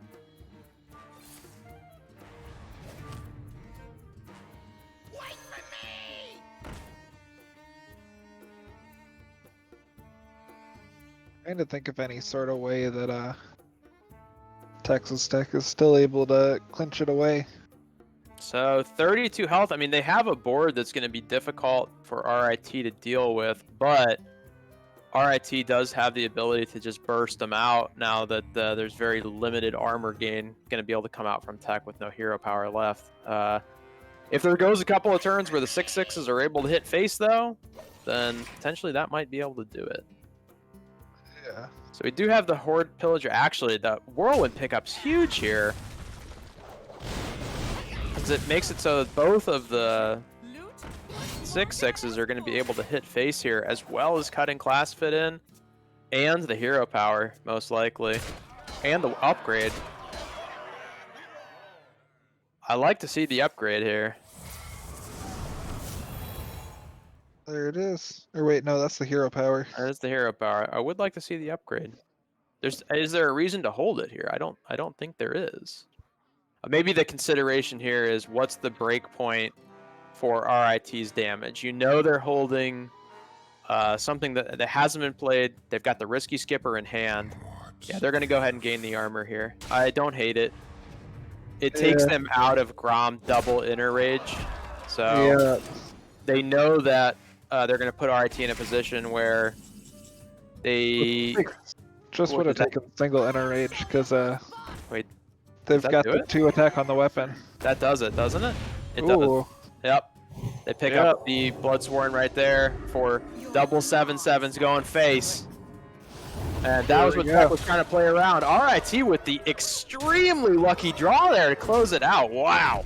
Oh, man. The only card left in the deck that did it there. Other than that, I think the game was over. Wow.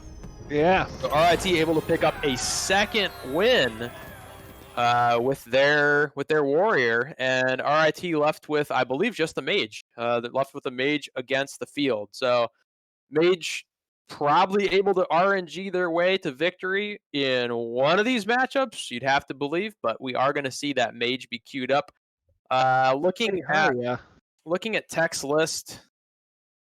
They have the mage, they have the demon hunter, and they also have the warrior available to them. So unsure what they try and queue up here. They follow the Akron strategy that we saw earlier. They're going to try and queue up the mage into the mage and see what happens. Let's see. And that is exactly what happens. So we see RIT running their mage, only deck left for them, into Tech's mage. Difference here being that RIT is running the main deck devolving missiles and the firebrand, as well as, I believe there's one other difference, isn't there? Because Texas Tech is running the double Arcane Breath and the double Cobalt Spellkin. I'm trying to see what is there's definitely another difference here. I'm trying to think. Oh, it's the Arcane Intellect. So yeah, RIT's running the Arcane Intellect and Tech is not. I actually like the RIT version of the deck a little bit more here, running the extra draw as well as the Firebrand. Yeah, really good meta call. It's really similar to the list that I've been liking. I think the Cobalt Spellkin Arcane Breath list probably a little better on ladder, but it's slower in the tournament, so it makes it a little bit worse, I think, in the mirror. Having more draw available is always good. Yeah. I think we're in a really unique meta right here where the tournament meta is faster than the ladder meta. Yeah, that is. I say after we come out of a 3-hour set. That's true. Yeah. I mean, how often do you really see Control Shaman being played, though?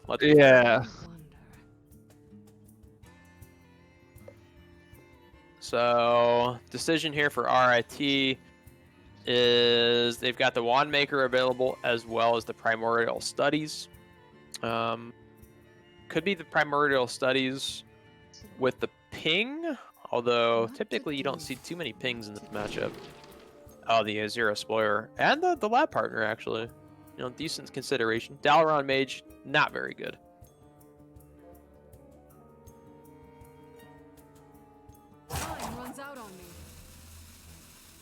I've got to imagine that they're going to pick up the Azure Explorer here. Yeah, and they do.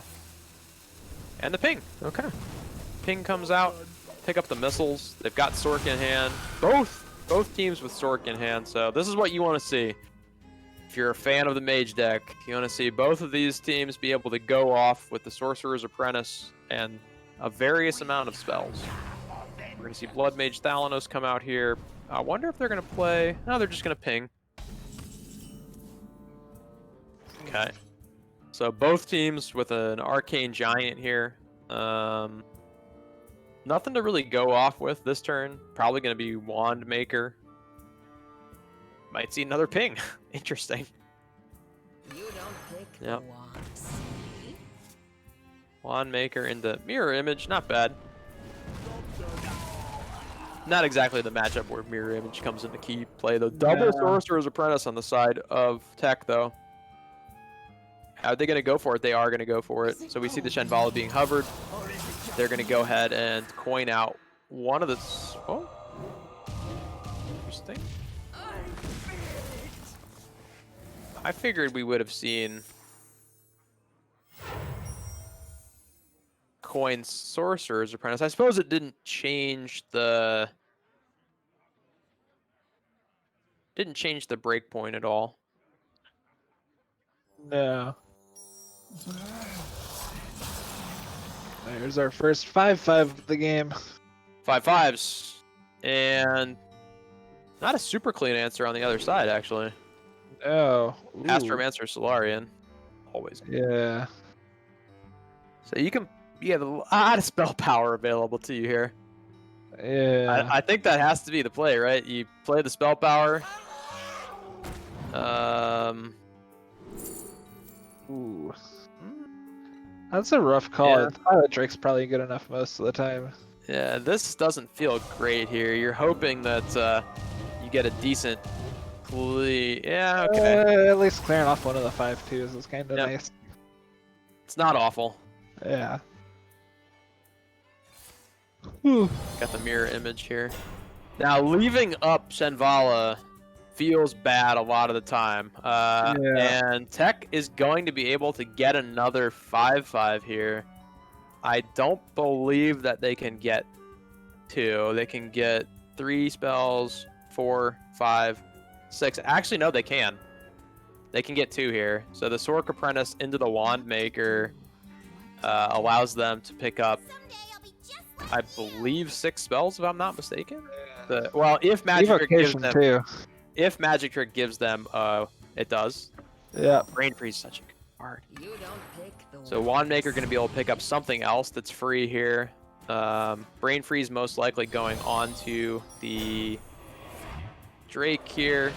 If they really wanted to, they could Evocation and squeeze out the Mana Giant as well. Although I think you go for it. You probably get enough 1-cost spells off of there that you're worth it. there it is. Okay, so don't need the Evocation here. Don't get your extra 5-5. That's okay though. And there wasn't space on the board for it. You go for the 5-5 or the Giant. That's true. Yeah, you take the Giant there. Yeah. Tough spot for RIT to be in right now. They don't have a real clean. Actually, they don't have any answer here. They've got Freeze and a Dream.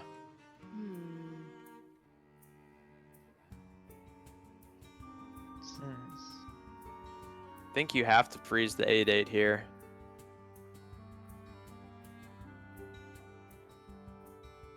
And if that's the route you're going, you freeze the 5-5 as well? Feels not great. Yeah, ooh.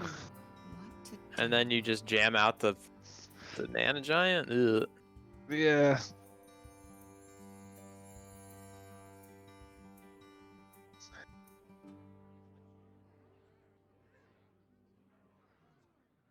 RNG working out in Texas Tech's favor for that one. Very high likelihood that it works out that way, though. The Magic Trick very commonly gives you at least one of the cards to be a 1-mana card. Picking up Brain Freeze there was huge, though. So the Astromancer Solarian coming in. I believe that's the second one from RIT, so those are definitely able to be drawn and played here. So let's see if Tech decides to go with the Evocation here, or if they just decide to jam out the Raz. True mastery. Yeah, they just jam out the Raz here. Another threat to deal with. It is tough for this mage often to deal with these big boards. Yeah. They do pick up another Ray of Frost here, but nothing really to go along with it. They're able to freeze a lot of the board, but it will expend most of their resources. Not another spell power to go along with Raz here. They could jam out the Mana Giant, but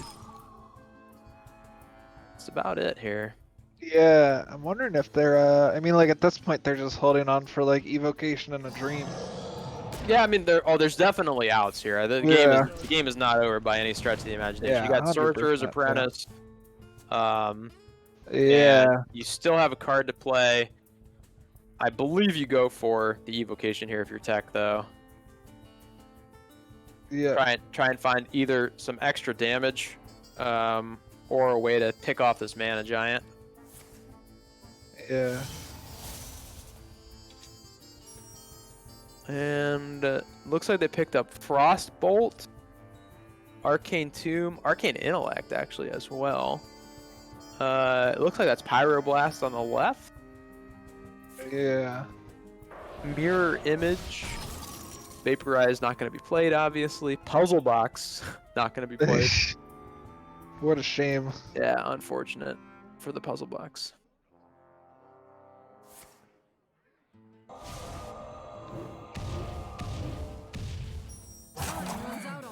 Arcane Intellect, I like it. Maybe like to see the mirror image be jammed out here as well. What is it? What secret did they play? I think they played the mirror image, right? I believe they did. They played the mirror. I think they played 2. They definitely played 2. I don't know what the other one is. Or mirror entity, not mirror image, right? Oh, you're correct. Correct. Yeah. Magic trick. Hey. Evocation. There it is. There they go. Start the Benny Hill music. Okay, so Learn Draconic. You got Cone of Cold on the left. You've got another Ray of Frost. None of those are great. Although Arcane Flak Mage, they have any secret? They picked up Vaporize. That's actually pretty good. Okay, looking to Allows them discover to play, spells. yeah, allows them to play Vaporize here into the first half of Ray of Frost if they choose to do so. Ooh, combustion, pretty nice. Going for the blizzard here. I like that. I like seeing the blizzard here. Okay. Yeah, and they're gonna use the front half of that Ray of Frost probably. Use to clear off the Sorcerer's Apprentice and also give them the back half to stick around. I don't know if they will. I think they won't clear Ooh. anything here because Tech actually doesn't have any board space. So they would need to be able to, you know, in order to generate something random like with Mana Cyclone, they would need board space. So I like this play by not clearing it off here. Yeah. So you don't ping your own Sorcerer's Apprentice. That feels bad. Yeah. You definitely want to kill off the Sorcerer's Apprentice here.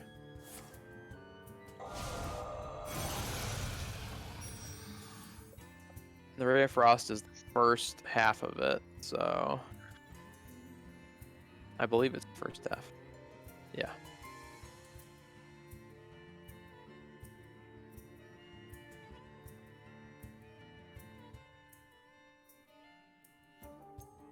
What to do? And then more than likely, so ping clears up the Sorcerer's Apprentice and the Mana Giant. Yep. They ping the Sorcerer's Apprentice. Roz will clear them both off. Leaves the 2/3 on board. Most likely we're going to see the Blizzard turn here come out of RIT. Ooh, that's actually pretty strong here. Oh, yeah, that's what you're looking for.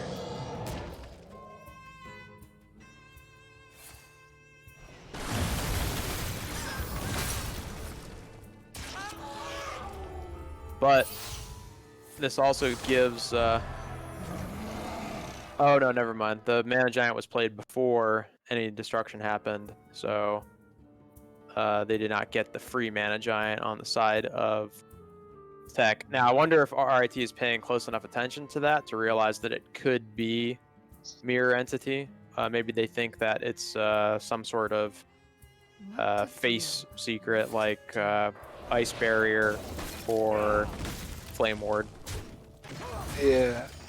With how clean they've been playing, I can't imagine they would miss that. They probably did it intentionally.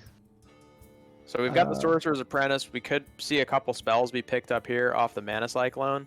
I feel like that's probably the way that they're going to go. They may ping off this one. An interesting route to go. Someday I'll be just like you. They're going to freeze both the minions here. I like the play. Play the Arcane Breath. See what they get out of the Mana Giant. It's 3 spells.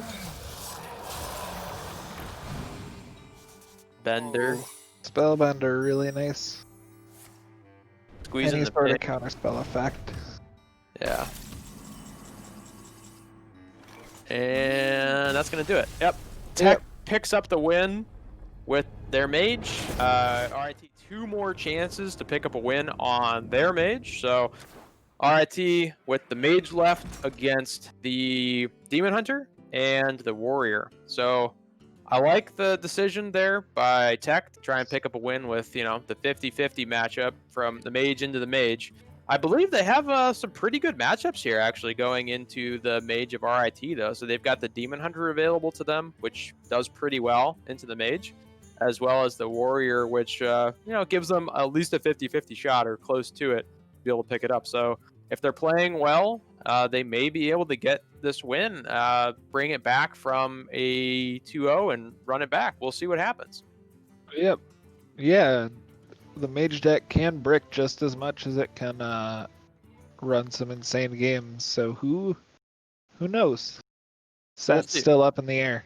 We've definitely seen the Demon Hunter perform very well over the course of this event. So I would expect Tech to be able to pick up a win with that, and then it's going to come down to the Warrior versus the Mage to see which one of those matchups really plays out in their favor. But we shall see how it goes once Tech decides which of these decks they are going to run. Kind of curious to see. Yep. I'd have to believe that if they're going with which matchup's going to be harder, they're going to run the Warrior here. I feel like the Warrior is a slightly worse matchup than is the Demon Hunter into the Mage. Demon Hunter just has so much damage available to them that the Mage may not be able to deal with in time unless they draw very specific cards. So they are going to run the Demon Hunter here. I feel like Tech is favored in this matchup. Pretty decent starting hand from RIT if they choose to go with it, though. Looking for minions to fight against some of the early game minions the Demon Hunter has, as well as the ability to discover some spells that you may not have in your deck that protect you or freeze the opponent's face. And timely Frostbolts, even mirror image could be pretty good here. Yeah, I mean, that's kind of what you're looking for, is just freeze up as much as possible and delay, and then counter lethal. Counter lethal. Let me RNG my way to victory. I mean, it works more often than it doesn't. That is true. It's a good deck. I mean, the Mage is fun. Yeah. Mage is a strong deck in the meta. See a lot of teams bring the Mage this weekend. Very little difference in the lists as well. Yeah. Yeah, the Mage deck's kind of similar to the Demon Hunter decks, where they're largely solved. And not a good opening hand from Tech here. Ooh.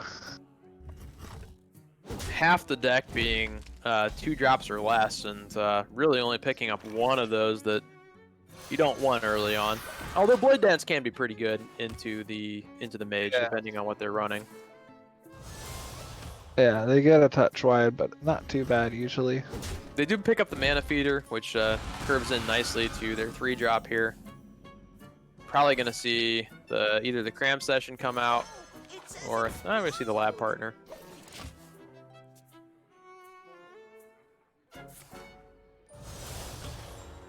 Tech's attack. Going to go ahead and draw off the Mana Feeder. Pick up another Warblades, which can definitely help in this matchup. Cram Session. Ooh, into Wand Thief. Pretty big there. Ooh. Draw.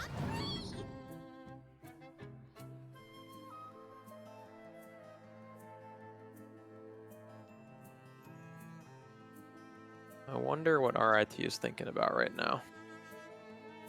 Oh, they were looking. We couldn't see the. I thought they already picked something. Okay, so they picked the secret there. Excellent drop into excellent draw into the Marrow Slicer there. That's exactly what they were looking for. So as the Demon Hunter here, you are definitely the aggressor early on, and you're going to force the Mage to deal with your stuff.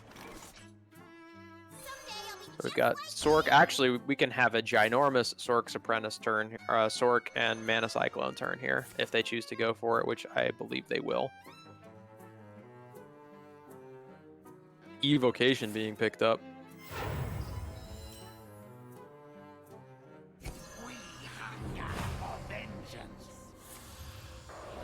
double Ray of Frost. We're going to see the Arcane Missiles go face here. Then we're going to see the Mana Cyclone be played. Yep. And wonder how many playable cards would they get? 1. Oh, the Frostbolt being picked up. And the Ice Barrier. Wow. Oh, man. Actually huge. 2 That's huge pretty pickups insane. there. Life gain and face freeze. Very excellent. That's what you're looking for. That's huge on the side of RIT. So if you're tech, you know you need to clear off the Sork Apprentice here. And Blade Dance looks okay, but a little bit of an RNG fest here. They miss. They can still clean it up with the weapon, but that never feels great. You can equip the Warblades here, but overall, very subpar turn from tech. They had to do what they had to do there. Got to clear up the Sork Apprentice. And if you're RIT, definitely doesn't feel great for sure. Not a fantastic turn here. A lot of awkward spell usage here. You could go ahead and go for one of the secrets. Don't hate the mirror entity here, to be totally honest. You're going into turn 6, so expecting Soul Shard Lapidary or potentially Glade Bound Adept. Oh, Frostbolt though. Yeah, Frostbolt will go ahead and prevent that.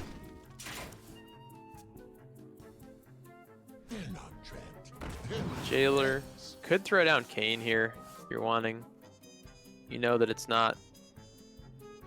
Hide behind your servants. I will still Do you trade here is the question. You do, okay. Like a yes. Probably looking to play around the secrets that come up from hit and face. Yeah, more than likely. Yeah. So they only trigger on minions, so you can't check with your face. So, this turn is kind of awkward for RIT here. Devolving Missiles doesn't look too good here.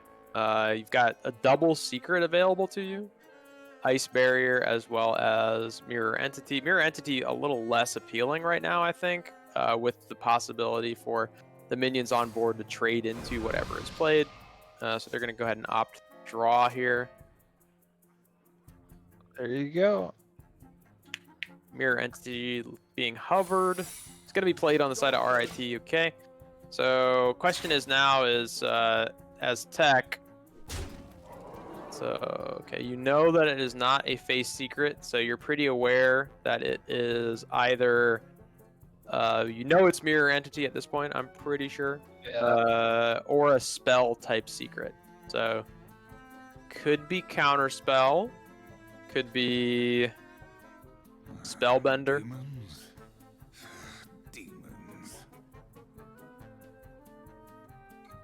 Tech does not have a spell in hand that they're probably wanting to play right now, so not a huge deal. I guess the problem for Tech is now is that they play a minion here. Okay, they're giving RIT the Mirror Entity. However, they're gonna get a pretty nice heal on the back end here. Yep. And taking RIT down to 10, pretty big. Going back up to 21 themselves. It's pretty nice. There comes the Devolving Missiles.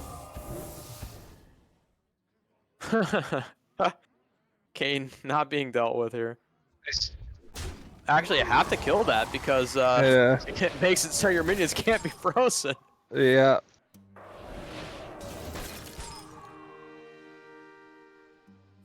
I'm probably going to see the Wand Maker come out here, I'd have to believe. Militia looking pretty nice here, too. Yeah, that is if lethal isn't picked up here. Yeah. Is there a reason why we're not seeing taunt? Oh, because Kane's in play, right? Yep. That'll do it. Time runs out on me. So we've got 3 at that'll do it, right? Yep. I believe. Oh no, the barrier was played. So actually RIT sits at 18 and Tech does not have 18 in it. That math checks out. No. They have 2, 3, 7, they have 11. So they figure one of these spells or one of these secrets is something spell related, so they're gonna test with Twin Slice. Okay, so they see the Netherwind portal picked up 4-2. Kind of interested to see what Tech does here. Yeah, they're in a rough hole. Kind of the interesting thing here is that the Abomination is actively bad for RIT. Yeah, and we are going to see the Glazeout Adept come down to clear off the 3-2 and the 4-2. Okay. Yep.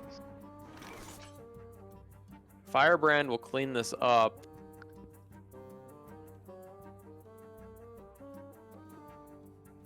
Tough spot for RIT right here, right? I mean, they still have quite a few outs.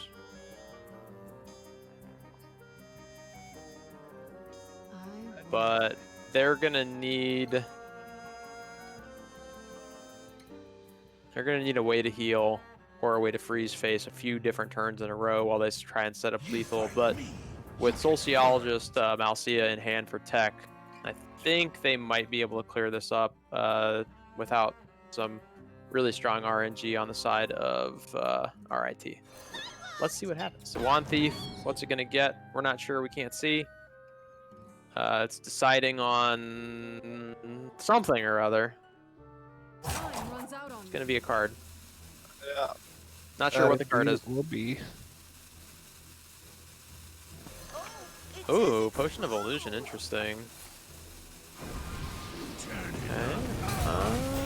Okay. Oh, and the Mana Giant being picked up, actually very, very impactful here.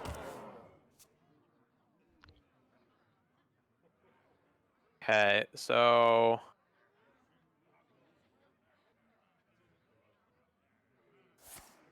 I'm curious. Alright, so we're not going to see any face damage come out this turn from Tech. We're going to see a little bit of a board clear here, where they're going to clear up the Giant. Probably clean up the 1-3 and the 1-2, yeah. Okay. Yep. Another Mana Giant. They also have the Conjurer's Calling in hand, so... And the draw off of this? Okay, so this is the swing turn. Let's see what happens. They're gonna need to clear up some of these minions here, though. They can't leave this board alive. So they need to recognize what's the highest probability of dealing with that. That does not help them out in this scenario. 8-drop taunts. There are a few.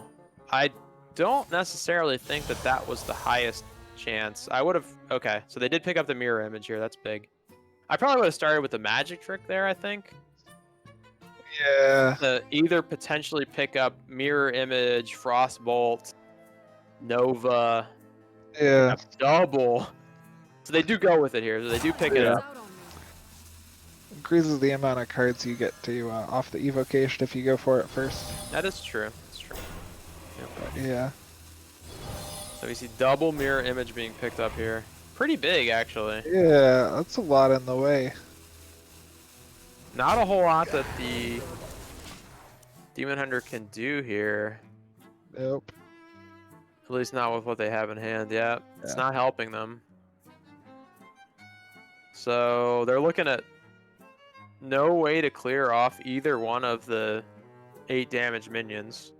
Although granted, one of them is an 8-1. Still no way to clear it off. I grow impatient. Probably going with the Horde Pillager here. Unless you're worried about dying and you feel like you need the extra health, Horde Pillager's 50-50 to bring back the Warglaives. Yeah.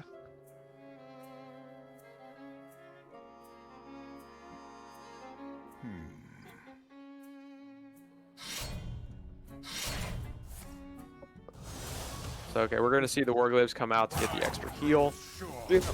Probably a good call. Tech has no idea what RIT has in their hand at this point. Yeah. Mage doing mage things. Horde Pillager being played out as well. Bunch of cards that do a bunch of things. Yep, okay. So Mana Cyclone coming up here. I'm trying to think. Potion of Illusion doesn't really help here. They pick up another Frostbolt!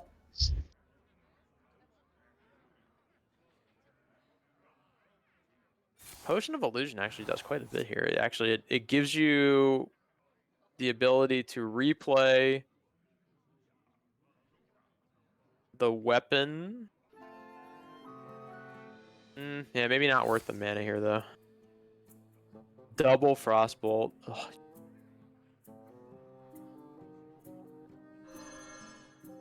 Tech just picking up Frostbolt after Frostbolt. Is that lethal? Ooh. So they've got 16 showing. Looks like it. Don't even need the spell damage. Oh, not lethal.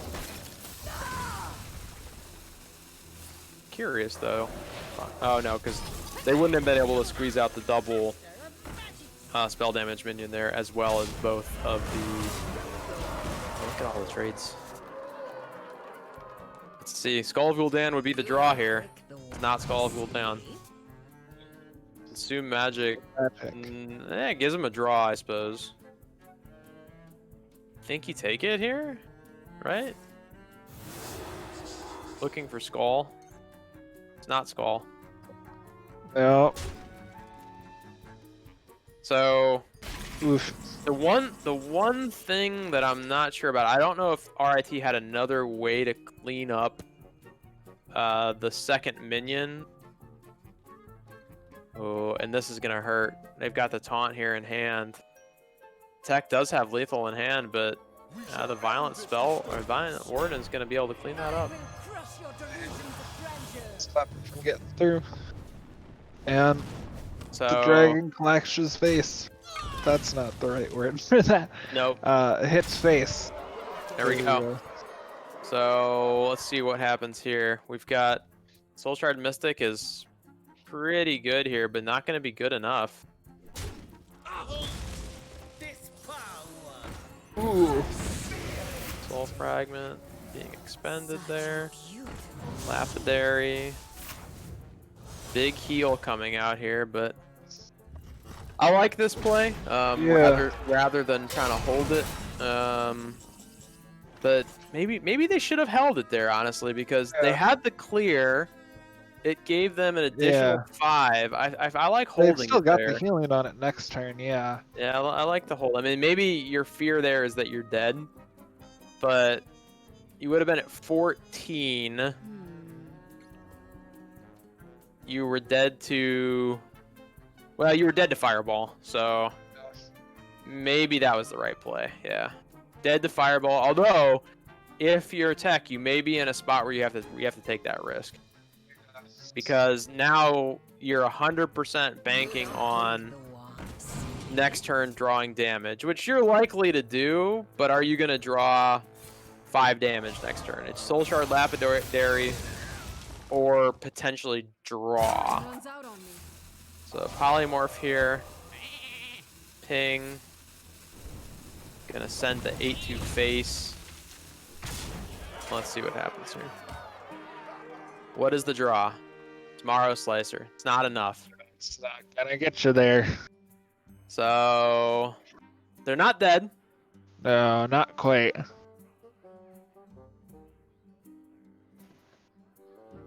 So you equip the Morrow Slicer after swinging, I believe.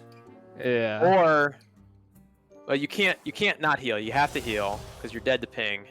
So okay.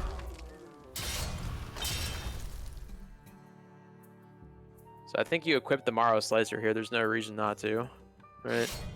And then you say go, and it hinges on the draw here. So probably Potion of Illusion. See what you pick up off the Wand Maker.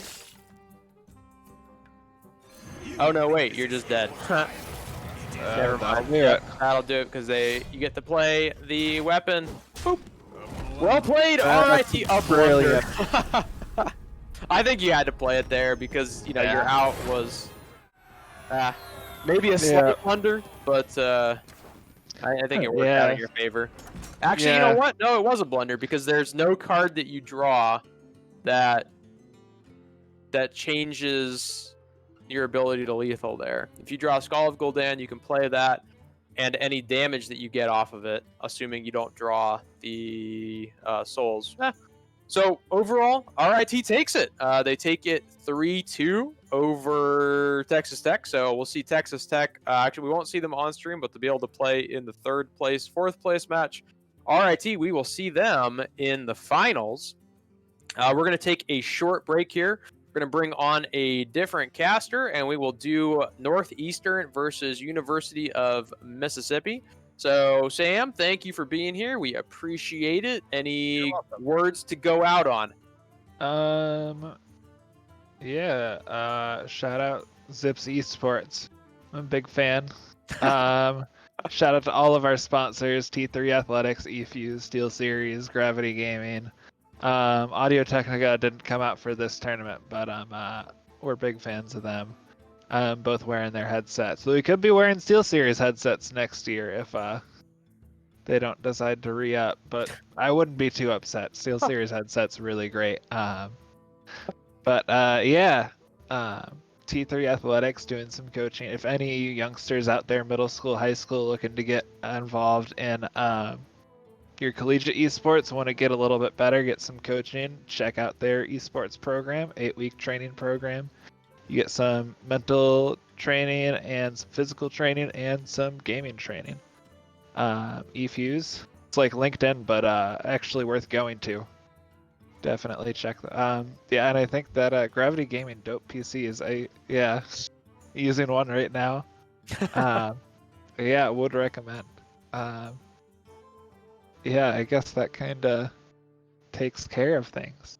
All right, Sam. Well, thank you for being here. Awesome. We're going to take a short break, and we will be back with our second semifinals match of the day. All right.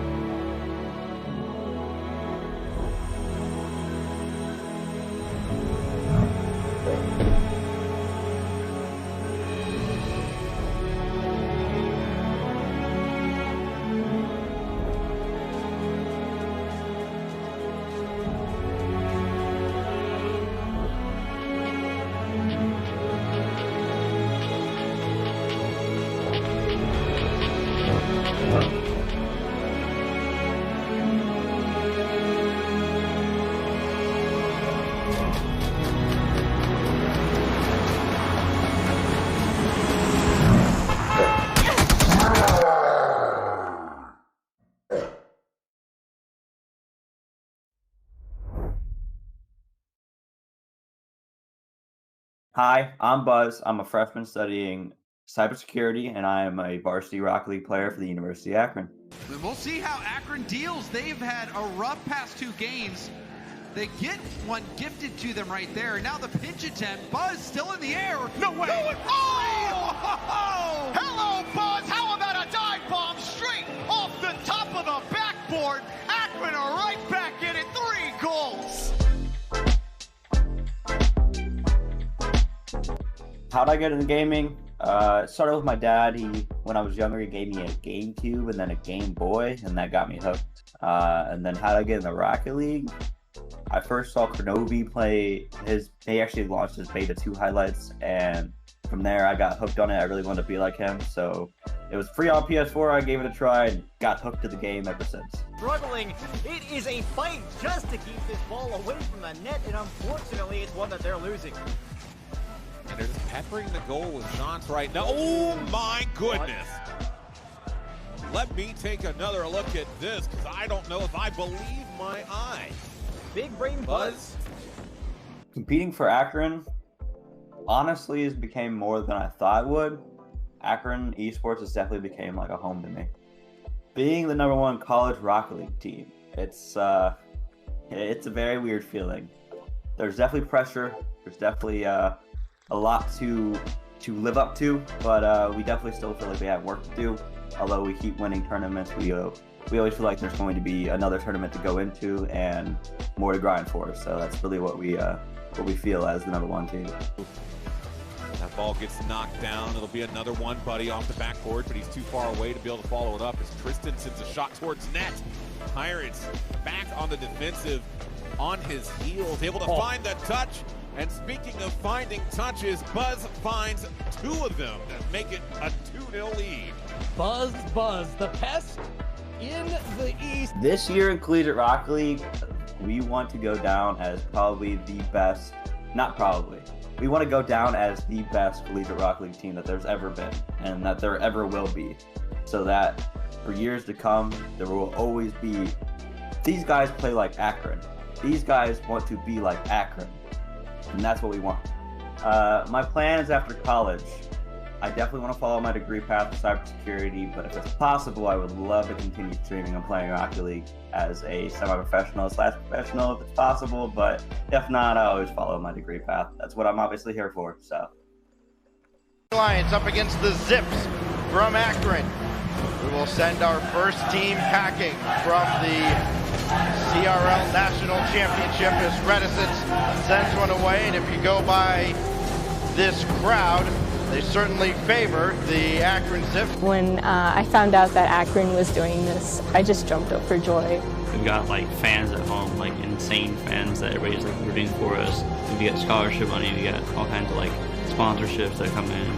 It's like legit and it's like amazing. As soon as it like was announced, I was like, why not try for the Rocket League team? I might be good enough. It really is. I am intensely jealous. So cool. If I could have walked into my basically super high... Look at it! It's so cool!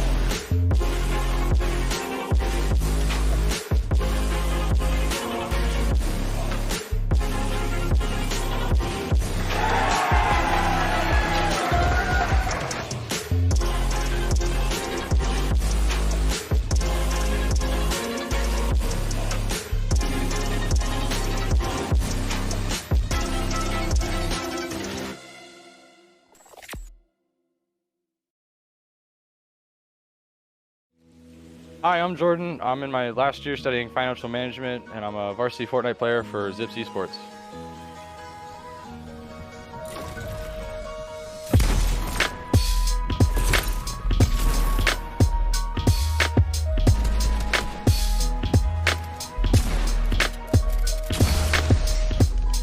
I got into gaming at a young age. I played games with my dad. We played games like Madden, stuff like that. A lot of stuff that I played with sports in high school. I played basketball, football, stuff like that. So those are the games I played. And then as I got later on into high school, I transitioned to shooter games like Halo, Call of Duty. And then when I first got my PC, I got CSGO. And I played that competitively for a couple of years. And then I ended up swapping over to trying out PUBG and League of Legends. And when that didn't work out, I ended up here at Fortnite. And it really took off for me.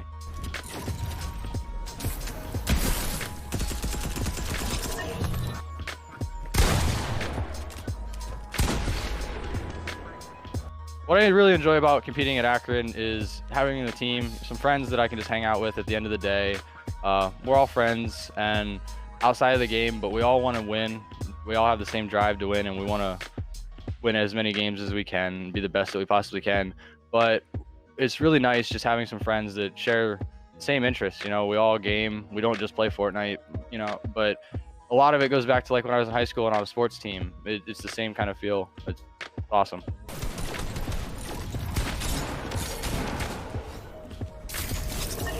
What I enjoy about competing in Fortnite is the pace of the game, you know, the updates. It doesn't get stale. Like CSGO, when I played in the past, you'd wait a year for an update and the game could get boring and people got burnt out pretty easy. But with Fortnite, we get an update every 2 weeks and we're all able to stay on top of the game and, you know, just grind together because there's always something new to learn.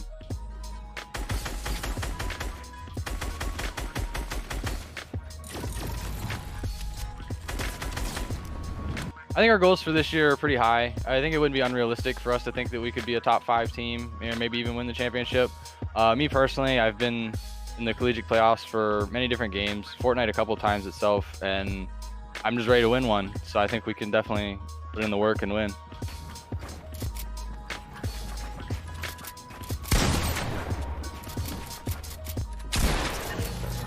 I plan on graduating in the spring with my degree in financial management, and after that I plan on to still game, compete in, you know, the Fortnite events, the Epic events. There's a chance I come back for grad school, and if I do, I would love to keep competing at the collegiate level.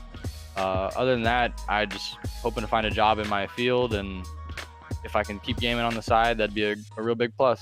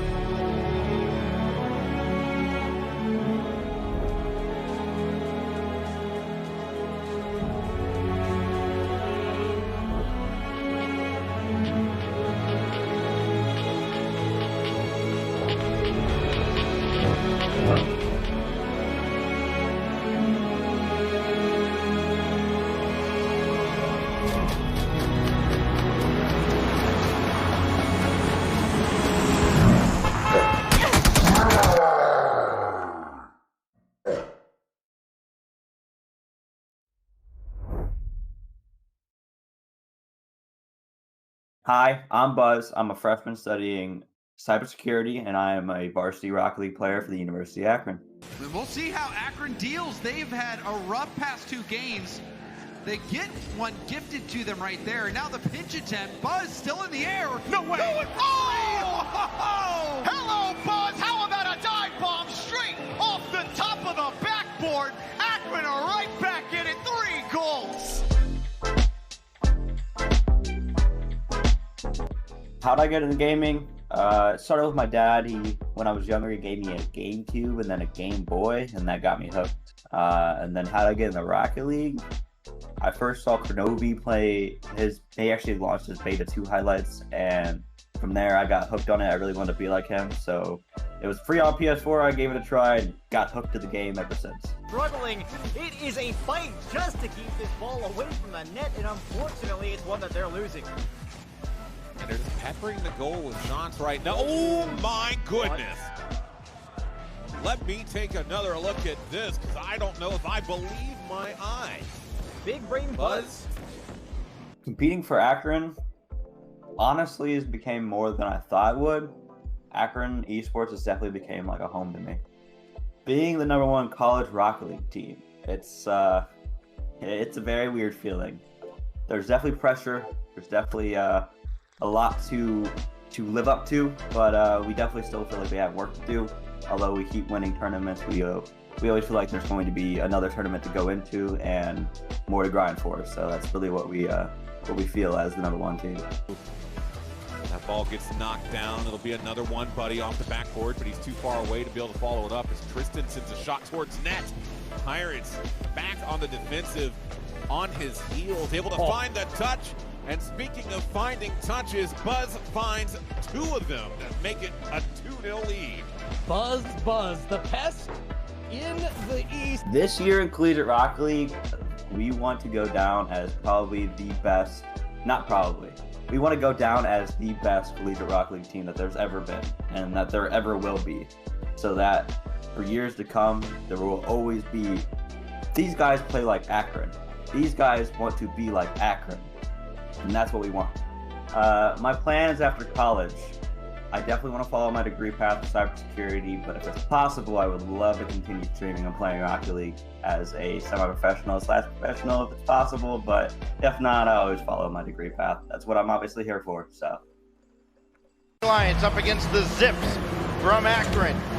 We will send our first team packing from the CRL National Championship as Reticence sends one away, and if you go by this crowd, they certainly favor the Akron Zip. When I found out that Akron was doing this, I just jumped up for joy. We've got like fans at home, like insane fans that everybody's like rooting for us. We get scholarship money, we get all kinds of like sponsorships that come in.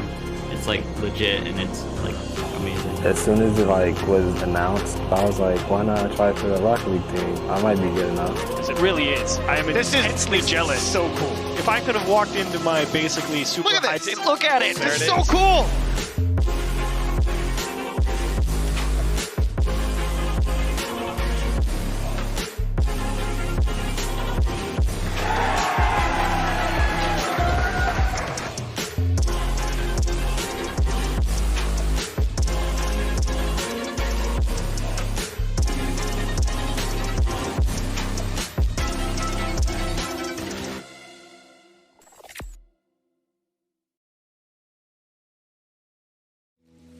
Hi, I'm Jordan. I'm in my last year studying financial management, and I'm a varsity Fortnite player for Zips Esports.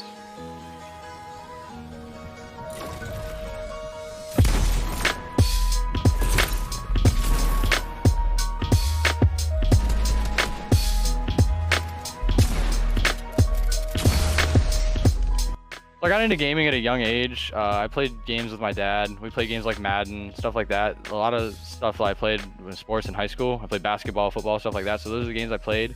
And then as I got later on into high school, I transitioned to shooter games like Halo, Call of Duty. And then when I first got my PC, I got CSGO. And I played that competitively for a couple years. And then I ended up swapping over to trying out PUBG and League of Legends. And when that didn't work out, I ended up here at Fortnite. And it's really took off for me.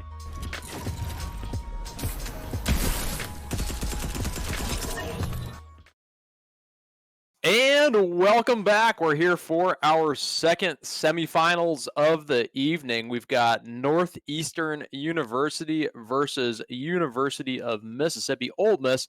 And I am joined for our final 2 games here by Brian. Brian, do you want to go ahead and take a second and introduce yourself to the audience out there?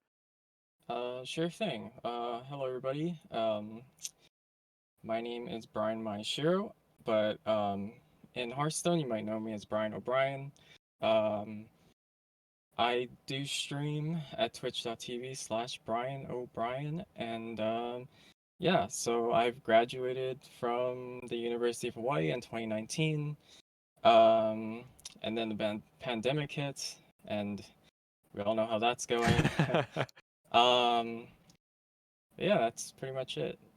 Well, it's good to have you on with us today. We're going to go ahead and get straight into this matchup, but let's take a quick look at our deck lists here.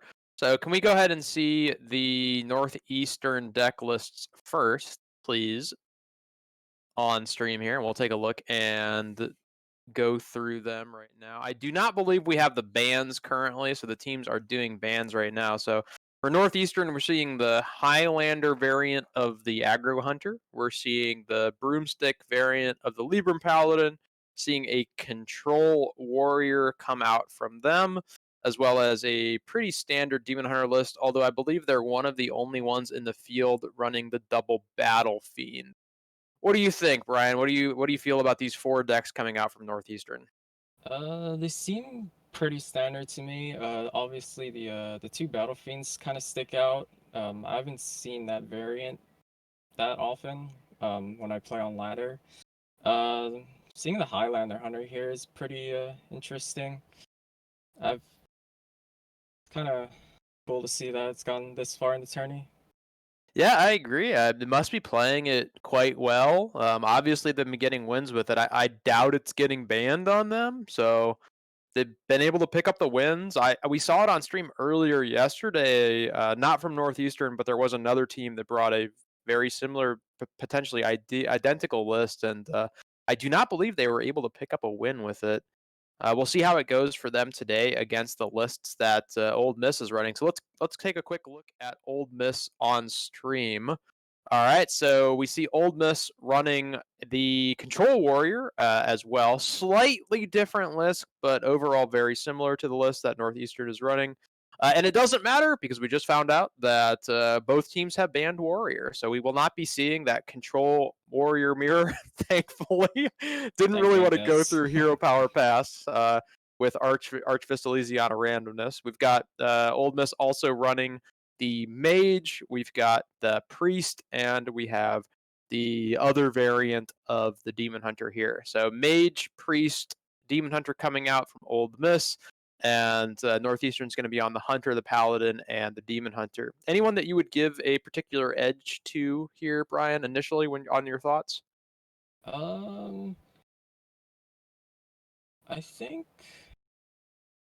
honestly think Northeastern might be slightly favored here because of the Highlander Hunter, because it seems favored into the Priest and maybe the Demon Hunter as well. Yeah, I would agree. I think the Priest is going to have a hard time dealing with that much pressure early on. I don't know if they'll be able to deal with all that early game and the ability to just continually go face from the Hunter. Yeah, I mean, there's always the Mage, which is my favorite class personally. But Mage can probably steal a win.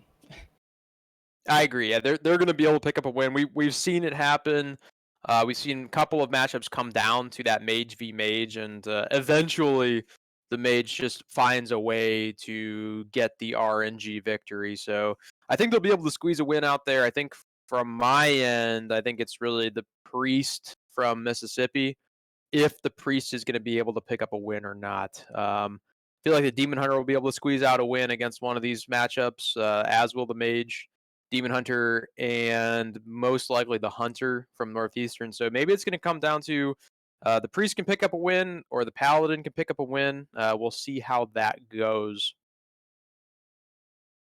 But once these teams are ready, we're going to go ahead and get straight into the game. I believe we'll be spectating Northeastern on the bottom half of the screen and Ole Miss on top. We'll have to see how that goes once we pop into game. Curious what the teams decide.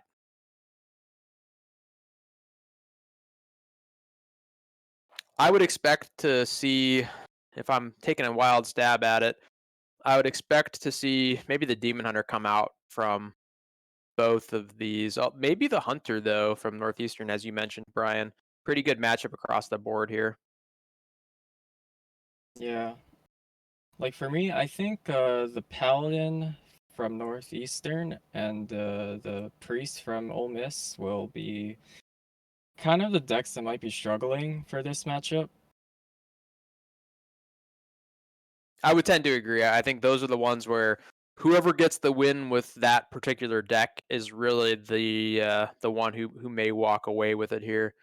And I'm actually not super familiar with how that matchup goes if it comes down to it. If it's going to be the final matchup is Priest versus Paladin. Not sure which one is really favored there. I suppose it depends on how the Priest is curving out and how everything goes. I would say Priest is favored. If it came down to Priest v Paladin, just simply because Priest has so much value generation and they can steal the Paladin's minions. Yeah, that is true. Yeah, we've seen most of the matchups we've seen with Priest so far. We've seen Wave of Apathy being played 3, 4, 5, 6 times in a lot of cases with random generation, and Paladin just not being able to deal with that many turns of not being able to deal damage. Yeah, Paladin really struggles with dealing burst damage from hand. I mean, there's a Pen Flinger, but it's very rare that you see somebody getting pen fingered to death. We do see two in the Northeastern version of the deck, so I suppose it is possible if they're able to pick up the Libram of Wisdoms, discount them early enough that they could just continually ping and ping and ping, but it will be tough. So we're getting into game here. It looks like we are seeing turn 2 here, and yeah, we were right. We're seeing the Demon Hunter v Demon Hunter matchup, Northeastern on the bottom and Old Miss up top. Looks like identical starts there for both of these teams. Spirit Jailer being played on one into... we're seeing Old Miss's second turn here. So I'm seeing the other Soul Jailer come out here from Old Miss, squeezing in the hero power here. And at least from what I've seen of this matchup so far in the tournament, a lot of it comes down to really swingy plays and who has either the healing at the right time or who draws into the big turns with the Soul Shard Lapidaries and the Glaive Bound Adepts. Yeah, it also comes down to the chip damage. Like these 1/3s on the board actually amount to maybe like 5 or 6 if you ignore them. So either of these teams might want to consider clearing these at some point because the chip damage really matters in the mirror. Yeah, I could see that happening because you don't have too many of these smaller early game minions, but most of the time they do get ignored, and I would agree with that. If they end up dealing somewhere between 5 and 10 damage, it's really going to be impactful when it comes down to it.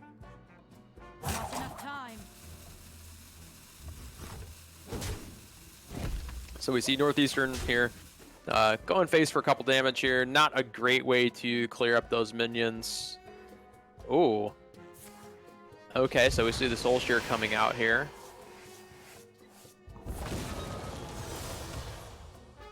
And another 3 damage going face with the 1/3s and the hero power. So coming back to Northeastern here on turn 4. Would be surprised not to see the Marrow Slicer come out. Yeah, it's just way too good to pass up on dropping that Marrow Slicer.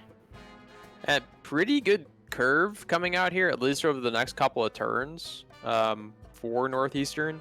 And they've got that Blade Dance in hand, as well as both Twin Slices and a Chaos Strike to just be able to make a gigantic swing turn if they choose to go that route. Ole Miss not having one of the weapons in hand, definitely going to hurt here a little bit. They have one option to draw here, have a potential board clear, but in hand, not a whole lot of options here. Horde Pillager on 4 without a weapon in the pool doesn't look very good. Kind of interesting that they hit with the weapon here, because next turn is probably dropping Soul Shard Lapidary, and then you lose your weapon, which kind of makes the Blade Dance a lot worse. That is true, yep. I wonder if they're thinking maybe that the double Twin Slices and the Chaos Strike is going to be enough, though. I mean, yeah, that is true. If they choose to go that route, at next turn they're going to be able to push 9. And then the following turn after that, they don't quite...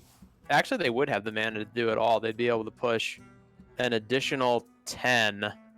So not quite enough to finish off Old Miss, but if they do go that route, it would be quite impressive burst of damage. I doubt they'll expend it all there, but we shall see what they decide to do. Let's do Magic. I wonder if there's a consideration to just go with the Blade Dance here to clear off this board of little minions.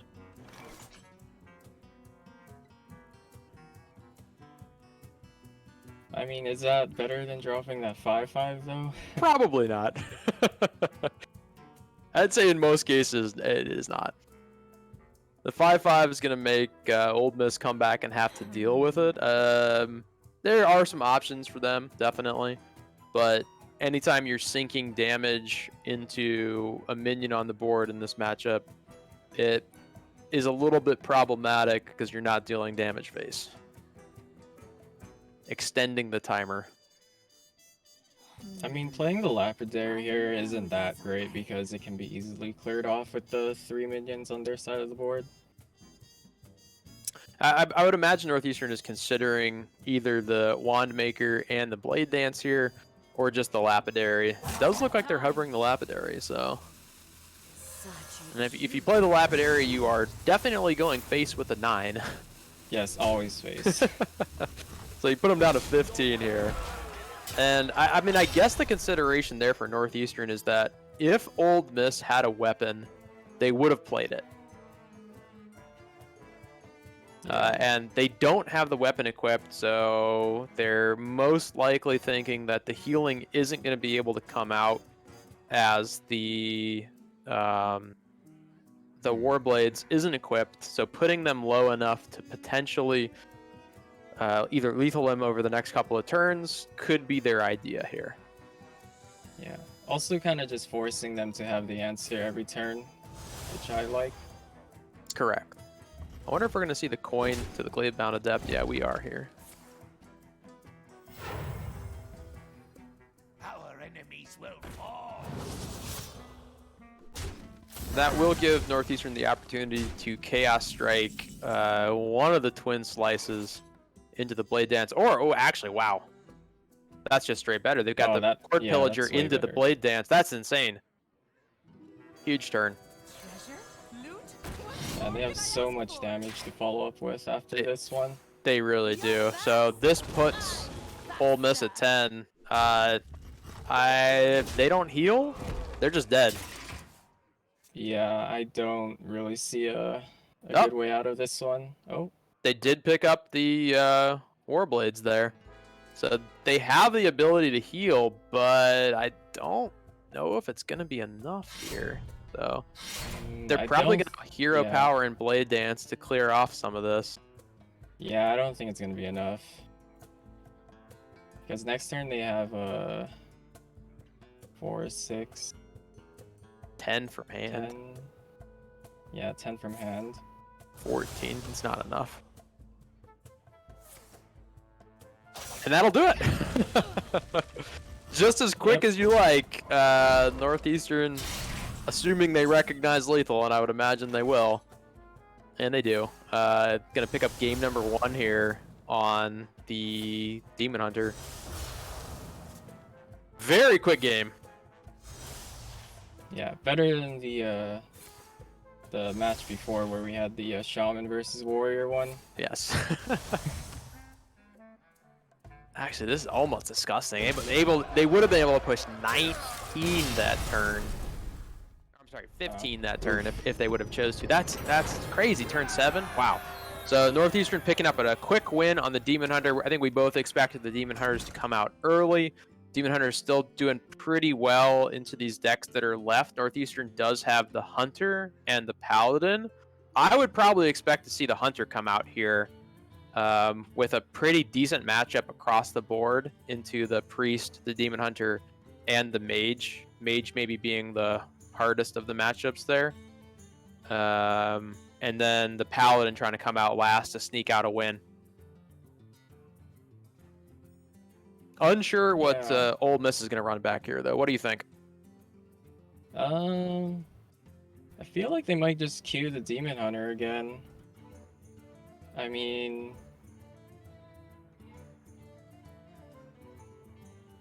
I guess they could queue the Priest because it does better against Paladin.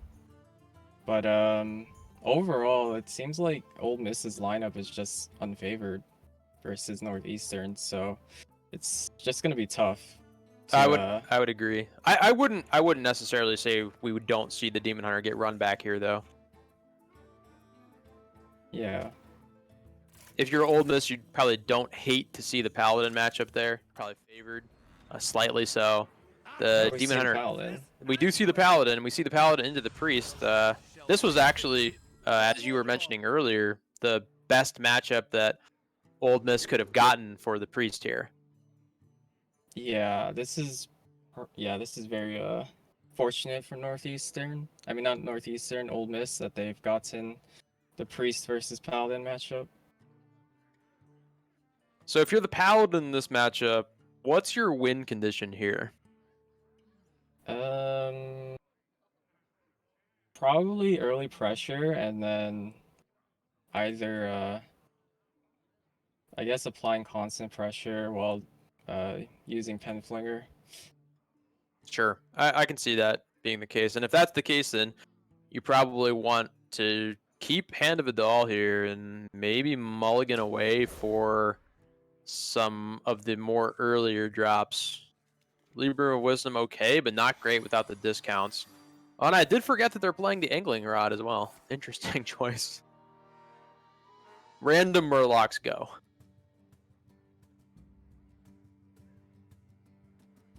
I mean, it is a better Fiery War Axe if you look at it that way. That is true, although I still can't forget when Fiery War Axe was 2 mana. Being 3 mana just feels bad. But Paladin doesn't really have a great 3 mana weapon that they're able to play. Or is there any 3 mana weapon in the pool right now that they're able to play other than that? I don't think so. What would Uther I think the that Angling Rod is probably the best 3 mana weapon if there was another one. I don't believe there is. I know there's some really busted ones in Wild, but I don't think there is in Standard right now. I'd have to take a look. Oh, there's the 1/5 weapon that's in the classic set, I think. That buffs a minion and loses durability. Oh yeah, you are correct. Haven't seen that played in a while though. Yeah, I've not seen that played in like years. So are we looking at coining into the weapon? I don't think so. Probably just a hero power here. Yeah, I would hero power. It sets up minion buffs.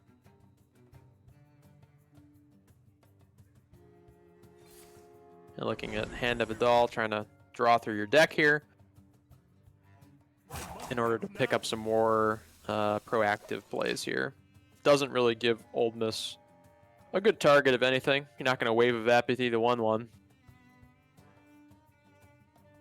Although the hand from Old Miss is looking pretty good against what Paladin has here. Or what Paladin wants to do. Even Mind Flayer being pretty good here too. Cobalt Sticky Fingers potentially steal the Murloc weapon.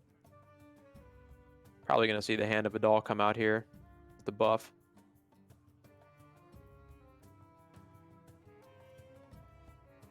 And we do. Well, at least they're pointing it at it.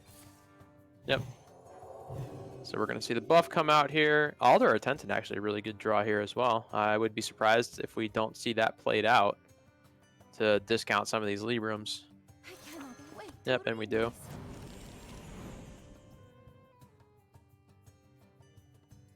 And going to have the 3/3 Chug face here after they decide that they're not going to be playing anything else. I guess maybe the only thing they might be thinking about is coining out the Librum, but I doubt that that's the play. It would open up the following turn for the Devout to be played here, though, or they could play that on 4. I don't hate that play, honestly. Priest has a notoriously hard time dealing with the 4/4, although the following turn they would be able to Cabal Acolyte it. Yeah, and they're going to go for it. I like this line of play because it follows up pretty well with your mana usage, so you're going to be able to hit face with a 4/4, follow up with the Devout Pupil, and then play the Aldor Truthseeker on the following turn. Feels pretty good. Yep. I wonder... I mean, this turn, Ole Miss will probably just drop the Spellkin, but next turn they might maybe chance the an Acolyte Wave of Apathy to steal. Sure, I could definitely see that coming down here. It definitely feels bad that you're not able to guarantee one of the better minions. If you end up stealing the 1/3, feels pretty bad, but you're still in a decent spot there. I think if you're Northeastern, you probably recognize that that could be a possibility, and you more than likely don't trade in this spot. Because if you're trading away the 1/3, you're guaranteeing one of the better minions going over to the Cabal if you're going to play around that. Yeah, it's much better to go face here because of the Cabal Wave of Apathy. And they do. So let's is there a Pyromancer? No, there's no good Pyromancer play here. So you're looking at Cabal into Wave of Apathy to take a 33%. Well, it's actually a 66% to get a good card. And you really like picking up the 4/4 here if you're able to do it, because you pick up the Libram as well. Yeah, I mean that or the 4/5 Divine Shield is not bad either. That's true. What do they pick up? Okay, that works for them. Works very well for the trade as well.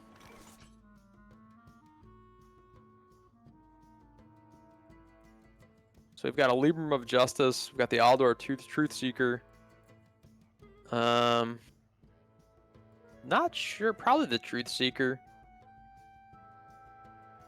Which path to choose? Angling Rod being hovered here. Yeah, I would just drop the Truth Seeker here. 2 Librams in hand. Being able to play Libram of Justice for 2 mana, or even free if they had played the other one out here, pretty strong. All the discounts on the Libram is always nice. I like the bump there too. Get rid of the Divine Shield.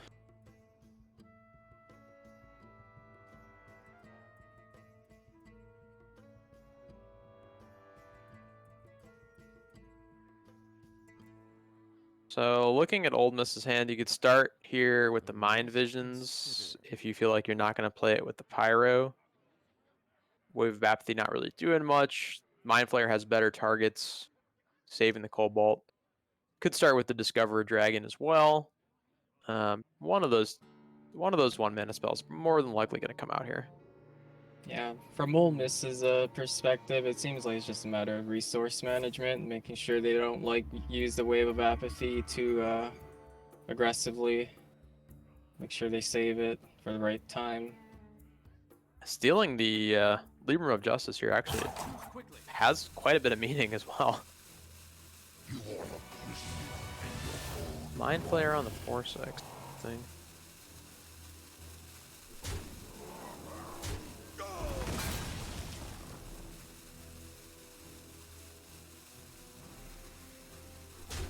See the Libram give it back over.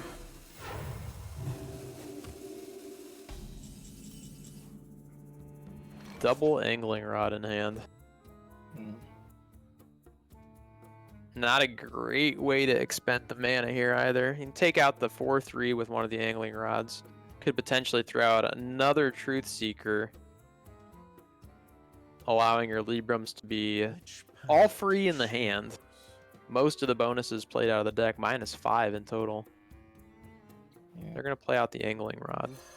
I mean, I guess the best case for Northeastern would be to get the Murloc Prime. That is true, yes. Yeah. Are they playing it main deck? Let's see. They're not playing it main deck. Yeah, they're not. Yeah, but if they do generate it from this weapon, it would help in this matchup. That is true, yeah. More than likely you're going to get sticky fingered on the following turn, I have to believe. Toxfin, great minion in Battlegrounds, not so great in Standard. Yep, there goes the weapon.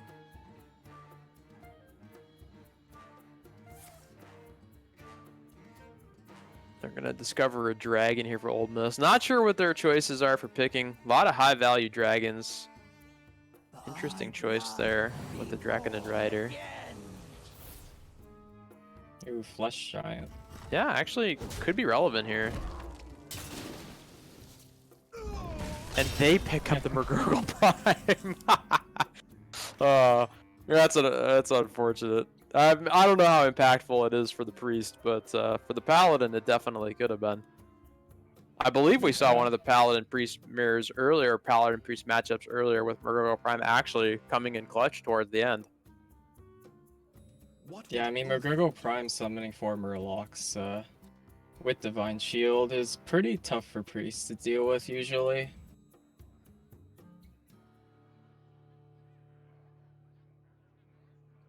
So here on 7 mana, nothing really lines up great for them. They're gonna go ahead and take out the Mind Flayer, and then so we got It's looking like a Lord Bear off turn here. that makes sense. Cleaning some stuff up. Unfortunately, though, Do try to keep yourselves alive. Act now. not really gonna be able to clean up the whole board super efficiently. Job done.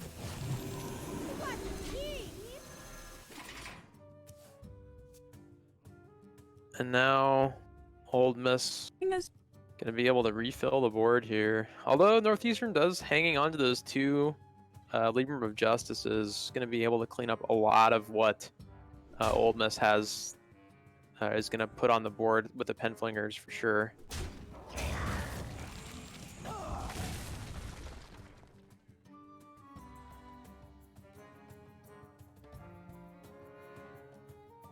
So a lot of different options here.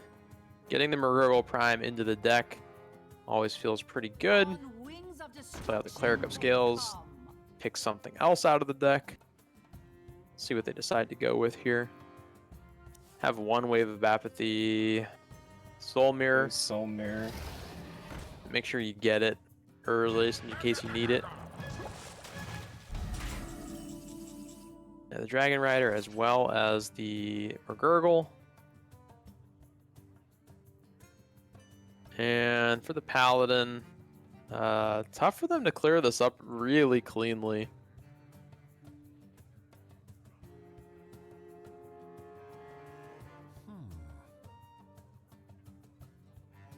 It can expend one of the Librams here to clean up the front end of the Dragon Rider. Back end is going to cause some problems. Yeah, I'm not sure what the Paladin can do here in terms of winning this game.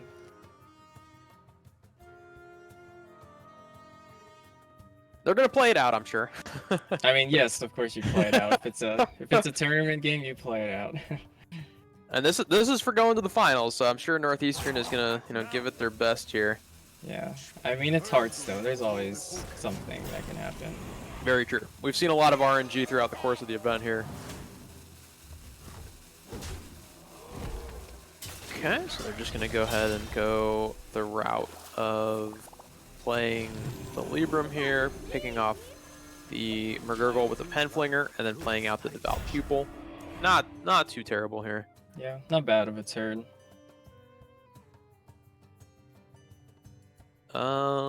What does Murazan give this turn? Murazan would play out both of the taunts as well as a randomized Libram.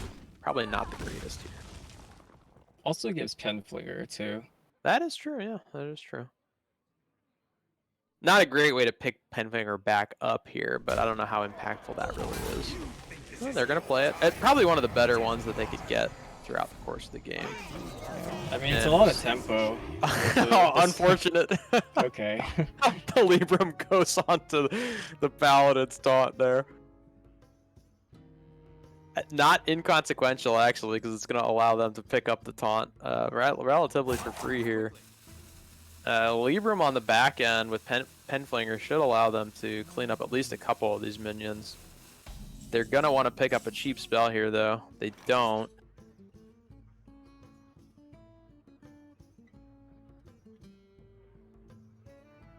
Guess you can Penflinger onto the 4/5 to clear up the Divine Shield, play the Libram, picks the Penflinger back up.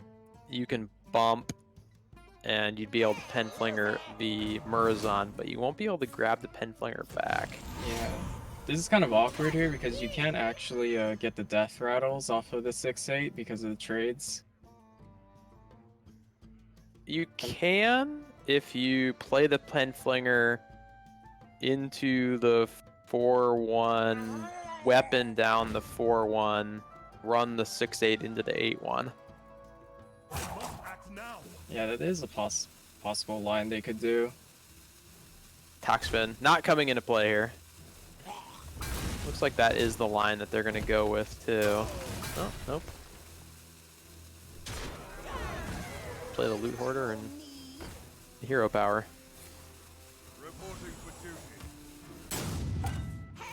Oh, okay. So they're going to play out the Pen Flinger. Yeah. Spend it here. They run a second Pen Flinger, right? So this is They not... do, yeah. Yeah. Oh, and the Maguro Prime being picked up already. Look at that.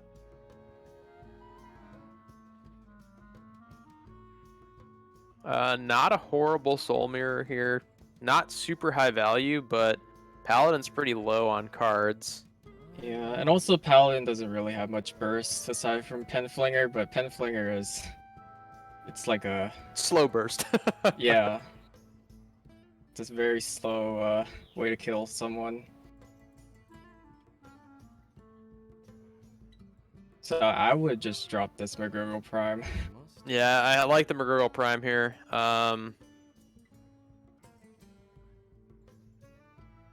It more than likely doesn't allow you to clear anything, but you're not dead.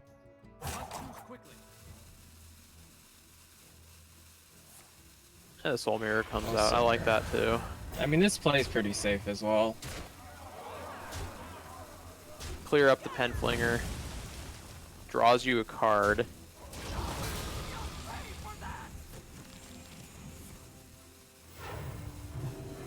Yeah, overall, that's actually really good. And not really any great options here for the Paladin.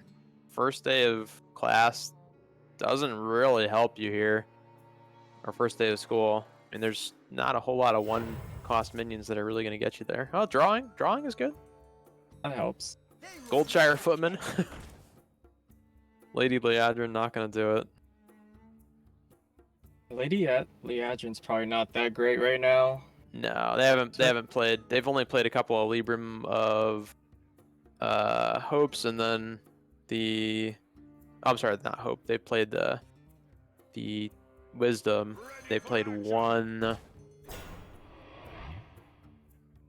Hand of It All, I believe. Yeah. Toxin coming out as a 1-mana 1/2. They also haven't played any Libram of Hopes yet, so Leadrin, I guess they're just gonna go for it because they don't really have any better options. That's a lot of Libram of Wisdoms, though. Wow. Did they get to play them all out here? Looked like they did. One more? Yeah. They got him, okay. That is a big Goldshire Footman. 6/7. Yep. So Pyro plus Libram is pretty backbreaking here. Although, yeah, I think you might have to go that route just in case Paladin has some sneaky stuff. Yeah. Do they overdraw here? Because if they do, that's a big deal. I believe they do. There was a lot of Librams in play. Yeah. Yeah, they definitely do. Yeah, this is not good for Northeastern here. No, because Librams are good, but playing them on your 2-drop and 3-drop, not ideal here. Yep. Yeah, this is looking like a GG. I believe this may be a throw your face into the 6/4. I guess you can draw one card here, right, with Hand of a Doll. I don't know what you're looking for. Off the 2-mana Murloc, the Libram of Hope is playable if you draw it. It seems like you have to go for no, you can't. You only have one draw. I was thinking of like maybe Libram of Hope and Broom, but we only have one card to draw, so that's not really gonna help. So this is it. Is it Libram of Hope? It is not. And that'll do it. That's a lot of Libram of Wisdoms, though. Wow. All right. So, Mississippi able to even it up, one apiece. Paladin definitely not favored in the matchup. That was the matchup they were looking for the Priest, and as we said early on in the cast, that was going to be the hard deck to get a win with for Ole Miss. So they pick up a win against the Paladin. So now both teams left with 2 decks. Mississippi left with their Mage and their Demon Hunter, and Northeastern left with that Paladin we just saw, as well as the Highlander Aggro Hunter. Any guesses as to what we're going to see here, Brian? I have a feeling the Paladin might come out again because it's really good into the Demon Hunter matchup, but it's kind of awful into the Mage, and I wouldn't really want to risk that, like the chance of queuing the Mage instead. Yeah, seeing the main deck devolving missiles into a Paladin deck never really all that friendly. Yeah, like because Mage can just generate extra devolving missiles, extra freezes, and it's just a really tough matchup for Paladin. I would agree with that. So you think we're going to see the Hunter come out here from Northeastern? Maybe. We'll see. I like to see the Hunter. I mean, they're gonna have to get a win with it. I don't think they're gonna run the Paladin back though. I agree with you. I think the Paladin has a real difficult matchup in the Mage, but they've got a pretty strong matchup into the Demon Hunter, or at the very least, it's something that they probably don't hate to see as the Paladin. I guess it just depends on, are they gonna run the 50-50 or are they gonna try and mind game each other? Yeah. I'm not sure how this Hunter versus Mage matchup would go. I imagine the Hunter versus Demon Hunter one would be slightly favored for the Highlander Hunter. I think the Highlander Hunter has got a lot of early game answers. They are running an Ooze in there as well. Zephyrus is good in the matchup. Lot of answers for the early minions that the Demon Hunter is trying to play with. And Demon Hunter probably not going to be able to answer the entire board of the Hunter very consistently. But as we've seen before, the Demon Hunter is just a strong deck and can easily run away with the matchup with 2 or 3 quick consecutive turns of dealing 10 plus face damage. So we are going to see the Hunter run out here against the Mage. I think this is probably what Northeastern wanted to see. Yeah. I mean, this matchup should be fine for Northeastern because the constant pressure from Hunter. But Mage can do Mage things, so that is true. Yeah, drawing your good cards as Mage in the right order, getting double Sorcerer's Apprentice, maybe picking up your Mana Cyclone early into generating a bunch of random nonsense is definitely good. So we shall see what happens here in the matchup. I think maybe the randomness from the Mage does kind of dictate this matchup. The Hunter doesn't have a whole lot of randomness in it, other than of course, the random draw order. So we shall see. Zephyrus being picked up here, as well as the Eagle Horn Bow. Some draw for the Hunter. Maybe not what you wanted to see early, though. Imprison Felfian, such a good card. Yeah, that Fell Ball is going to be really good to drop down early here. That's a hard card for the Mage to deal with as well. Yeah, Firebrand gives him a decent shot at clearing it if nothing else is on the board, but that's about it. Gotta expect the Hunter's going to be able to run out some more minions as well by the time it awakens. So we are going to see the coin here. Into the Scavengers. Huh, interesting. Okay. Valuing the draw. This is a deck. Ooh, okay. That's really good, actually. Copying the 1/1 to give it to play 2 3/3s for 1 mana. Pretty good. Well, that's also good. The evocation. That is true. Yep. Ole Miss with some of the top end cards in the deck, but the Hunter having a somewhat slow start to hand here. Unsure. I don't have a ton of experience with the one of Face Hunter here, so I'm not exactly sure what the best route of play is here. Not sure if it's throwing out the Felma. Felma always seems good though. Yeah, I'm surprised it didn't drop the Felma on the previous turn because usually coin Felma is like a pretty strong play. And then you just follow up with the scavengers. Kind of interesting to see that they did it in the other order there. Maybe they're looking to guarantee to have some additional minions on the board when the Felmaw awakens.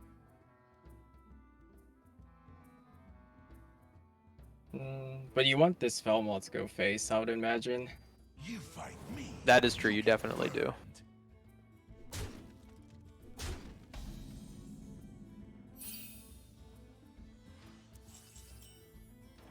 Unleash, not really doing anything magical here.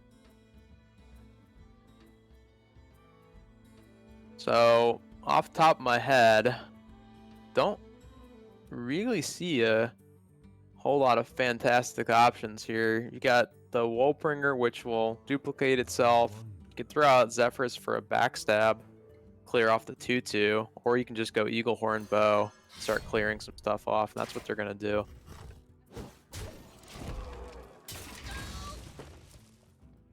I mean, this does set up a better Felmaw, so it's not the That worst is true. play. Felmaw hitting face or hitting the 3/4 is decent here. Yeah. Also opens you up for next turn Phase Stalker into hero power, potentially generating another charge on the bow if you can wait that long.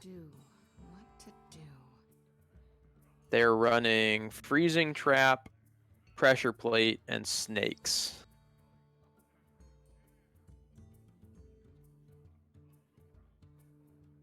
I mean, if I was a mage, I would just go for Sorkin Evo here. What to do? Because this matchup's more so about tempo. You don't really necessarily need the value from I agree, and then yeah, because you're more than likely playing Jandis on the upcoming turn, or yeah, Rox and potentially. Also the evocation was randomly generated, so it also discounts Giant. So I'm surprised that they didn't go for Sork Evo here, but Okay, so the Felmaw does go face. Felmaw always goes face. So two options that stick out to me is the Phase Stalker and the hero power. Zephyrus also picks up Pain here to clear up the 3/4, which isn't awful. There's also Wolpertinger and Frozen Shadow Weaver on the 3/4. That is true. A lot of health on the board there. Shadow Weaver not really going to do a whole lot. Or the Firebrand, I'm sorry. The Firebrand not going to do a whole lot if there is that much health on the board. More than likely, that's what's going to come out here then if they're going to swing at the 2/2. Oh, going for Zephyrus. What is Zephyrus going to give them here with 1 mana? Charge? Oh, Soulfire. no, Soulfire. Interesting. Okay. I like that. Actually, I like that. Voracious Raider actually one of the better ones they could have discarded there. I think. I don't think they're going to be able to dump their hand before it matters. Yeah, it's actually not a bad line. I was thinking like if it could maybe like give charge there, the warrior spell, so that the Felmaw could rush into the Firebrand. Oh, true. Yeah. Oh, Brain Freeze being picked up here. Brain Freeze. What are they hovering here? Arcane Breath.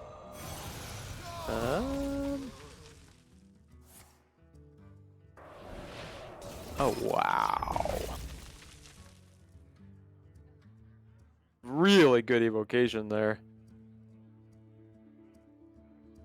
Yeah, it's also the evocation not in dex, so still got a lot more coming. That is true. Got the combustion here to follow up too if they choose to go that route. Play the Mana Cyclone instead. Devolving Missiles. Looks pretty good. Yeah. Pretty good. Wisps or not. Woof. That was a big turn. Yeah, that devolve is really clutch. Yeah, so got the Phase Stalker hero power. Adorable Infestation. Cleans up the Sork's Apprentice. There's no reason to go Unleash here. Yeah. This is the line. Not sure which secret it played. Neither is Ole Miss. There's no explosive trap, which I've always been curious why this deck doesn't run explosive.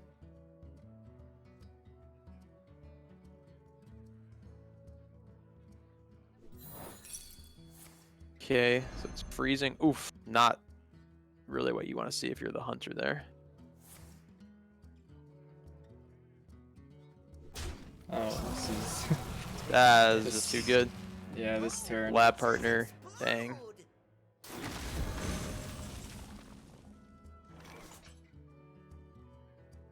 And yeah, this could be a pretty tough spot here for Northeastern to be in. Yeah, that Roz is... They can't deal with it.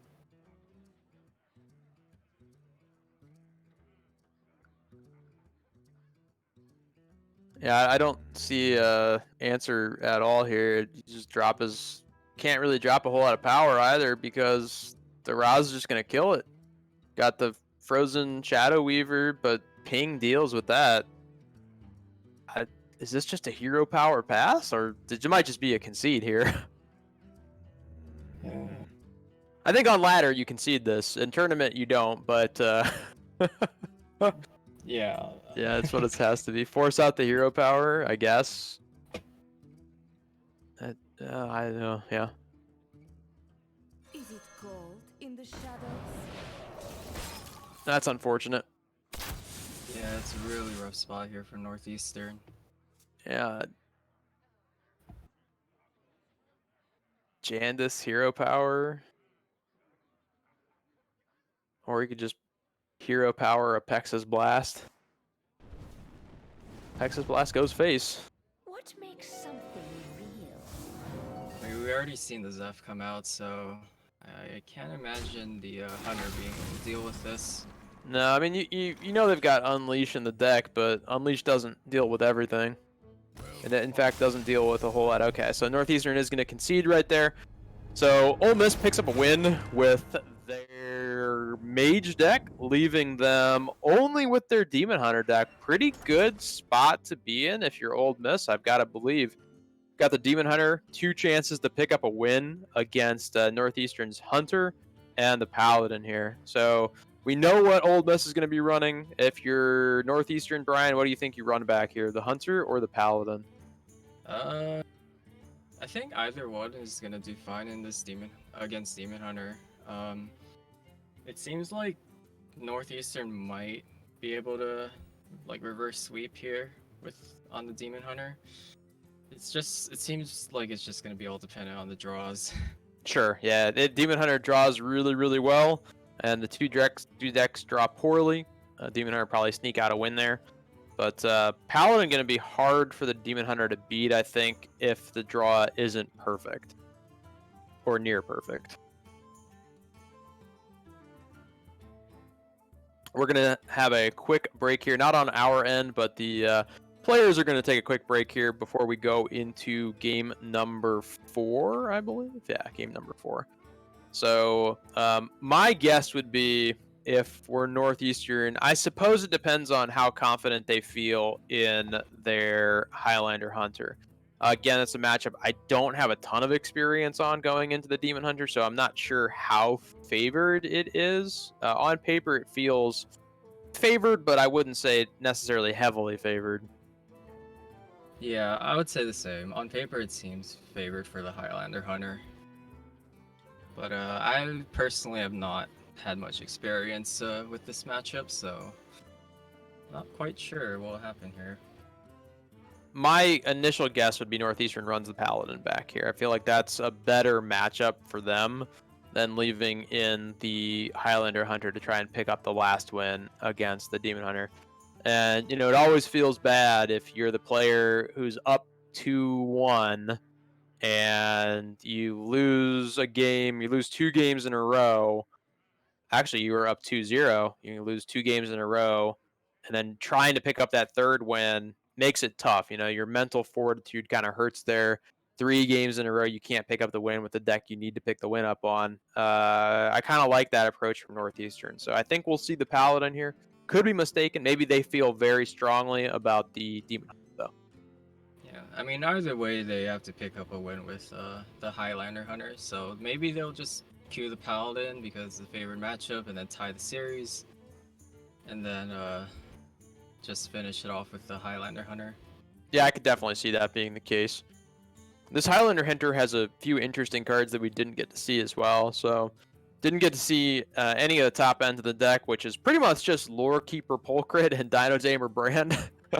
But I'm unsure if we'll be able to see that against the Demon Hunter if they do go that route. I'm not sure if they'll get that deep into the deck in order to play that to finish it off. That would depend. We didn't really see the deck curving out in the way that it's supposed to do in that last matchup against the Mage. I know it's definitely got an earlier curve, and I don't believe we saw a 1-drop. The 2-drop that we saw, they chose not to go with the Imprisoned Felmaw. Maybe it would have looked a little different had the Felmaw been played out first. Maybe been able to back it up with some different minions there. Unsure, but we'll see what they decide to do here. Yeah, one of the problems with Highlander Hunter is that because you're only running singletons, you do run into a little bit of inconsistency sometimes. Like when Highlander Hunter does get the curve, the 1-drop, 2-drop, 3-drop, it's really good, but when it doesn't, it just feels really awful. Yeah, when you don't draw any of it, and then you end up with your only 3 drops in the deck in your hand, just feels like you can't win because the cards that you draw have so low value later in the game that it makes it difficult. Doesn't really happen all that often with Demon Hunter, which I think is why we're seeing it so often, because the deck is just so consistent with the drops that it's able to produce. Yeah, I think I believe we will see a game 5 here for sure, though. I feel like Northeastern's going to be able to pull it out here and then give us a game 5 with the other deck. I like to see the Paladin here, I think. Yeah, I mean, Soul Demon Hunter is probably one of the best decks in the current meta right now. So, I mean, wouldn't be surprising if it takes a win. Nope, not at all. And we were right. We're going to see Northeastern on the Paladin here against the Soul Demon Hunter. So I got to give the edge over the course of these next 2 games to Mississippi just because of the ability of that deck to high roll and steamroll the game and end it on turn 5 or 6. Yeah, I mean, Ole Miss has 2 chances of taking this win with the Demon Hunter. I'll take those odds with the Demon Hunter. Yeah. Very strong deck.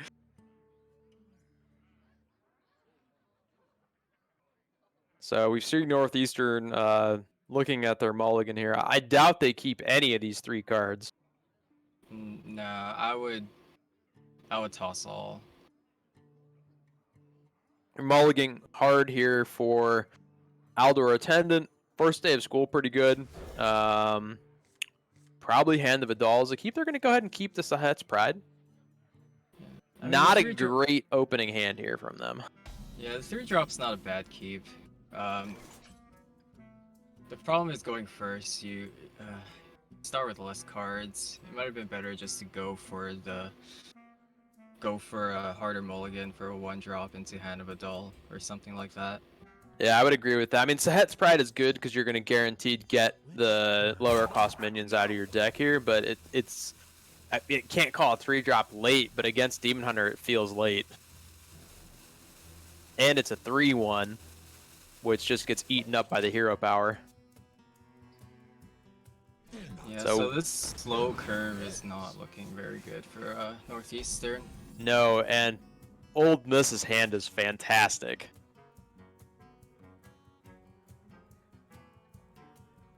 Mind if I roll me? Job's done.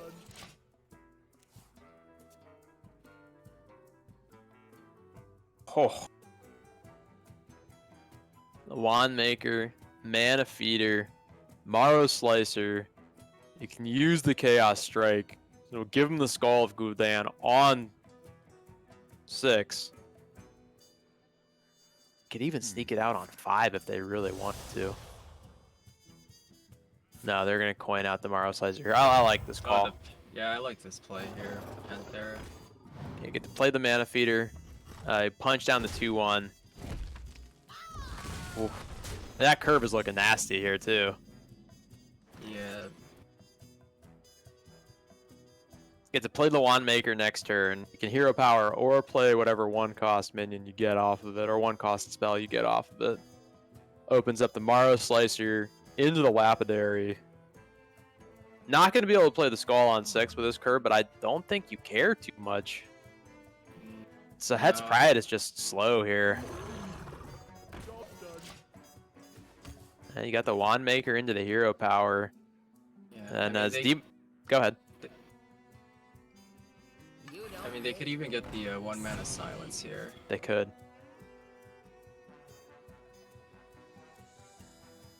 Not a great card. Yeah, not the best one. I think you Hero Power it down here. Yeah. I mean, Paladin's not gonna burst you down. Yeah, Demon Hunter, your health pool is inconsequential. It's about your resources.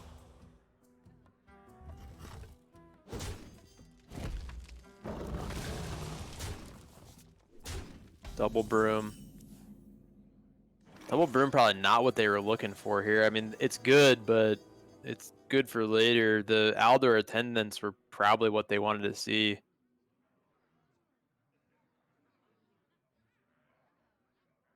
Yeah, it's a really kind of awkward hand here for Northeastern. I mean, they could drop the 3/6 legendary, but they can't get the spell burst effect off of it. I think probably dropping it is the right play here because if you are Old Miss, you want to clear it, and if you clear it, it's 6 damage. It's not going face.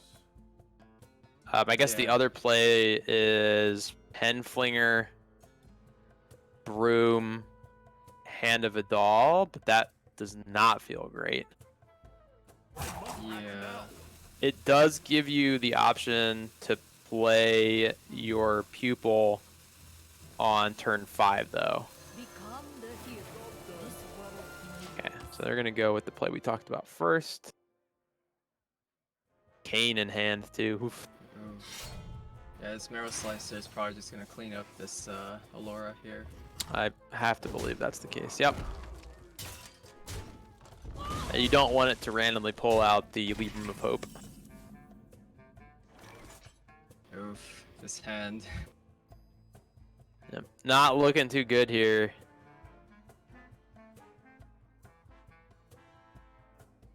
I think we're back on the play we talked about on the previous turn, where it's Penflinger, Broom, Hand of Vidal on the Broom.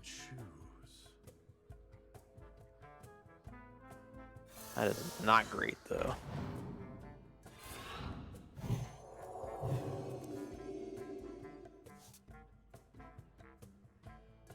Libram, because, I guess, decreases the cost of the Devout Pupil. Yeah. Yeah. I mean, it's better than hero powering, I think. Definitely. Job's done. There is a Consume Magic. I doubt that's the target that you're going to see for it, though. No, you probably want to greet the Consume Magic. Yep. Double Soul Shard Lapidary in hand here. Oh, wow.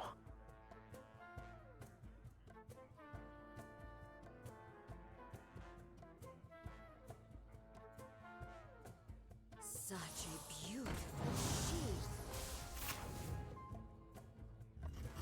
So you can see the 9-10 damage go face this turn.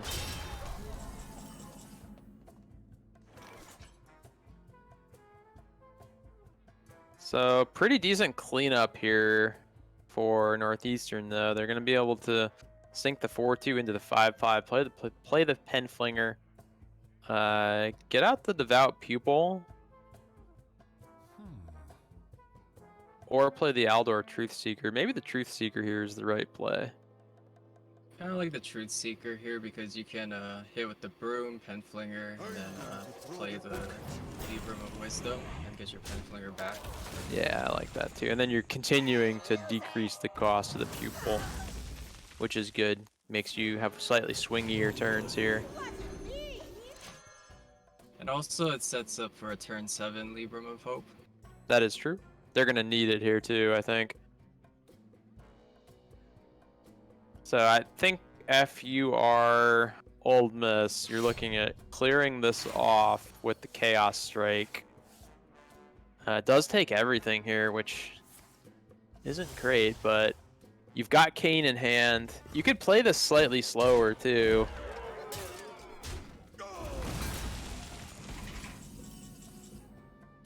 So I'd be surprised if we don't see the Libram of Hope here.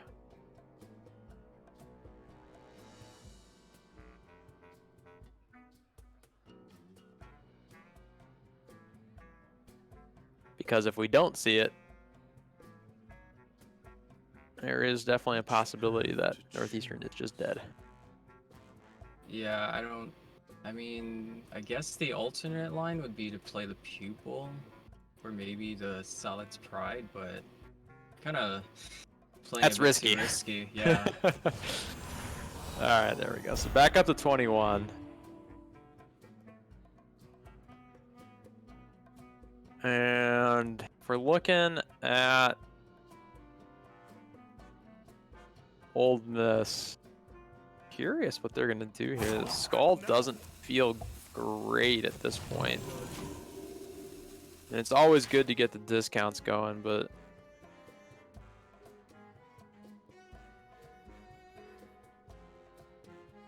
don't really want to Kane here.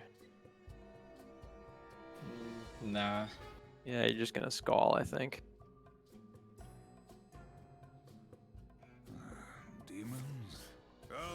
Pick up the silence, you play it here, probably. Nope. Soul Fragment steals a discount. Okay, that's not bad. Nope. Actually, we finally have a demon for the philosophy as well. That is true.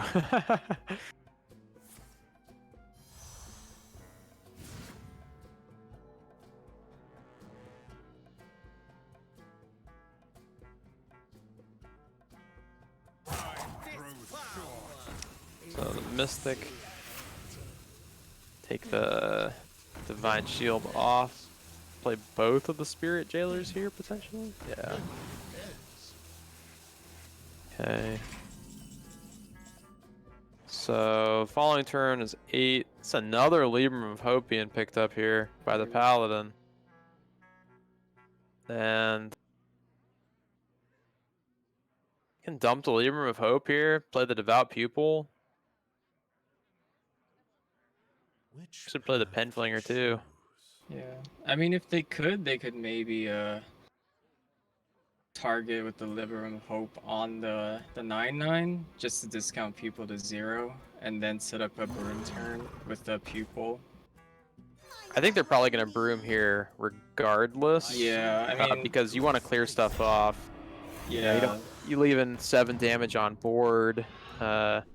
Probably not dead, but you could be close enough to dead where it could really hurt. I want to send this 9/9 face. Yeah, good. Pretty tough spot for the Demon Hunter here. I don't know what they're going to be able to do here. You got the Shard Shatter Mystic again, but there's no Blade Dance in hand to clear this up. That's really what they'd be looking for here. Yeah, not having Blade Dance is one of the ways Paladin can take this win. I mean, this matchup is pretty favored for Paladin, even though Northeastern had a bad start. Like, just not having the Blade Dance here, just big feels bad, man.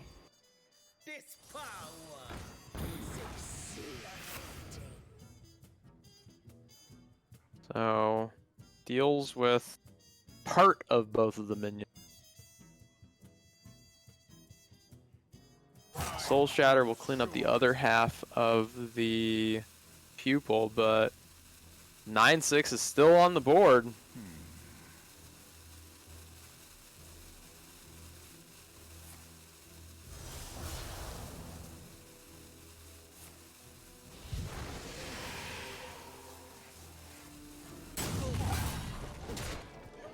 Okay.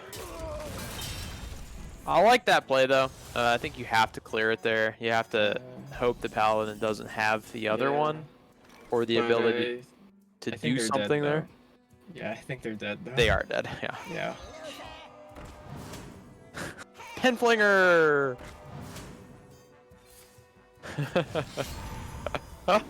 Oh man. Double Penflinger. Alright, so Northeastern able to pick up the win with a Paladin. So we are going to see... Oh, they get the concede out of Old Miz. So we are going to go ahead and end up here going to Game 5. And Northeastern with an opportunity with a reverse sweep. So they're going to be bringing their one of Hunterless, the Highlander Aggro Hunter, against University of Mississippi's Demon Hunter. And as unlikely as it seemed, Demon Hunter may be unable to pick up a win here 3 games in a row.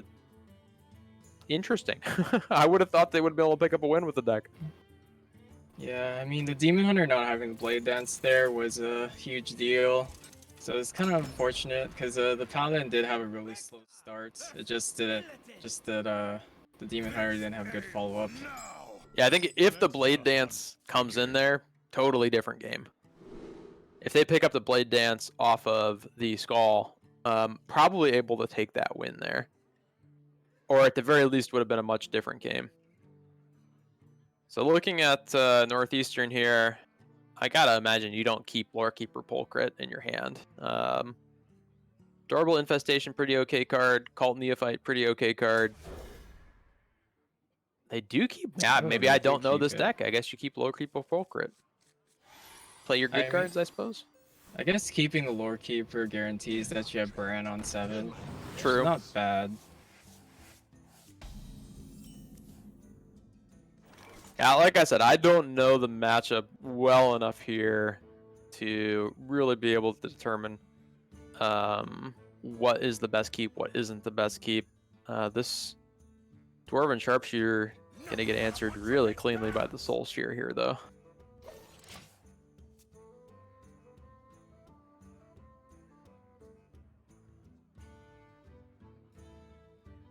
Which I would imagine is what we'll see. No, interesting. See the hero power. I guess this play's also fine. You save the Soul Shear for something else to remove.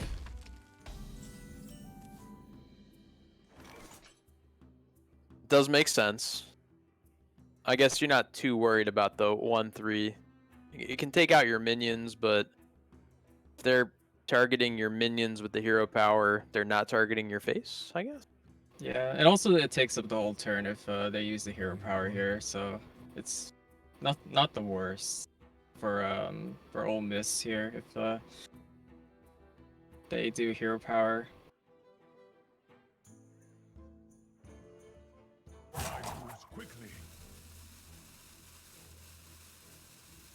And I wonder what they're thinking about here. You got the 3 drops that you could potentially coin out.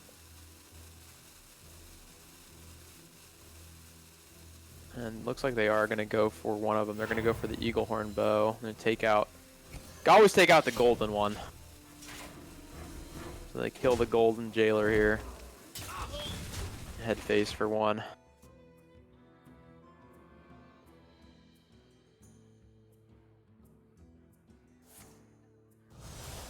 We're going to go ahead and see the hero power and the trade. I like that.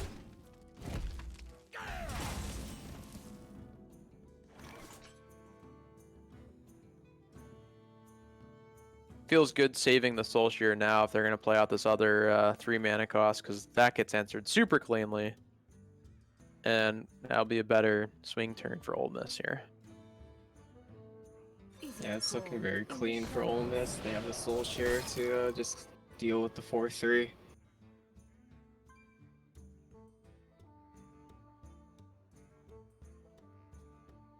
I think you hold the weapon here, right? No reason to swing. Yeah, I think I would hold weapon. Like you don't hit into that 1/2. That's not worth. No, and you don't just sink the 3 damage face. Yeah, you can do it anytime.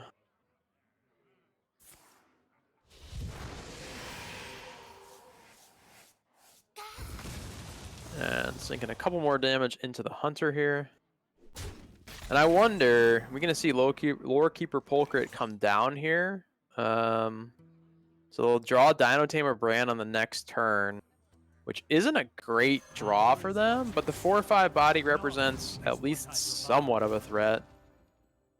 Yeah, I mean, it's a Chillwind Yeti when you look at it. That's true. He's a weird looking Chillwind Yeti. Yeah. I mean, they will draw Bran, and then they'll draw Dragonbane, and then Kill Command, maybe.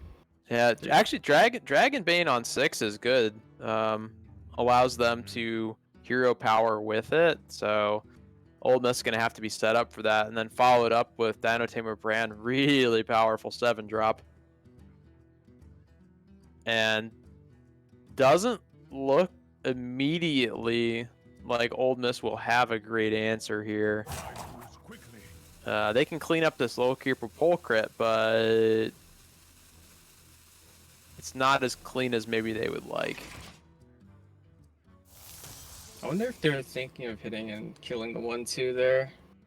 They may have. Ooh, the Marrow Slicer. Good pickup. Because you do have the True Aim Crescent also, so might have been consideration to hit with the weapon because you have another weapon in hand. It's true. Oh, the Demon Hunter are just going to go ahead and chug face there. Saying, we want to end this game before Dino Tamer Brand comes out.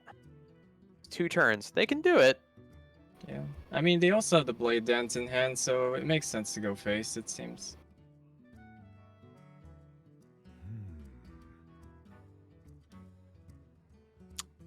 Tracking not good here.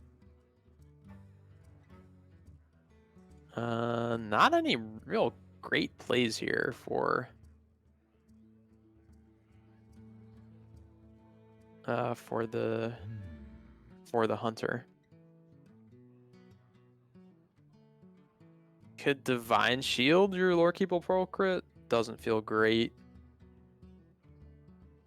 Oh, that always hurts. I took an extra 3 damage there. Could have swung in a few times. Yeah, it looks like they're just gonna try to protect the full Celts from Blade Dance.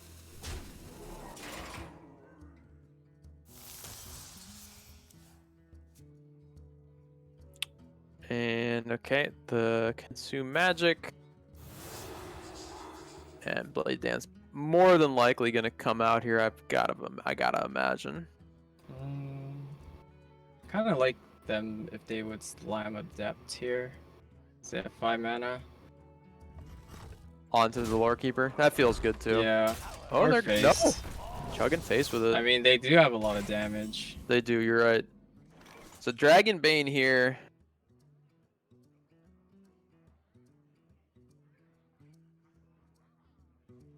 Pretty good. I guess the question is you'd rather have the minion on board, right? Okay, no. Now you trade it off. How much damage is on the back end here? 2, 4, 8. Not enough.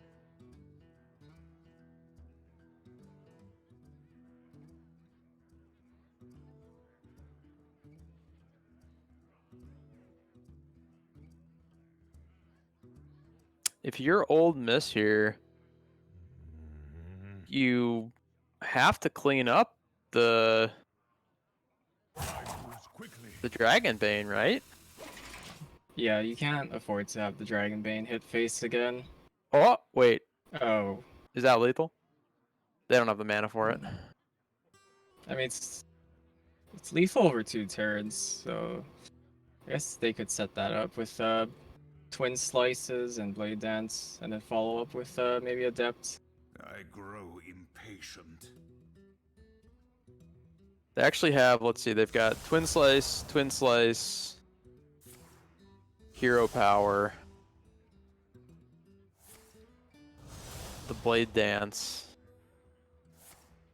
I think you might as well just play the other 2 Twin Slices here, right? Or you have the mana for the following turn. Yeah, doesn't really matter here. You kind of have lethal set up either way. Yep. So no great option here. Tracking could get you Zephyrus, which could get you a heal, I suppose.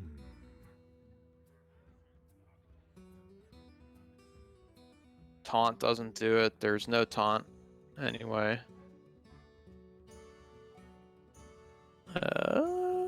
I guess that's it, right? Tracking into Zephyrus into heal. Yeah, it seems like the only outs. Although you could just, if you're Northeastern, you could just hope that Demon Hunter doesn't have any damage, but that's really unlikely. That seems unlikely, though. Yeah. Like, you've seen the card in their hand the whole match here. Okay, that's what they're gonna do. I guess they're just gonna go for it because that's the best out. Yeah, I mean, it makes sense. Even if you're tracking into Zephyrus there, you don't really win the game off of that. You just delay a turn. And Old Miss gonna take it. Yeah, it looks like Ole Miss is heading into the finals. They most certainly are. So that is going to do it. Game 5 here. Pretty good time there, about an hour on those 5 games. Good games from Northeastern, good games from Old Miss. Old Miss able to pick up that 3rd game with a Demon Hunter. So we will take a short break here, but when we come back, we're going to have Old Miss in our finals with RIT playing for $1,500. So should be pretty exciting for these two teams going into the finals here, but let's go ahead and take a quick break, and we'll come back here in a few minutes for our finals.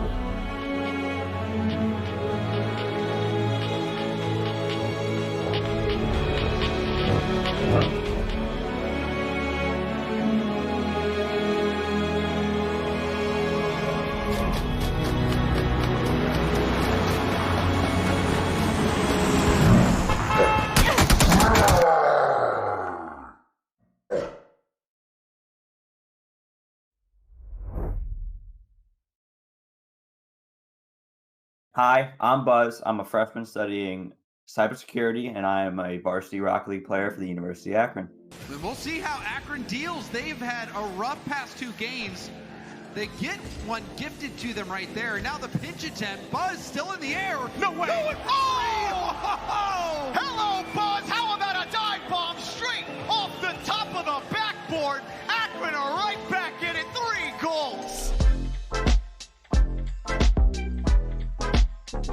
How'd I get into gaming? It started with my dad. When I was younger, he gave me a GameCube and then a Game Boy, and that got me hooked. And then how'd I get in the Rocket League? I first saw Kronovi play they actually launched his Beta 2 highlights, and from there I got hooked on it. I really wanted to be like him, so it was free on PS4. I gave it a try and got hooked to the game ever since. Struggling, it is a fight just to keep this ball away from the net, and unfortunately it's one that they're losing. And they're just peppering the goal with shots right now. Oh my goodness. Let me take another look at this, because I don't know if I believe my eyes. Big brain Buzz. Competing for Akron, honestly, has became more than I thought it would. Akron Esports has definitely became like a home to me. Being the #1 college Rocket League team, it's a very weird feeling. There's definitely pressure. There's definitely a lot to to live up to, but we definitely still feel like we have work to do. Although we keep winning tournaments, we always feel like there's going to be another tournament to go into and more to grind for. So that's really what we feel as the #1 team. That ball gets knocked down. It'll be another one buddy off the backboard, but he's too far away to be able to follow it up as Tristan sends a shot towards net. Pirates back on the defensive, on his heels, able to find the touch. And speaking of finding touches, Buzz finds 2 of them that make it a 2-0 lead. Buzz, the pest in the East. This year in Collegiate Rocket League, we want to go down as probably the best, not probably, we want to go down as the best Collegiate Rocket League team that there's ever been and that there ever will be. So that for years to come, there will always be, these guys play like Akron. These guys want to be like Akron. And that's what we want. My plans after college, I definitely want to follow my degree path of cybersecurity, but if it's possible, I would love to continue streaming and playing Rocket League as a semi-professional/professional if it's possible, but if not, I always follow my degree path. That's what I'm obviously here for, so. Lions up against the Zips from Akron. We will send our first team packing from the CRL National Championship as Reticence sends one away, and if you go by this crowd, they certainly favor the Akron Zips. When I found out that Akron was doing this, I just jumped up for joy. We've got like fans at home, like insane fans that everybody's like rooting for us. We get scholarship money, we got all kinds of like sponsorships that come in. It's like legit and it's like amazing. As soon as it like was announced, I was like, why not try for the Rocket League team? I might be good enough. It really is. I am intensely jealous. So cool. If I could have walked into my basically super high, look at it. This is so cool.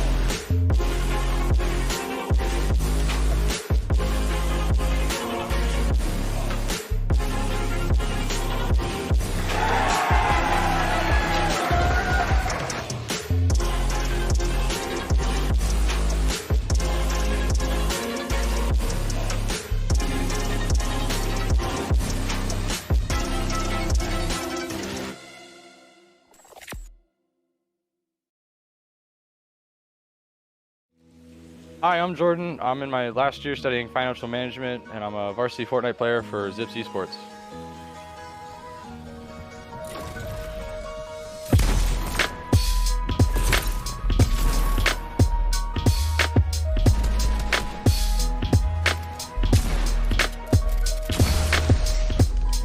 I got into gaming at a young age. I played games with my dad. We played games like Madden, stuff like that. A lot of stuff that I played with sports in high school. I played basketball, football, stuff like that. So those are the games I played. And then as I got later on into high school, I transitioned to shooter games like Halo, Call of Duty. And then when I first got my PC, I got CSGO. I played that competitively for a couple years. And then I ended up swapping over to trying out PUBG and League of Legends. And when that didn't work out, I ended up here at Fortnite. And it's really took off for me.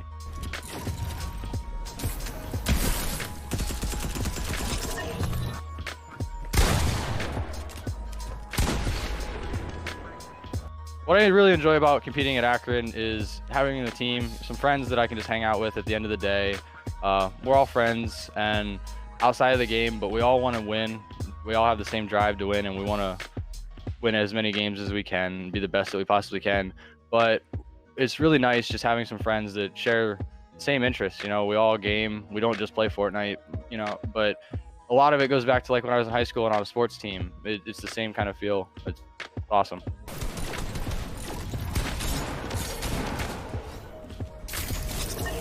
What I enjoy about competing in Fortnite is the pace of the game, you know, the updates. It doesn't get stale. Like CSGO, when I played in the past, you'd wait a year for an update and the game could get boring and people got burnt out pretty easy. But with Fortnite, we get an update every 2 weeks and we're all able to stay on top of the game and, you know, just grind together because there's always something new to learn.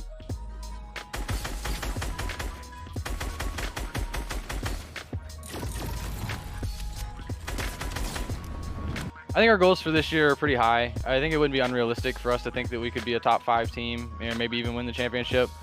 Me personally, I've been in the collegiate playoffs for many different games, Fortnite a couple times itself, and I'm just ready to win one. So I think we can definitely put in the work and win.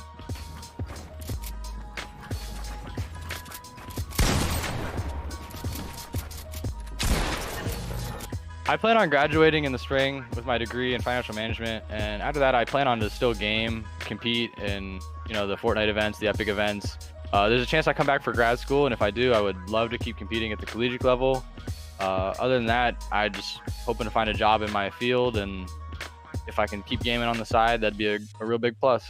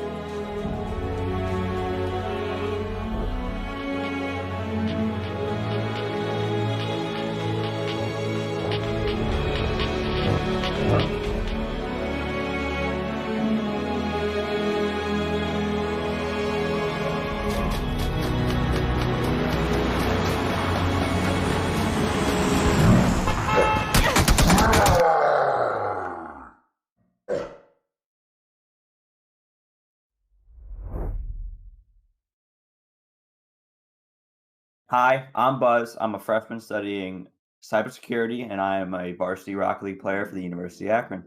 We'll see how Akron deals. They've had a rough past 2 games. They get one gifted to them right there. Now the pinch attempt. Buzz still in the air. No way. Oh! Hello, Buzz. How about a dive bomb straight off the top of the backboard? Akron are right back in it. 3 goals. How'd I get into gaming? It started with my dad. When I was younger, he gave me a GameCube and then a Game Boy, and that got me hooked. And then how'd I get in the Rocket League? I first saw Kronovi play they actually launched his Beta 2 highlights, and from there I got hooked on it. I really wanted to be like him, so it was free on PS4. I gave it a try and got hooked to the game ever since. Struggling, it is a fight just to keep this ball away from the net, and unfortunately it's one that they're losing. And they're just peppering the goal with shots right now. Oh my goodness. Let me take another look at this, because I don't know if I believe my eyes. Big brain Buzz. Competing for Akron, honestly, has became more than I thought it would. Akron Esports has definitely became like a home to me. Being the #1 college Rocket League team, it's a very weird feeling. There's definitely pressure. There's definitely a lot to live up to, but we definitely still feel like we have work to do. Although we keep winning tournaments, we always feel like there's going to be another tournament to go into and more to grind for. So that's really what we feel as the #1 team. That ball gets knocked down. It'll be another one buddy off the backboard, but he's too far away to be able to follow it up as Tristan sends a shot towards net. Pirates back on the defensive, on his heels, able to find the touch. And speaking of finding touches, Buzz finds 2 of them that make it a 2-0 lead. Buzz, the pest in the East. This year in Collegiate Rocket League, we want to go down as probably the best, not probably, we want to go down as the best Collegiate Rocket League team that there's ever been and that there ever will be. So that for years to come, there will always be, these guys play like Akron. These guys want to be like Akron. And that's what we want. My plans after college, I definitely want to follow my degree path of cybersecurity, but if it's possible, I would love to continue streaming and playing Rocket League as a semi-professional/professional if it's possible, but if not, I always follow my degree path. That's what I'm obviously here for, so. Lions up against the Zips from Akron. We will send our first team packing from the CRL National Championship as Reticence sends one away, and if you go by this crowd, They certainly favor the Akron Zips. When I found out that Akron was doing this, I just jumped up for joy. We've got like fans at home, like insane fans that everybody's like rooting for us. We get scholarship money, we get all kinds of like sponsorships that come in. It's like legit and it's like amazing. As soon as it like was announced, I was like, why not try for the Rocket League team? I might be good enough. It really is. I am intensely jealous. So cool. If I could have walked into my basically super high, look at it. This is so cool.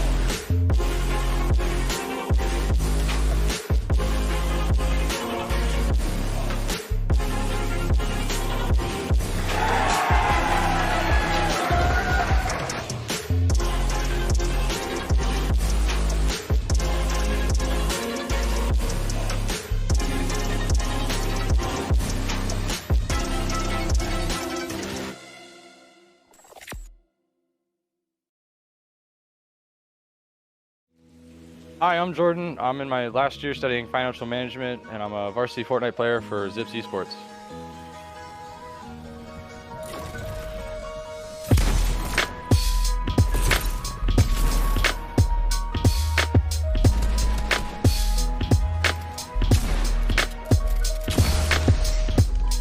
I got into gaming at a young age. I played games with my dad. We played games like Madden, stuff like that. A lot of stuff that I played with sports in high school. I played basketball, football, stuff like that. So those are the games I played. And then as I got later on into high school, I transitioned to shooter games like Halo, Call of Duty. And then when I first got my PC, I got CSGO. And I played that competitively for a couple of years. And then I ended up swapping over to trying out PUBG and League of Legends. And when that didn't work out, I ended up here at Fortnite. And it's really took off for me.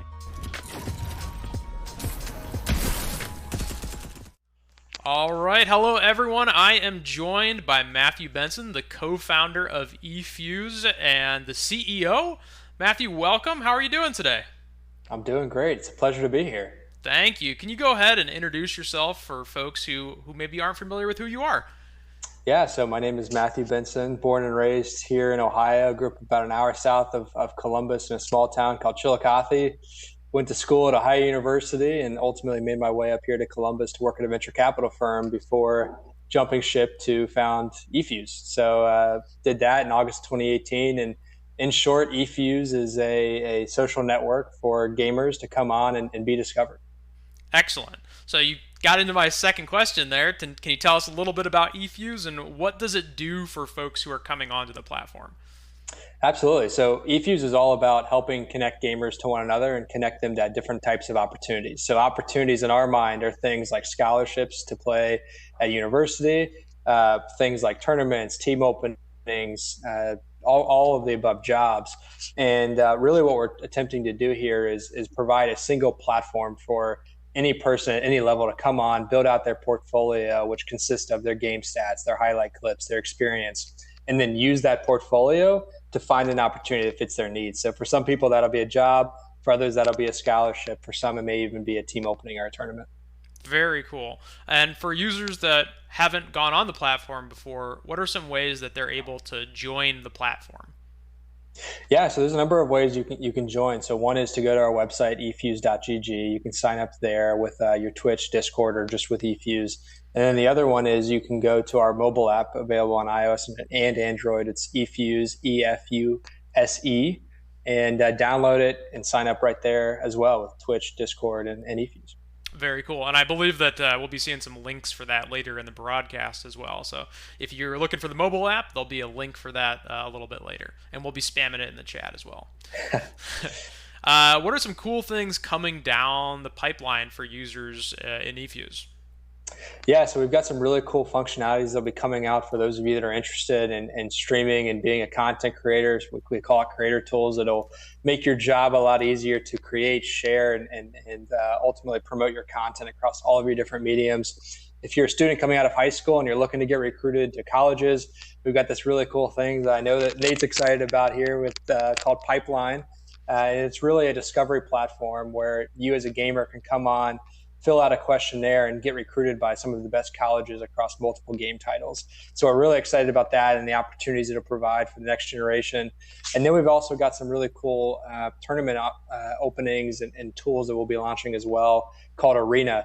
that'll really open up tournament organization to the masses and create some really cool opportunities for gamers as well. Yeah, so for anyone looking at our tournament page, that is an example of what eFuse is going to be doing with Arena. So really cool opportunity there.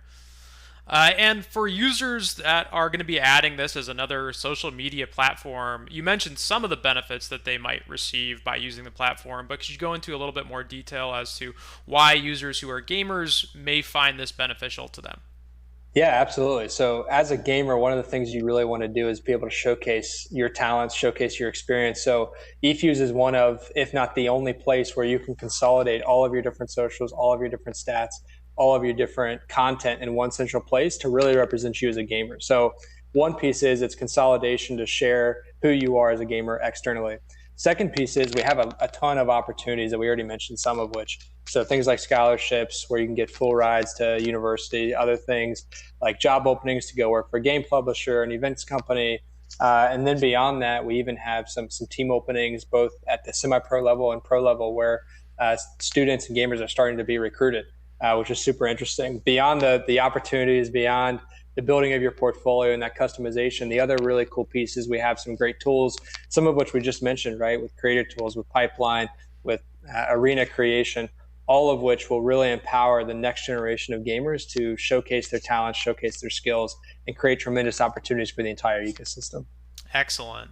Of those opportunities you mentioned, is there maybe one or two that pops out into your mind as something that folks might find really interesting or cool?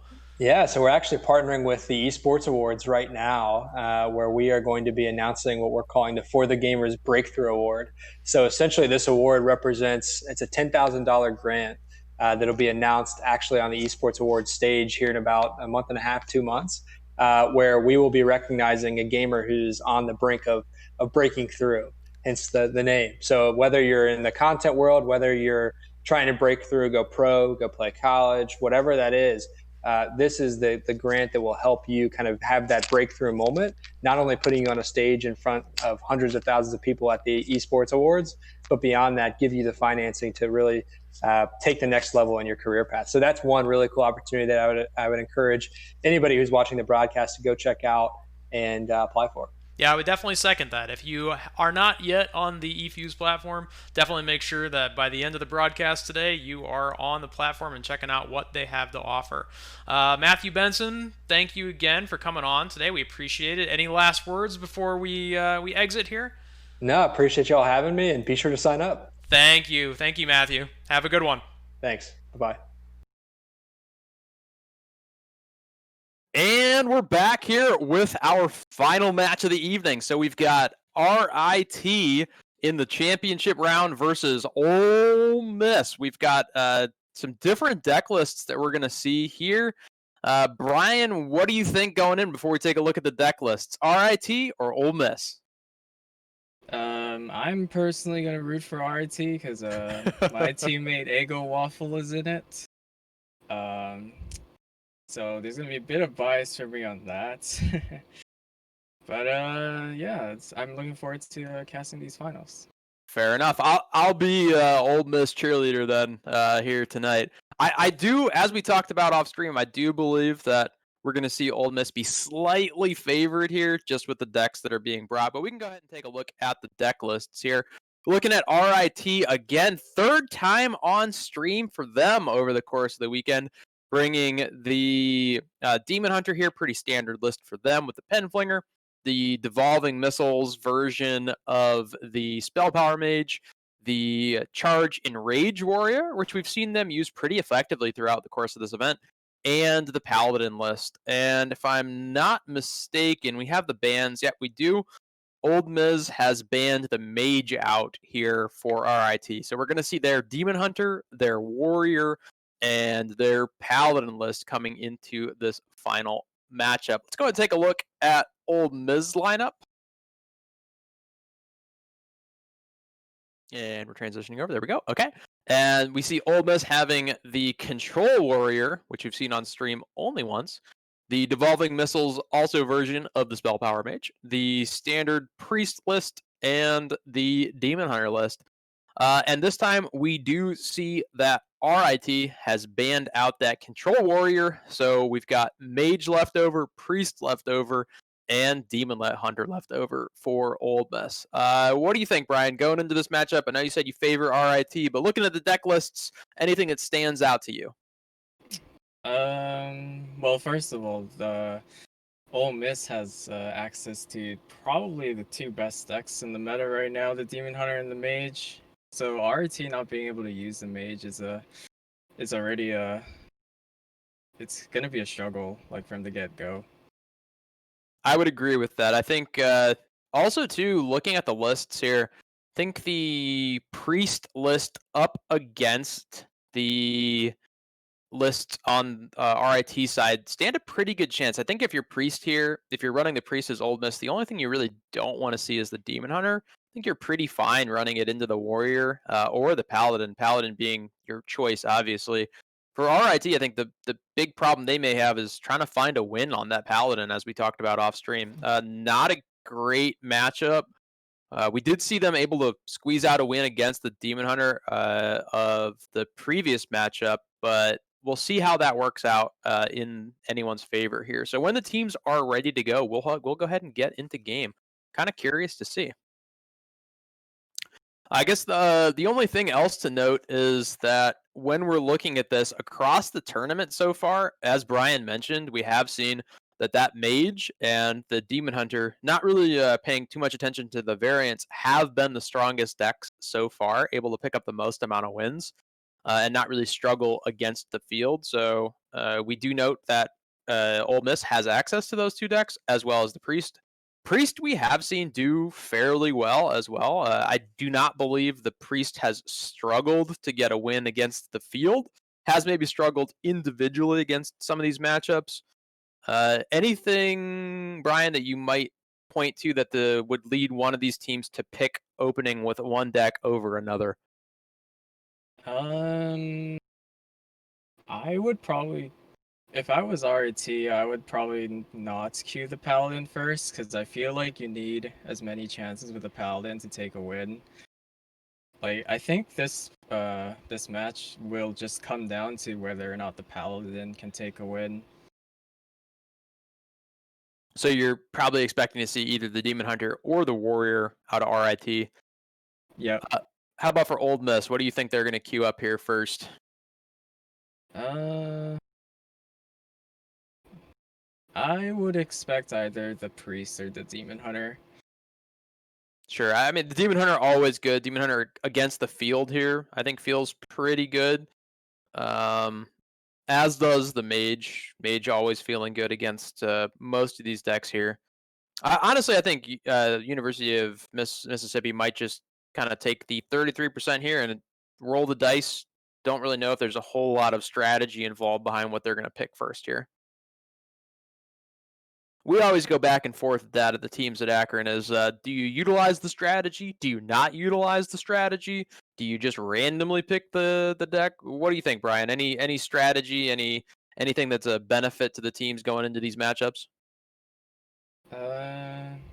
Well, at least in my experience, what I tend to do is that I try to queue the deck that has the best chance against the entire lineup first, and then I queue the worst deck last, so I get the worst deck the most chances to maybe take a win. That's usually my strategy. I'm not like as experienced in tournaments as like these players, but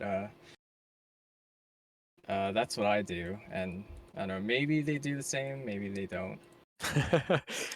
Sometimes we get into the argument as to are you just mind gaming yourself out of potentially playing a certain deck, or are you going to allow your opponents to read into what you're going to play?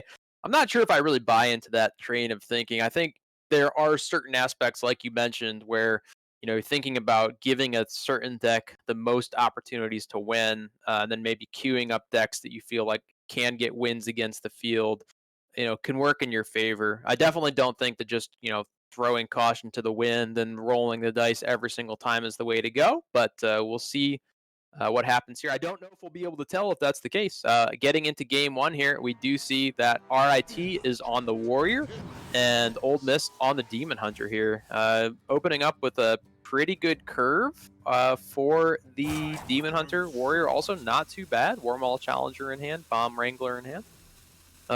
What do you think so far here? I think this Warmaul challenge is really good. If they can get that to stick and able to buff it and maybe copy it with the Bloodsworn, it's going to be pretty tough to deal with. Yeah, that's not exactly a minion that's easy for the Demon Hunter to deal with. Blade Dance, not often to deal that much damage. Oh, there's the Bloodsworn pickup as well. I wouldn't be surprised to see the coin Livewire at Lance here to clean up the 2-2 to potentially play the Warmaul Challenger on the following turn. Yeah, it might make sense to coin the weapon and maybe hit into the 1-3 the following turn and then Warmaul, so you have a 1-9. And that should be pretty hard to deal with.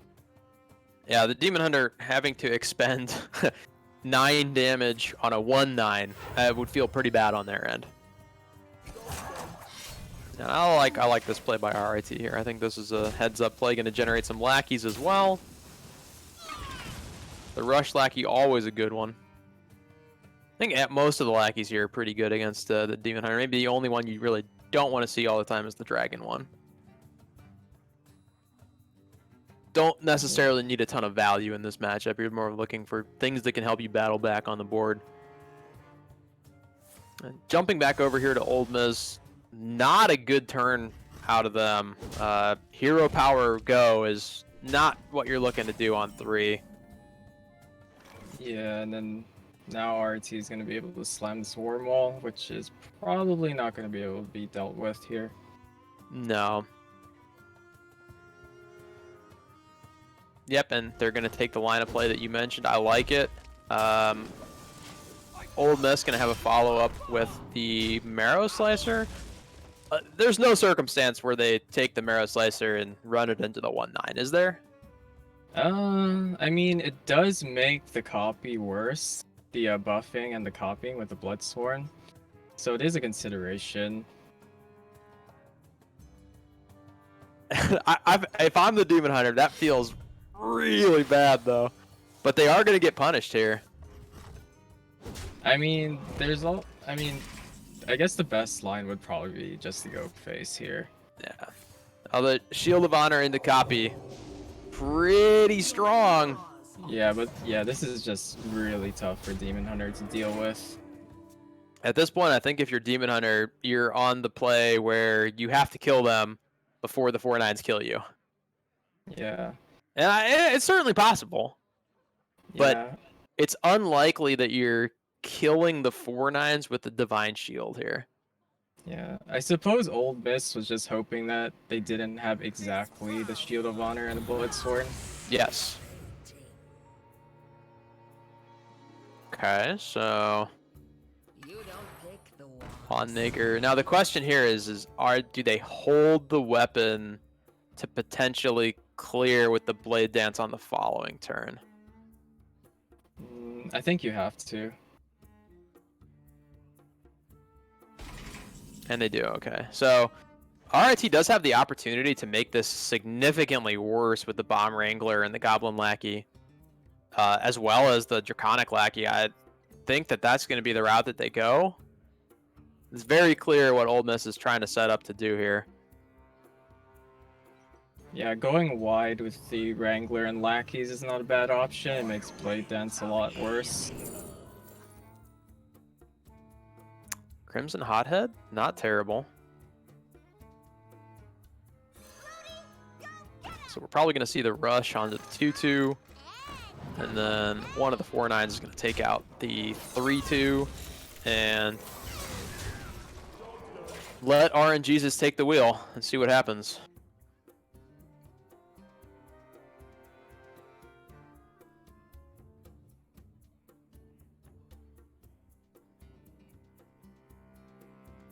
I don't see another great option here. Yeah, it seems like you have to roll the dice with this Blade Dance. It could go awfully. It could hit the 2 lackeys and the bomb, and then you feel real bad. You don't want to sink the all the damage. You don't want to sink the 9 damage into the 4-9 at that point. I mean, I guess you could just play the Lapidary and push 10 to face with the hero power. Mana burn as well, or you could throw the mana burn instead of the hero power there. Yeah, that's also a consideration because like there's a lot of damage in hand right now for Old Miss. There most certainly is. They go 9 this turn if they use the mana burn. And then on the follow-up swing, there's 9 more available. I feel like that's the best line for them. Like, the only punish is Armor Smith, which RIT doesn't have right now.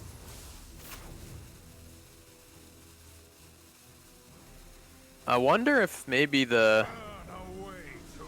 Actually, you know what? Now that I'm looking back on it, I feel like that was... Well, no, never mind. The mana works out either way. I was going to say it's incorrect there. They maybe should have tried to squeeze in the Twin Slice, but they'll be able to squeeze it in either way. Yeah. Neither. There's damage. no next turn lethal. The problem is that they are facing down lethal on the other end here in 2 turns. That is true. They do have the War Maul here, or I'm sorry, the blades, the War Blades, to potentially pick up some of that lifesteal back if they want to go double Twin Slice. Crimson Hothead with the Inner Rage going to stop quite a bit of that, though. You've got me fired up. I must choose. Kind of like the 3-1 running into the 4-1 here. Okay, they're gonna continue to be wide here. Also not terrible. No, they know the Blade Dance is in hand. Yeah, I mean, if they did trade with the 3-1, they wouldn't get the Boom Bot. That is true. But it looks like this looks like this game is over. Yes. There's no out that I can see. I guess you can heal it and stall for a bit. See what the Blade Dance hits here. If the Blade Dance hits exactly the... nope, that was the wrong hit. You're dead on board here. Yeah, they're dead. Oh, actually... They're dead. They're dead on board. board. Wait. Oh, yeah, they're dead. Okay, so RIT picks up a quick win with the Warrior. And RIT left with the Paladin and the Demon Hunter, where Ole Miss has all 3 decks still available to them: the Demon Hunter, the Mage, and the Priest. Wouldn't be super surprised to see Ole Miss run the Demon Hunter back here. Yeah, I wouldn't be surprised either. I mean, Demon Hunter is just a really strong class right now. I would tend to agree, and then I think they have a pretty good matchup into the other 2 decks, although the Priest may be a consideration as well here. Priest being really good into the Paladin, and not too bad into the Demon Hunter either. Yeah, I have a feeling RIT might queue the Demon Hunter next, just so that we give that Paladin as much chances of taking a win. Makes sense. And if that's the case, then for University of Mississippi, they probably want to queue the Demon Hunter as well, although potentially they think that they could pick up a win with the Priest in that matchup. Not exactly sure, but we'll have to see what they decide here in a minute or two. We got 2 teams thinking about it here, making that decision. This is for all the marbles, so to speak. So winners walk away with $1,500, sponsored by eFuse, and then the second place team will walk away with $600 coming in from our 2 other sponsors, T3 Performance and Gravity Gaming by Bytespeed. We are going to go ahead and get into game number 2. And wow, interesting. Oof, this is not what RIT wanted to see. And maybe mind gaming themselves a little bit here with the Paladin. Definitely did not want to see the Priest. Yeah, I suppose they're expecting Old Miss to queue the Demon Hunter again. So that's probably why RIT picked Paladin. I could see that for sure. With this hand, though, it's a tough win. It really is. Yeah. Oh, we can't see their mulligan. No, I think as As RIT, you're always going to keep first day of school, throw away the rest. Looking for early drops to try and pressure the priest before they get to the more powerful turns. Cleric of Scales, Cobalt Sticky Finger. We see the Wave of Apathy being played or picked up as well. Fiendish Servant, another minion along with Murloc Tidecaller. Very rarely seeing play in Standard.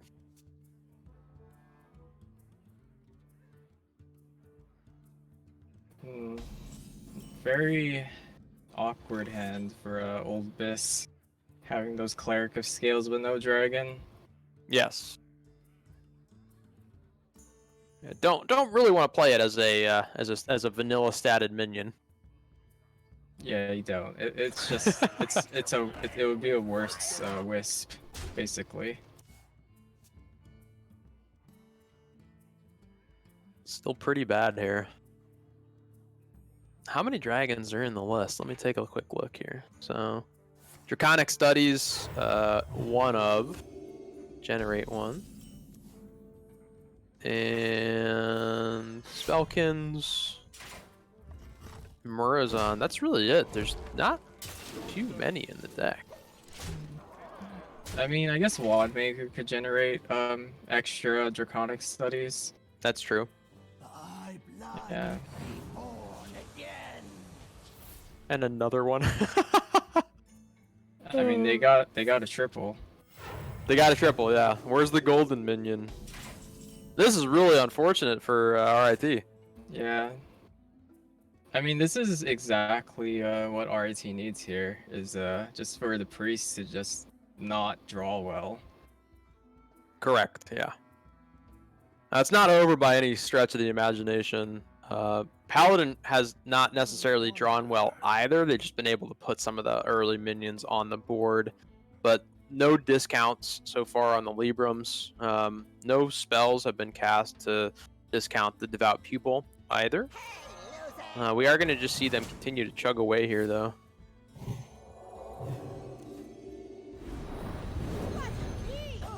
Interesting interaction there with the Penflinger dying, but not actually dying.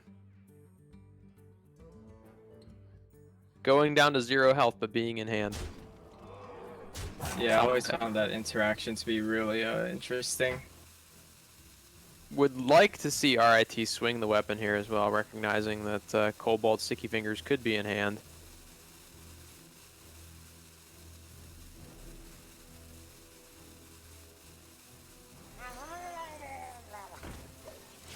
Doesn't look like they're going to swing it, though. Definitely going to see the coin Sticky Fingers here, I would imagine.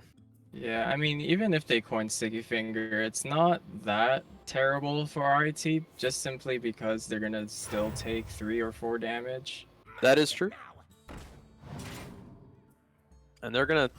Oh, hitting face. Interesting. I'm not sure about that. I guess they're hoping the Wild Pyro is going to mess them up.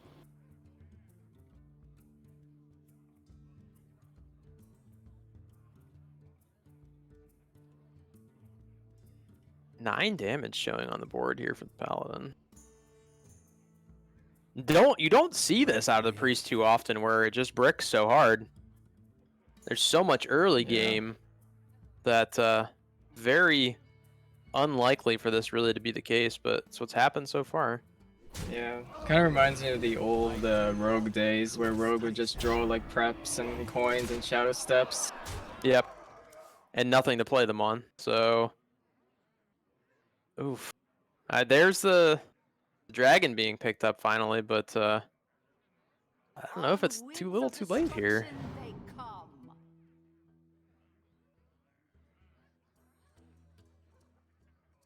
What are they looking for here?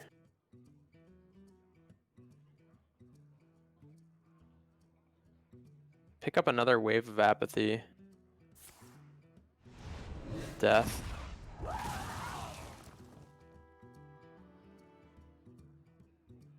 Six showing for the Paladin here. I think they have to heal, or they have to at least play the Wave of Apathy. Yeah, they probably will be dropping the Wave of Apathy here. Okay, the Apotheosis has picked up some potential here for a big turn with Pyromancer if it's drawn, but we'll have to see how that goes.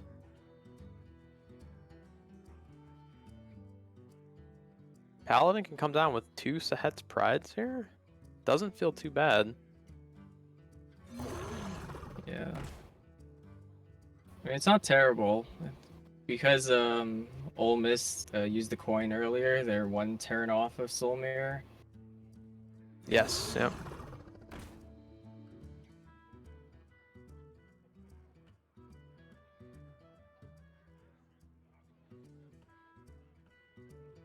I think you go face here. I think face is the place. Yeah. I wouldn't have hated to see the Penflinger and the Libram here as well, just to put a little bit more pressure. Yeah. I mean, dropping the Solid's Pride does kind of cycle through your deck, so it gives you better draws. True. And they really don't have an answer here. Yeah, this is like one of those rare cases where Priest just doesn't have it. You can't play the Cobalt here. Yeah.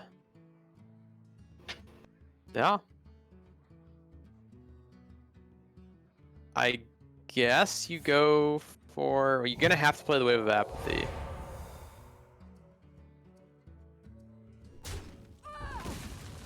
Can't play the Apotheosis here, can you? Maybe. I guess you can. You have to. I think you have to. Just Get a little bit of health alive. back. And then if you're hero powering, just feels bad here. Maybe you want to play the Underbelly Angler. No, they're going to hero power.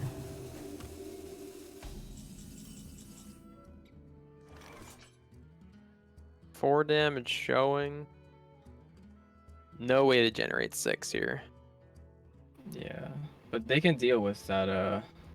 The 3/3 with the life steal. Yeah, and then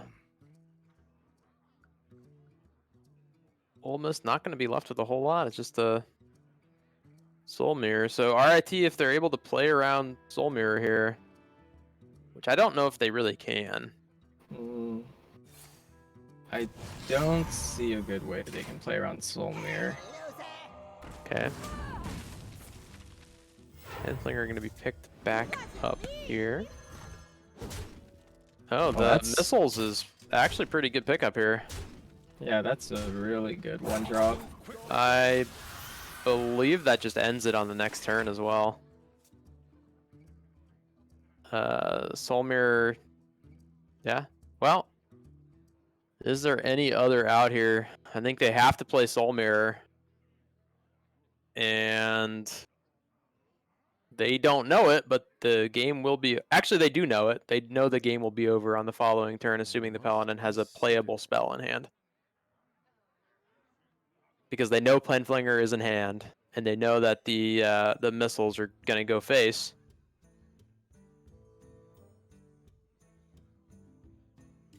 I don't see another play. Cleric Scales doesn't get you there. I guess Cleric of Scales into Renew, potentially? Maybe they're looking for the lifesteal here. The 2... Can't remember the name of the card. 2 mana spell. That doesn't get you there.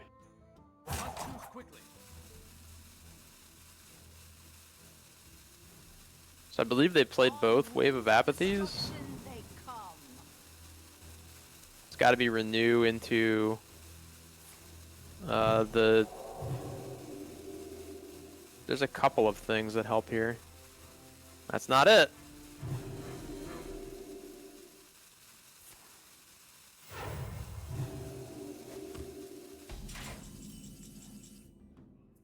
Libram of Hope, wow. Penflinger, 3, 4, 5, 8, 13. 17. I believe this is lethal. Yeah, it's definitely lethal. RIT going to take game number 2.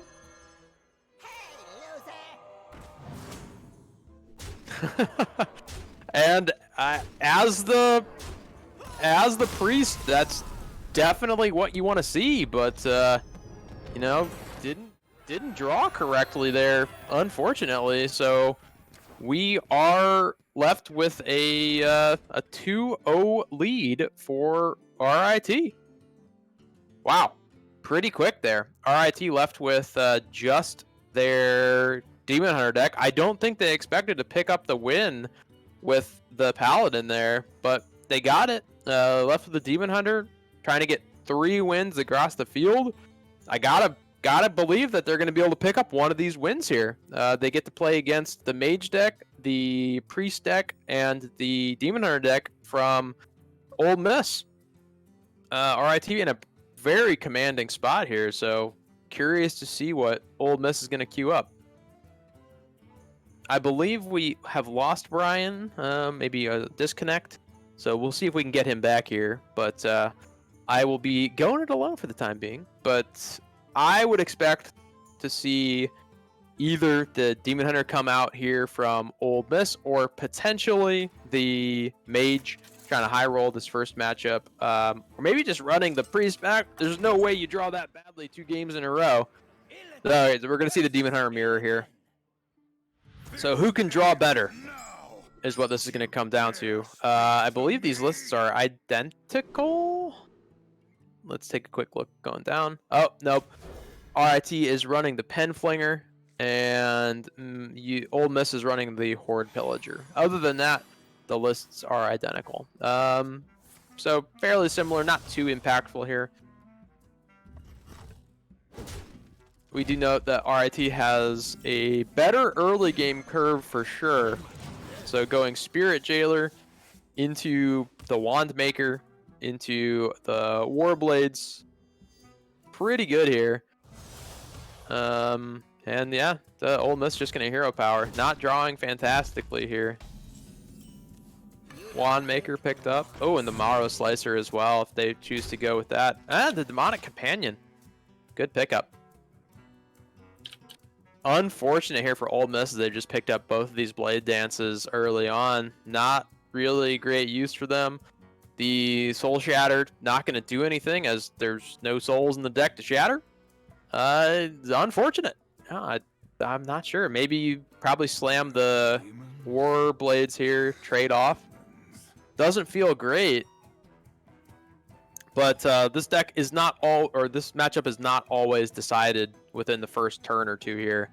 So it could really come down to who draws the damage in a timely fashion. We're going to see the Warblades come out and be held here. I like that, honestly, because you're setting up for a good Blade Dance turn here. Twin Slice into Blade Dance will most likely clear up whatever it is that RIT places on the board here. The one thing is that RIT may not expect that second Blade Dance to be in hand, so may try and go wide with some of the larger minions, possibly getting punished. Don't mind either of these plays. So they are hovering the coin and the Marrow Slicer. They wouldn't have a great follow-up to that. So maybe in lieu of that, I feel like the War Blades are pretty good here. Although not really sinking a whole lot of damage in. They're hovering a lot of different stuff. Possibly the Chaos Strike, the Demon Companion. Okay. Mana Feeder being pretty good pickup here. Not immediately going to be impactful. They do get the 2 charge. I believe that's going to be cleaned up pretty cleanly here, though, by the Blade Dance. So we may just see Hero Power Blade Dance. Okay, I'm back. Still, okay, welcome back, Brian. Still. Sorry. No, There's you're good. Yeah, technical difficulties. My internet just cut out. We're into game number 3 here. The RIT has queued up their Demon Hunter against Ole Miss's Demon Hunter. Ole Miss not drawing very well. They do have the clears in hand, but no souls in deck for either of their cards that need activation. unfortunate on their end. You don't see that too often with the various ways of adding souls into the deck.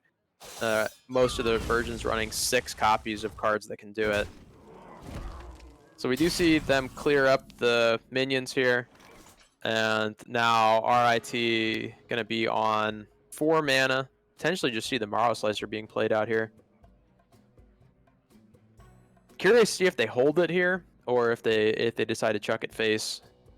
I mean, with all the weapons in hand, I think hitting face would probably make sense. I agree. I mean, you got the Soul Shard Lapidary follow-up, but the Warblades in this matchup are very impactful with their ability to heal back.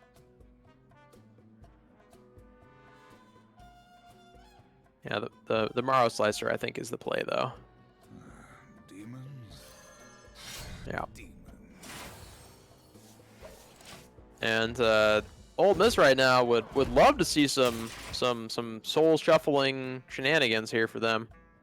Horde Pillager, not exactly what they're looking for. So probably going to see the hero power into the Mana Feeder, as they have no souls to play with the Soul Shard Lapidary. If they did, that would be a great play. Here's the Mana Feeder.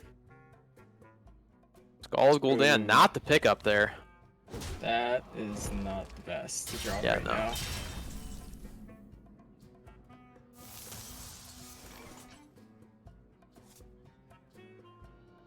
So, unfortunate here. Not a whole lot that Ole Miss is able to do without drawing those the Soul Fragment cards.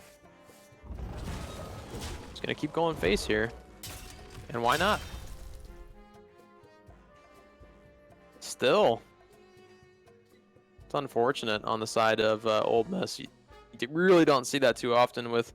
Most of the time you're hard mulliganing for those cards that can add the souls early, and almost always finding some of them with all the draw that the deck has.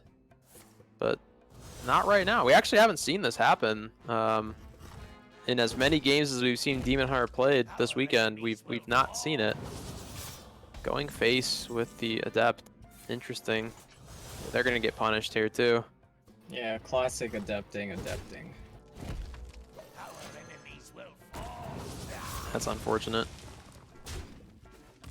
So, right now, finally, a way to add some souls to the deck, but is it too little too late? It certainly might be here. So we're going to see the Twin Slice come out, most likely with the Blade Dance to clear some stuff up here. Heal.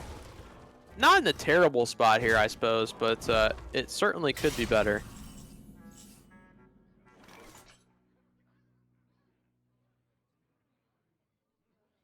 A lot of damage available to RIT over the course of a couple of turns here. Yeah, also a lot of healing. Yeah. They definitely want to deal with this 4-2. There's not a great way in hand to do it.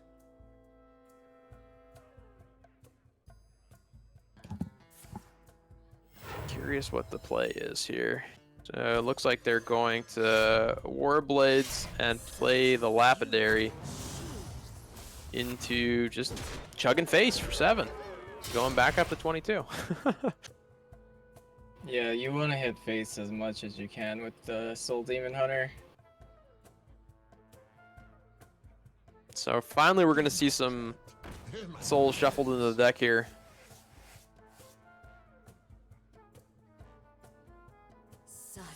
And yeah, basically the same thing coming back here. Healing for 10. Very interesting.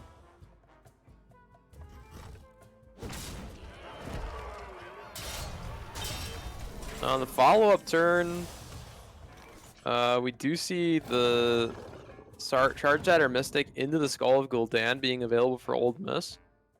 Could be potentially very powerful here. Nope, and we've cut back to the casters. Oh, and we're back to the game. Okay. Oh, okay. There we go. Wasn't exactly sure what was going on there.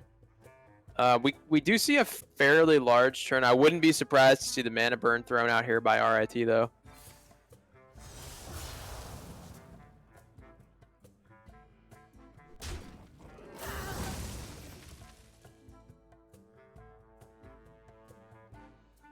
Probably going to go for the big heal.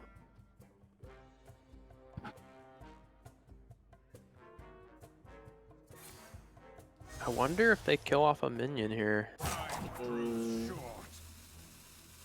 I don't think I would. It feels bad to do it. They're going to get punished, but... Alright. The mana burn, pretty good here.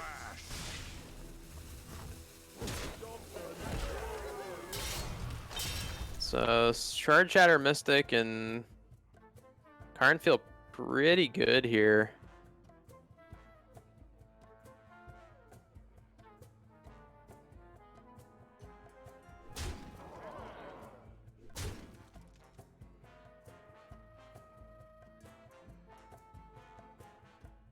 On the backswing, RIT is going to have the Warblades into the skull.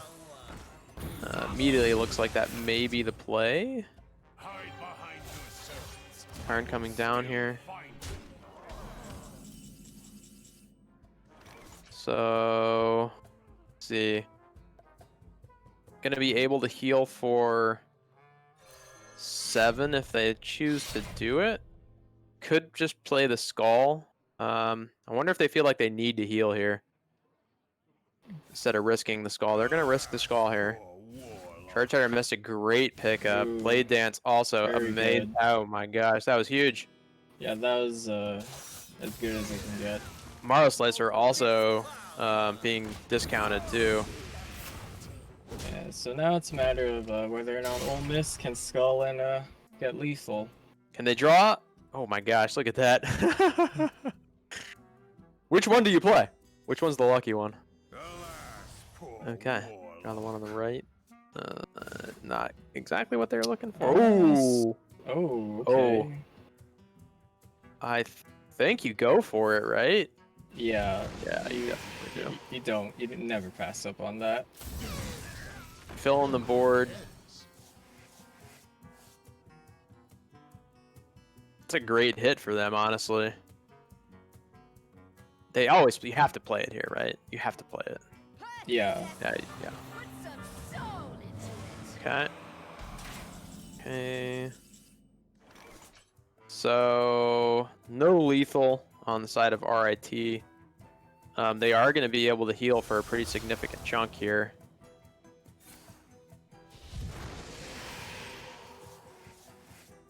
And are they just dead? Oh yeah, they're just dead. Yeah, they're just dead. Yep, okay, so Ole Miss picks up one game on the Demon Hunter, despite a very slow start, able to pick up that game there. So Demon Hunter never actually out of it, especially when you're able to play Skull of Gul'dan into good cards for free, or relatively free. You discount 3 good cards, it works out pretty well. So we are going to see the Demon Hunter be run back here by Ole Miss, by RIT, into either the Priest or the Mage from Ole Miss. If you're RIT, which one do you think you're a little bit more afraid of?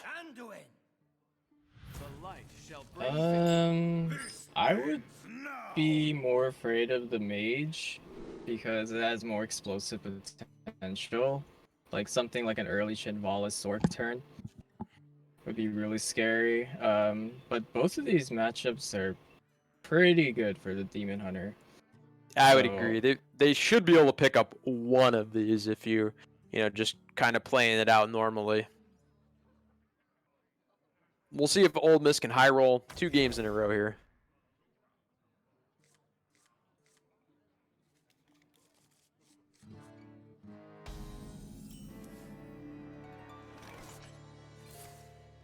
Not exactly what the Demon Hunter is looking for, but the Mana Feeders are good.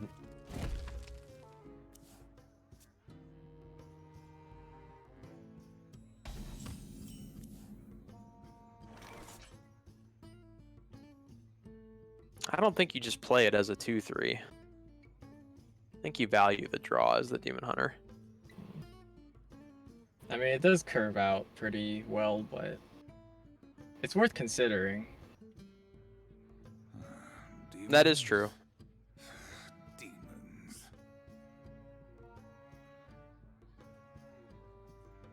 And I guess you know that you're gonna, as the demon hunter, you know that you're gonna need the face damage before the game goes on long enough that the priest can stabilize. Yeah, and also you do have quite a lot of draw with this deck, so just playing a River Proclus here.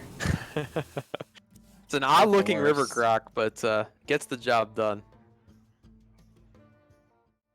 So for we're cutting back to the casters again. Oh, and we're back to the game. So for Old Miss, they pick up one half of the combo that can really get them back into the game if they're behind with the Wild Pyro. The Apotheosis being the other half of it. You see the trade here. I like the trade. Recognizing that priest can do priest things. Hovering the Mind Flayer. I like that too. Yeah, Curves the out. silence is gonna be pretty good. That is true. I don't think you play the Shard Chatter here. No, probably not. That would feel pretty bad. The silence is good, but you still sink your 2-1 and your hero power into it and don't really do anything else. Yeah, it's kind of awkward that they have no soul fragments yet. Could go face and just play the 3-2 as a 3-2. 3-mana 3-2. Not great. Looks like they're gonna do it. They're thinking about it anyway. I mean, with this hand, it might probably correct here.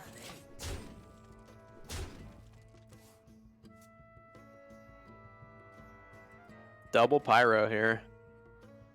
Could see the Pyro into the double Draconic Studies, clearing up the board pretty cleanly.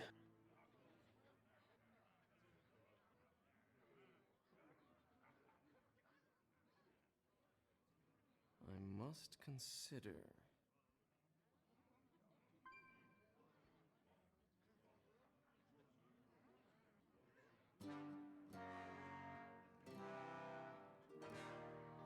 That's my immediate thought here for Ole Miss. I don't see another great play. You could potentially trade the 3-3 and raise dead. That doesn't feel great. Yeah, I think they're going to go for the Wild Pyro play here.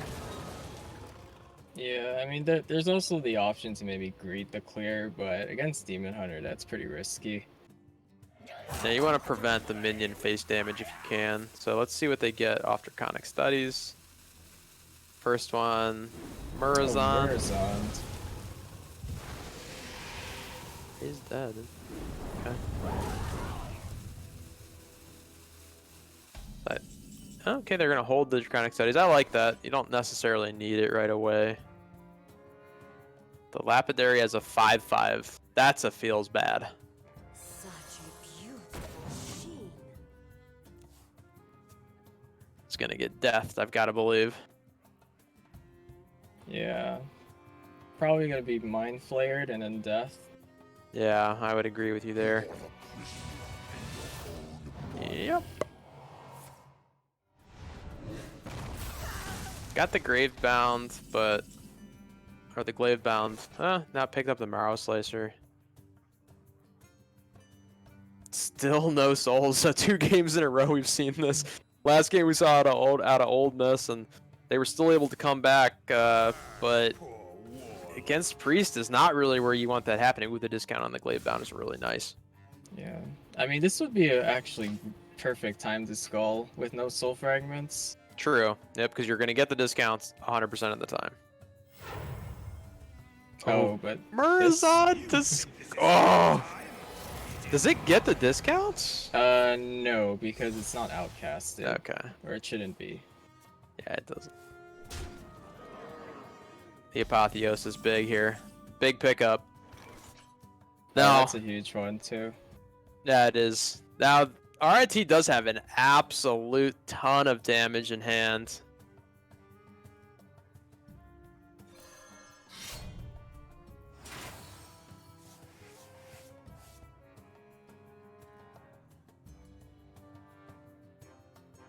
Chaos Strike, Twin Slice, Blade Dance.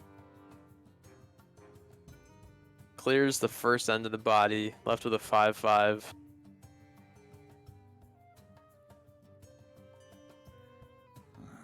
Demons? I'm not sure. Maybe they're on the opinion where I feel like you need to clear the 8/8 here. Yeah. You have to clear that 8/8 because if it gets Apotheosis, it's 10 healing. Yeah. Way too much. Even though okay, so they're actually going to go the other route. I like this. I like this route, recognizing that the Apotheosis probably gives them the most trouble here. So they're gonna expend quite a bit of damage. Clear this off. I think it's the right play though. Good recognition. Raise dead.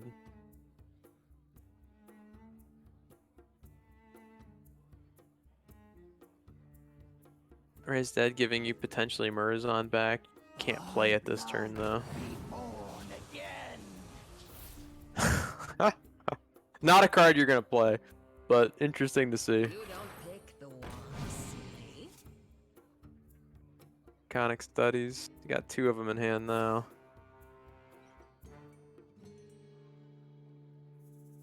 Fairy Dragon. Okay. I feel like with the way the RIT played out the first Shard Shatter, Old Miss has got to have the read that they have the second one in hand. Yeah. It's good pickup there on the heal. See what they grab off of Renew. I don't mind throwing out the Fairy Dragon here though. Yeah. Yeah, it forces a clear at least. Do have a pretty good turn here with the Shard Shatter into the Lapidary. They're out of souls in the deck, but they're also out of things that consume souls in their hand.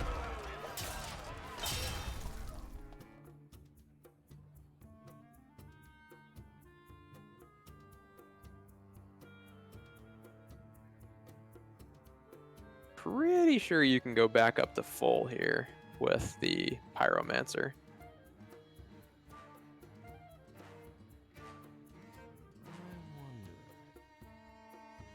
Yeah. Play the Initiate or the Galcarond, the 1/2 Disciple, right? Yeah. Could just Galcarond here.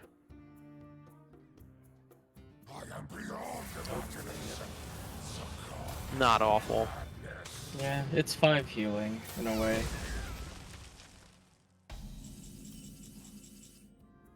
I think I still liked the Pyro play there. I think you get off 1, 2, 3, 4, 5 spells. You kill both minions, you heal the full.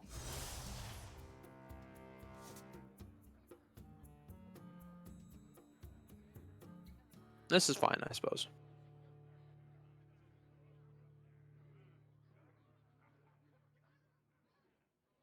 Can double Glade Bound Adept here.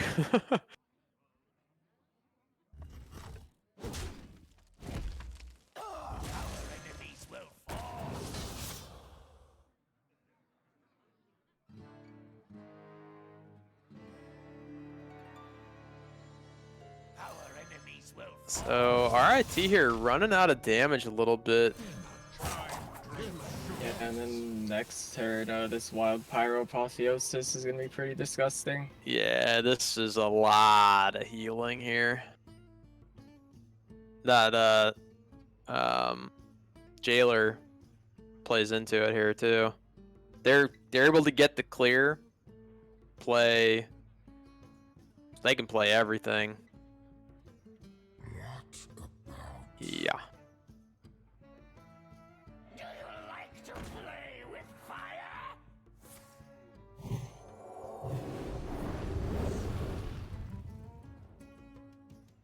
I think you play the Raised Dead first.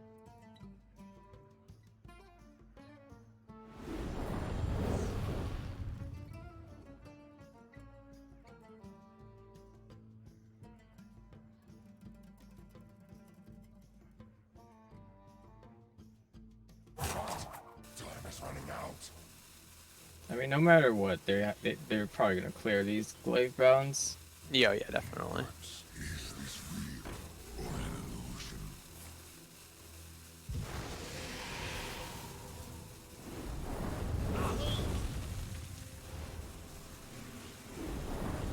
Yeah, pretty good turn.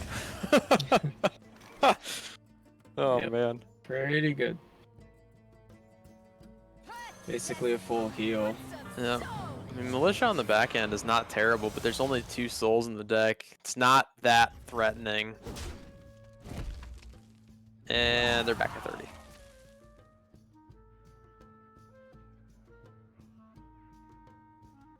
You got the Wave of Apathy, Cabal. You could actually Mind Flayer it too. You Mind Flayer it, play the Wave of Apathy, steal it. They're left with, RRT is left with 2 3/3s. Yeah. I feel like I that's mean, the play. if you wave of apathy, they'll just be 1/3s for that turn. Oh right, yeah, correct. So even less threatening. So it looks like they're gonna go for that line.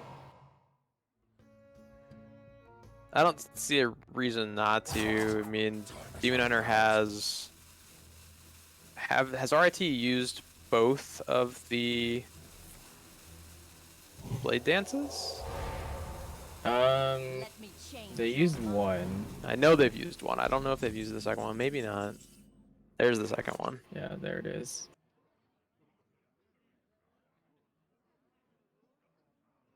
Unfortunately, I think they're just running out of damage here.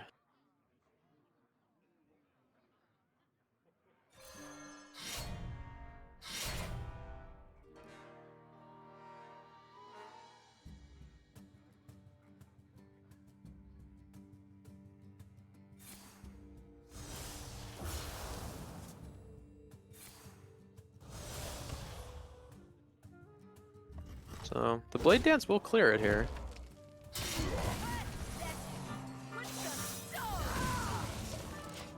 But you gotta ask how much damage is actually left in the Demon Hunter's deck.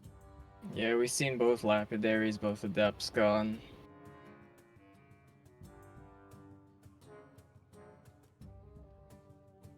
Cobalt Spellkin.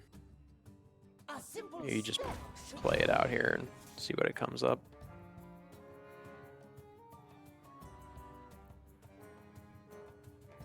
Play the second one, probably. A simple spell. Holy Smite. Yeah. I'm not sure if there's enough damage left in the deck. I mean, Skull definitely helps, but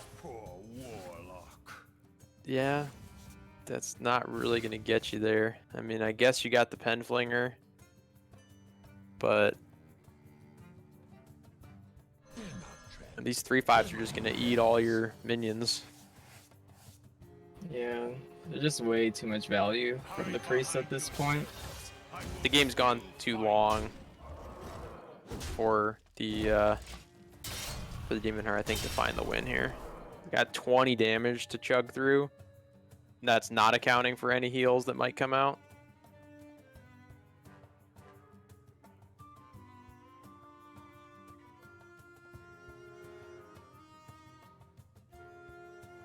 Your mind is not your own. You don't pick the ones. One make. They got the Wave of Apathy. I'll take the cane. I mean, you take the cane here. Yeah, every time. Yeah. Well, I might see a concede here out of RIT. Yeah, okay, and we do. Yeah. I thought that might have been the case there. All right, so Old Miss gonna run it back, getting 2 wins in a row. That is gonna leave us with the Demon Hunter from RIT against the Mage of Old Miss. Interesting final matchup here. I know we talked about early on, the Mage was probably the deck you didn't want to see run into the Demon Hunter if you're RIT, but that's what it's going to be on. So can RIT draw their cards in the correct order to win the game, or can Ole Miss generate some random nonsense and win the game that way? Yes, this all comes down to basically how much can the mage high roll. Yeah, I would agree with that. If the mage high rolls hard, I don't necessarily know if the Demon Hunter has a way to win outside of some really ridiculous Blade Dance shenanigans. But we've seen the mage high roll really hard, and we've also seen the mage brick, so I'm not exactly sure what we're going to see in this instance. Curious to see. I think a lot of it's going to depend on those opening hands from the players. They're taking a couple-minute break here. Do we know how long the players are going to go on break here?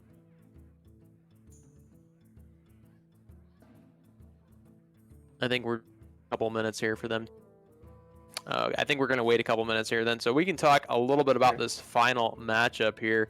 Or we can take a minute, and since we've pretty much played out the matchup, we know what's going on with the Demon Hunter versus the Mage. We can talk a little bit about the sponsors for the event here. So the first place prize here, the $1,500, is being supplied by our partners for the event, eFuse. They've run a wonderful website for us over at efuse.gg. So if you haven't taken the time to sign up for an account, fantastic website, great way to network with other folks in esports. A lot of opportunities that they're continually posting as well. So if you're someone who's still in college or going to be in college soon, or you're recently graduated looking for a job in esports, a lot of opportunities over there, scholarships, opportunities for job, opportunities for internships, work, things like that. Fantastic opportunity. Definitely recommend checking it out.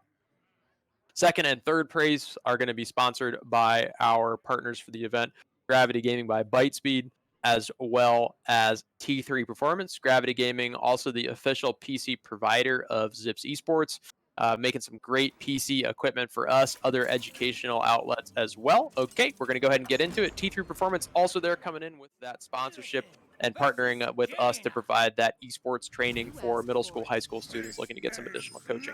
So here we go. Final game of the evening. Brian, I know you're rooting for RIT here. Yep. Let's see what happens.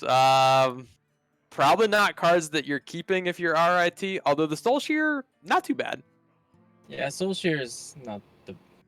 Yeah, it's a decent keep against Mage.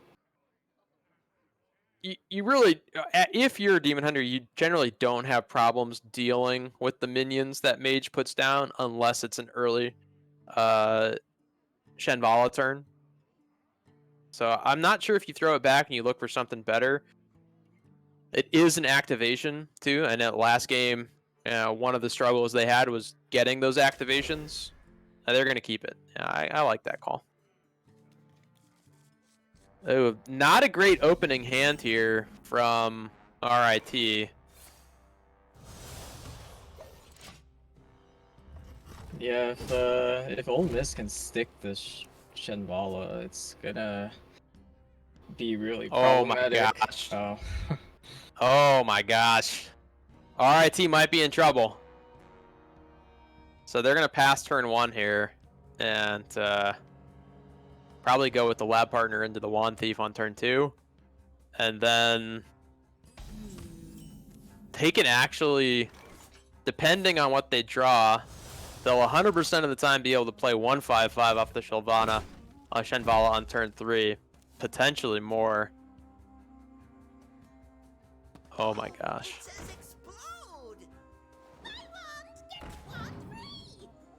Let's see what turns out here.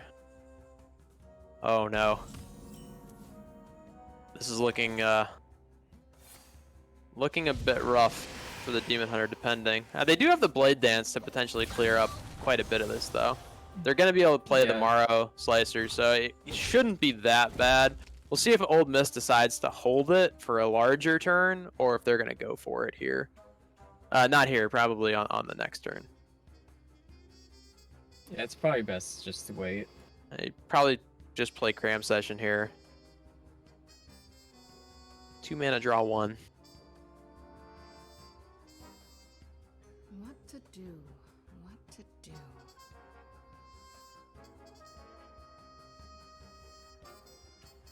I wonder if they're considering throwing the Shenvala out. So on 4 mana, there's not a great answer all of the time. Yeah, it's only Twin Slices and Soul Shear.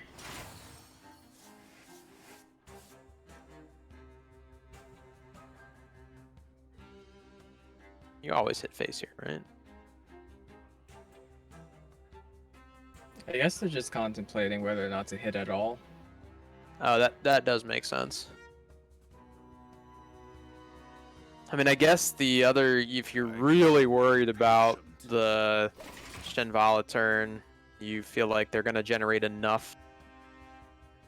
Oh my gosh. Do you go for it here? Okay, they're going to go for it.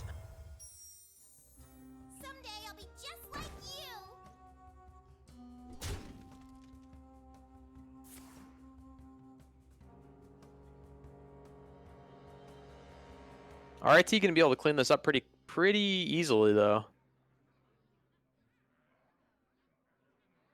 Yeah, not being able to use the devolve is also it's one less 5/5 that they could have generated this turn. Correct.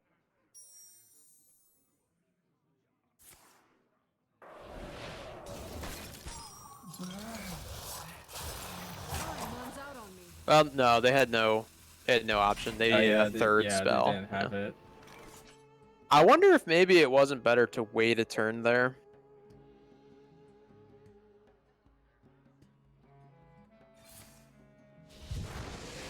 Pretty easy cleanup here. Twin Slice into Blade Dance. Or I guess you don't even need it, do you? Just the hero power does it. Yeah. That hurts a little bit if you are the mage, but you do have a little bit of refill here. Got the cram session. Certainly helps the 0/6. The 0/6. Double devolving missile. So now they're looking. Looks like Old Miss is really going to be looking for the other Stork here. Yeah, I mean there is an option to do a Cyclone turn without the Sork, because you'll get 3 spells. That is Or true. Yep. 4 spells actually.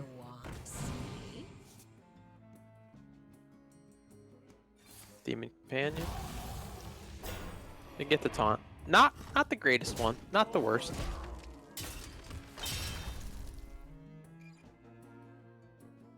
Yeah, I think they have to go for it here. Yeah, it seems like a Cyclone turn.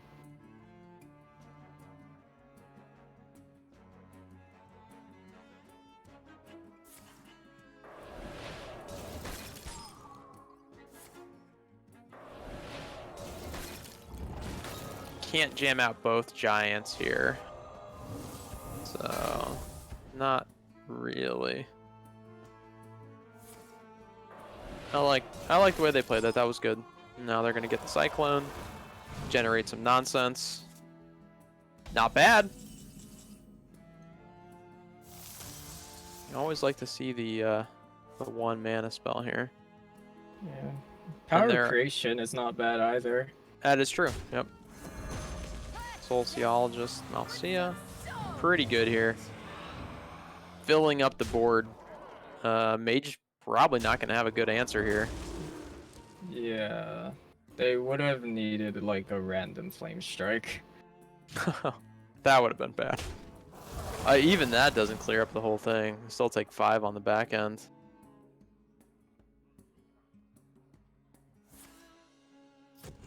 They're going to need a freeze here.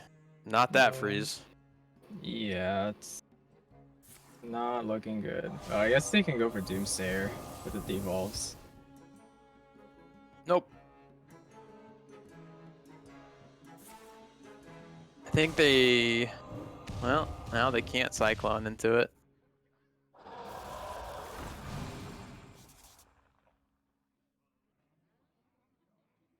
Doesn't do it. I think they're dead.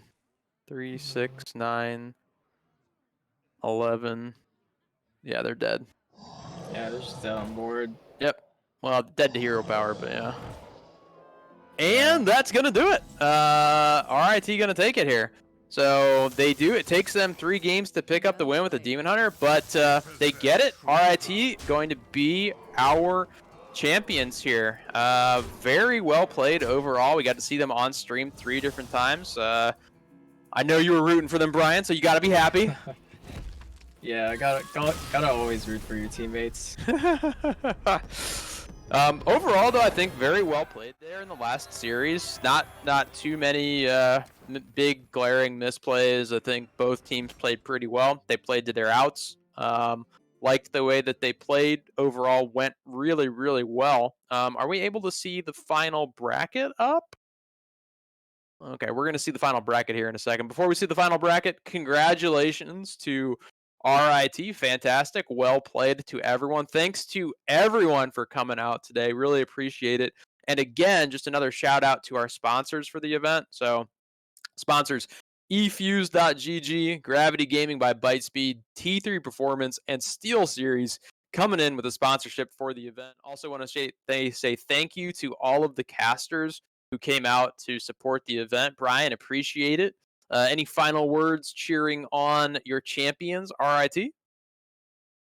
Well, first of all, I just want to say thank you for having me. This is my first time casting, so pretty interesting experience. It's quite different from streaming. Yes. Yeah. But yeah, I'm happy RT took the win because Eggo Waffles on the team. But yeah, I think both, or just overall, like the level of play I've seen from all the players in the tournament have been pretty solid. I haven't seen anything like awful or out of the ordinary. So yeah, well played to everybody. Yeah, we saw really good play, I think, out of day 2 here. I think my only qualm was Miami not conceding that the Shaman deck that we saw earlier. Other than that, very well played all around. So congratulations again to RIT for taking home the championship. Sponsors again, eFuse.gg, T3 Performance, Gravity Gaming by Bytespeed, and Steel Series. We are Zips Esports. Thank you guys for being with us over the course of this event. 18 hours of Hearthstone. Fantastic. Well played. We'll see you guys next time. Go Zips.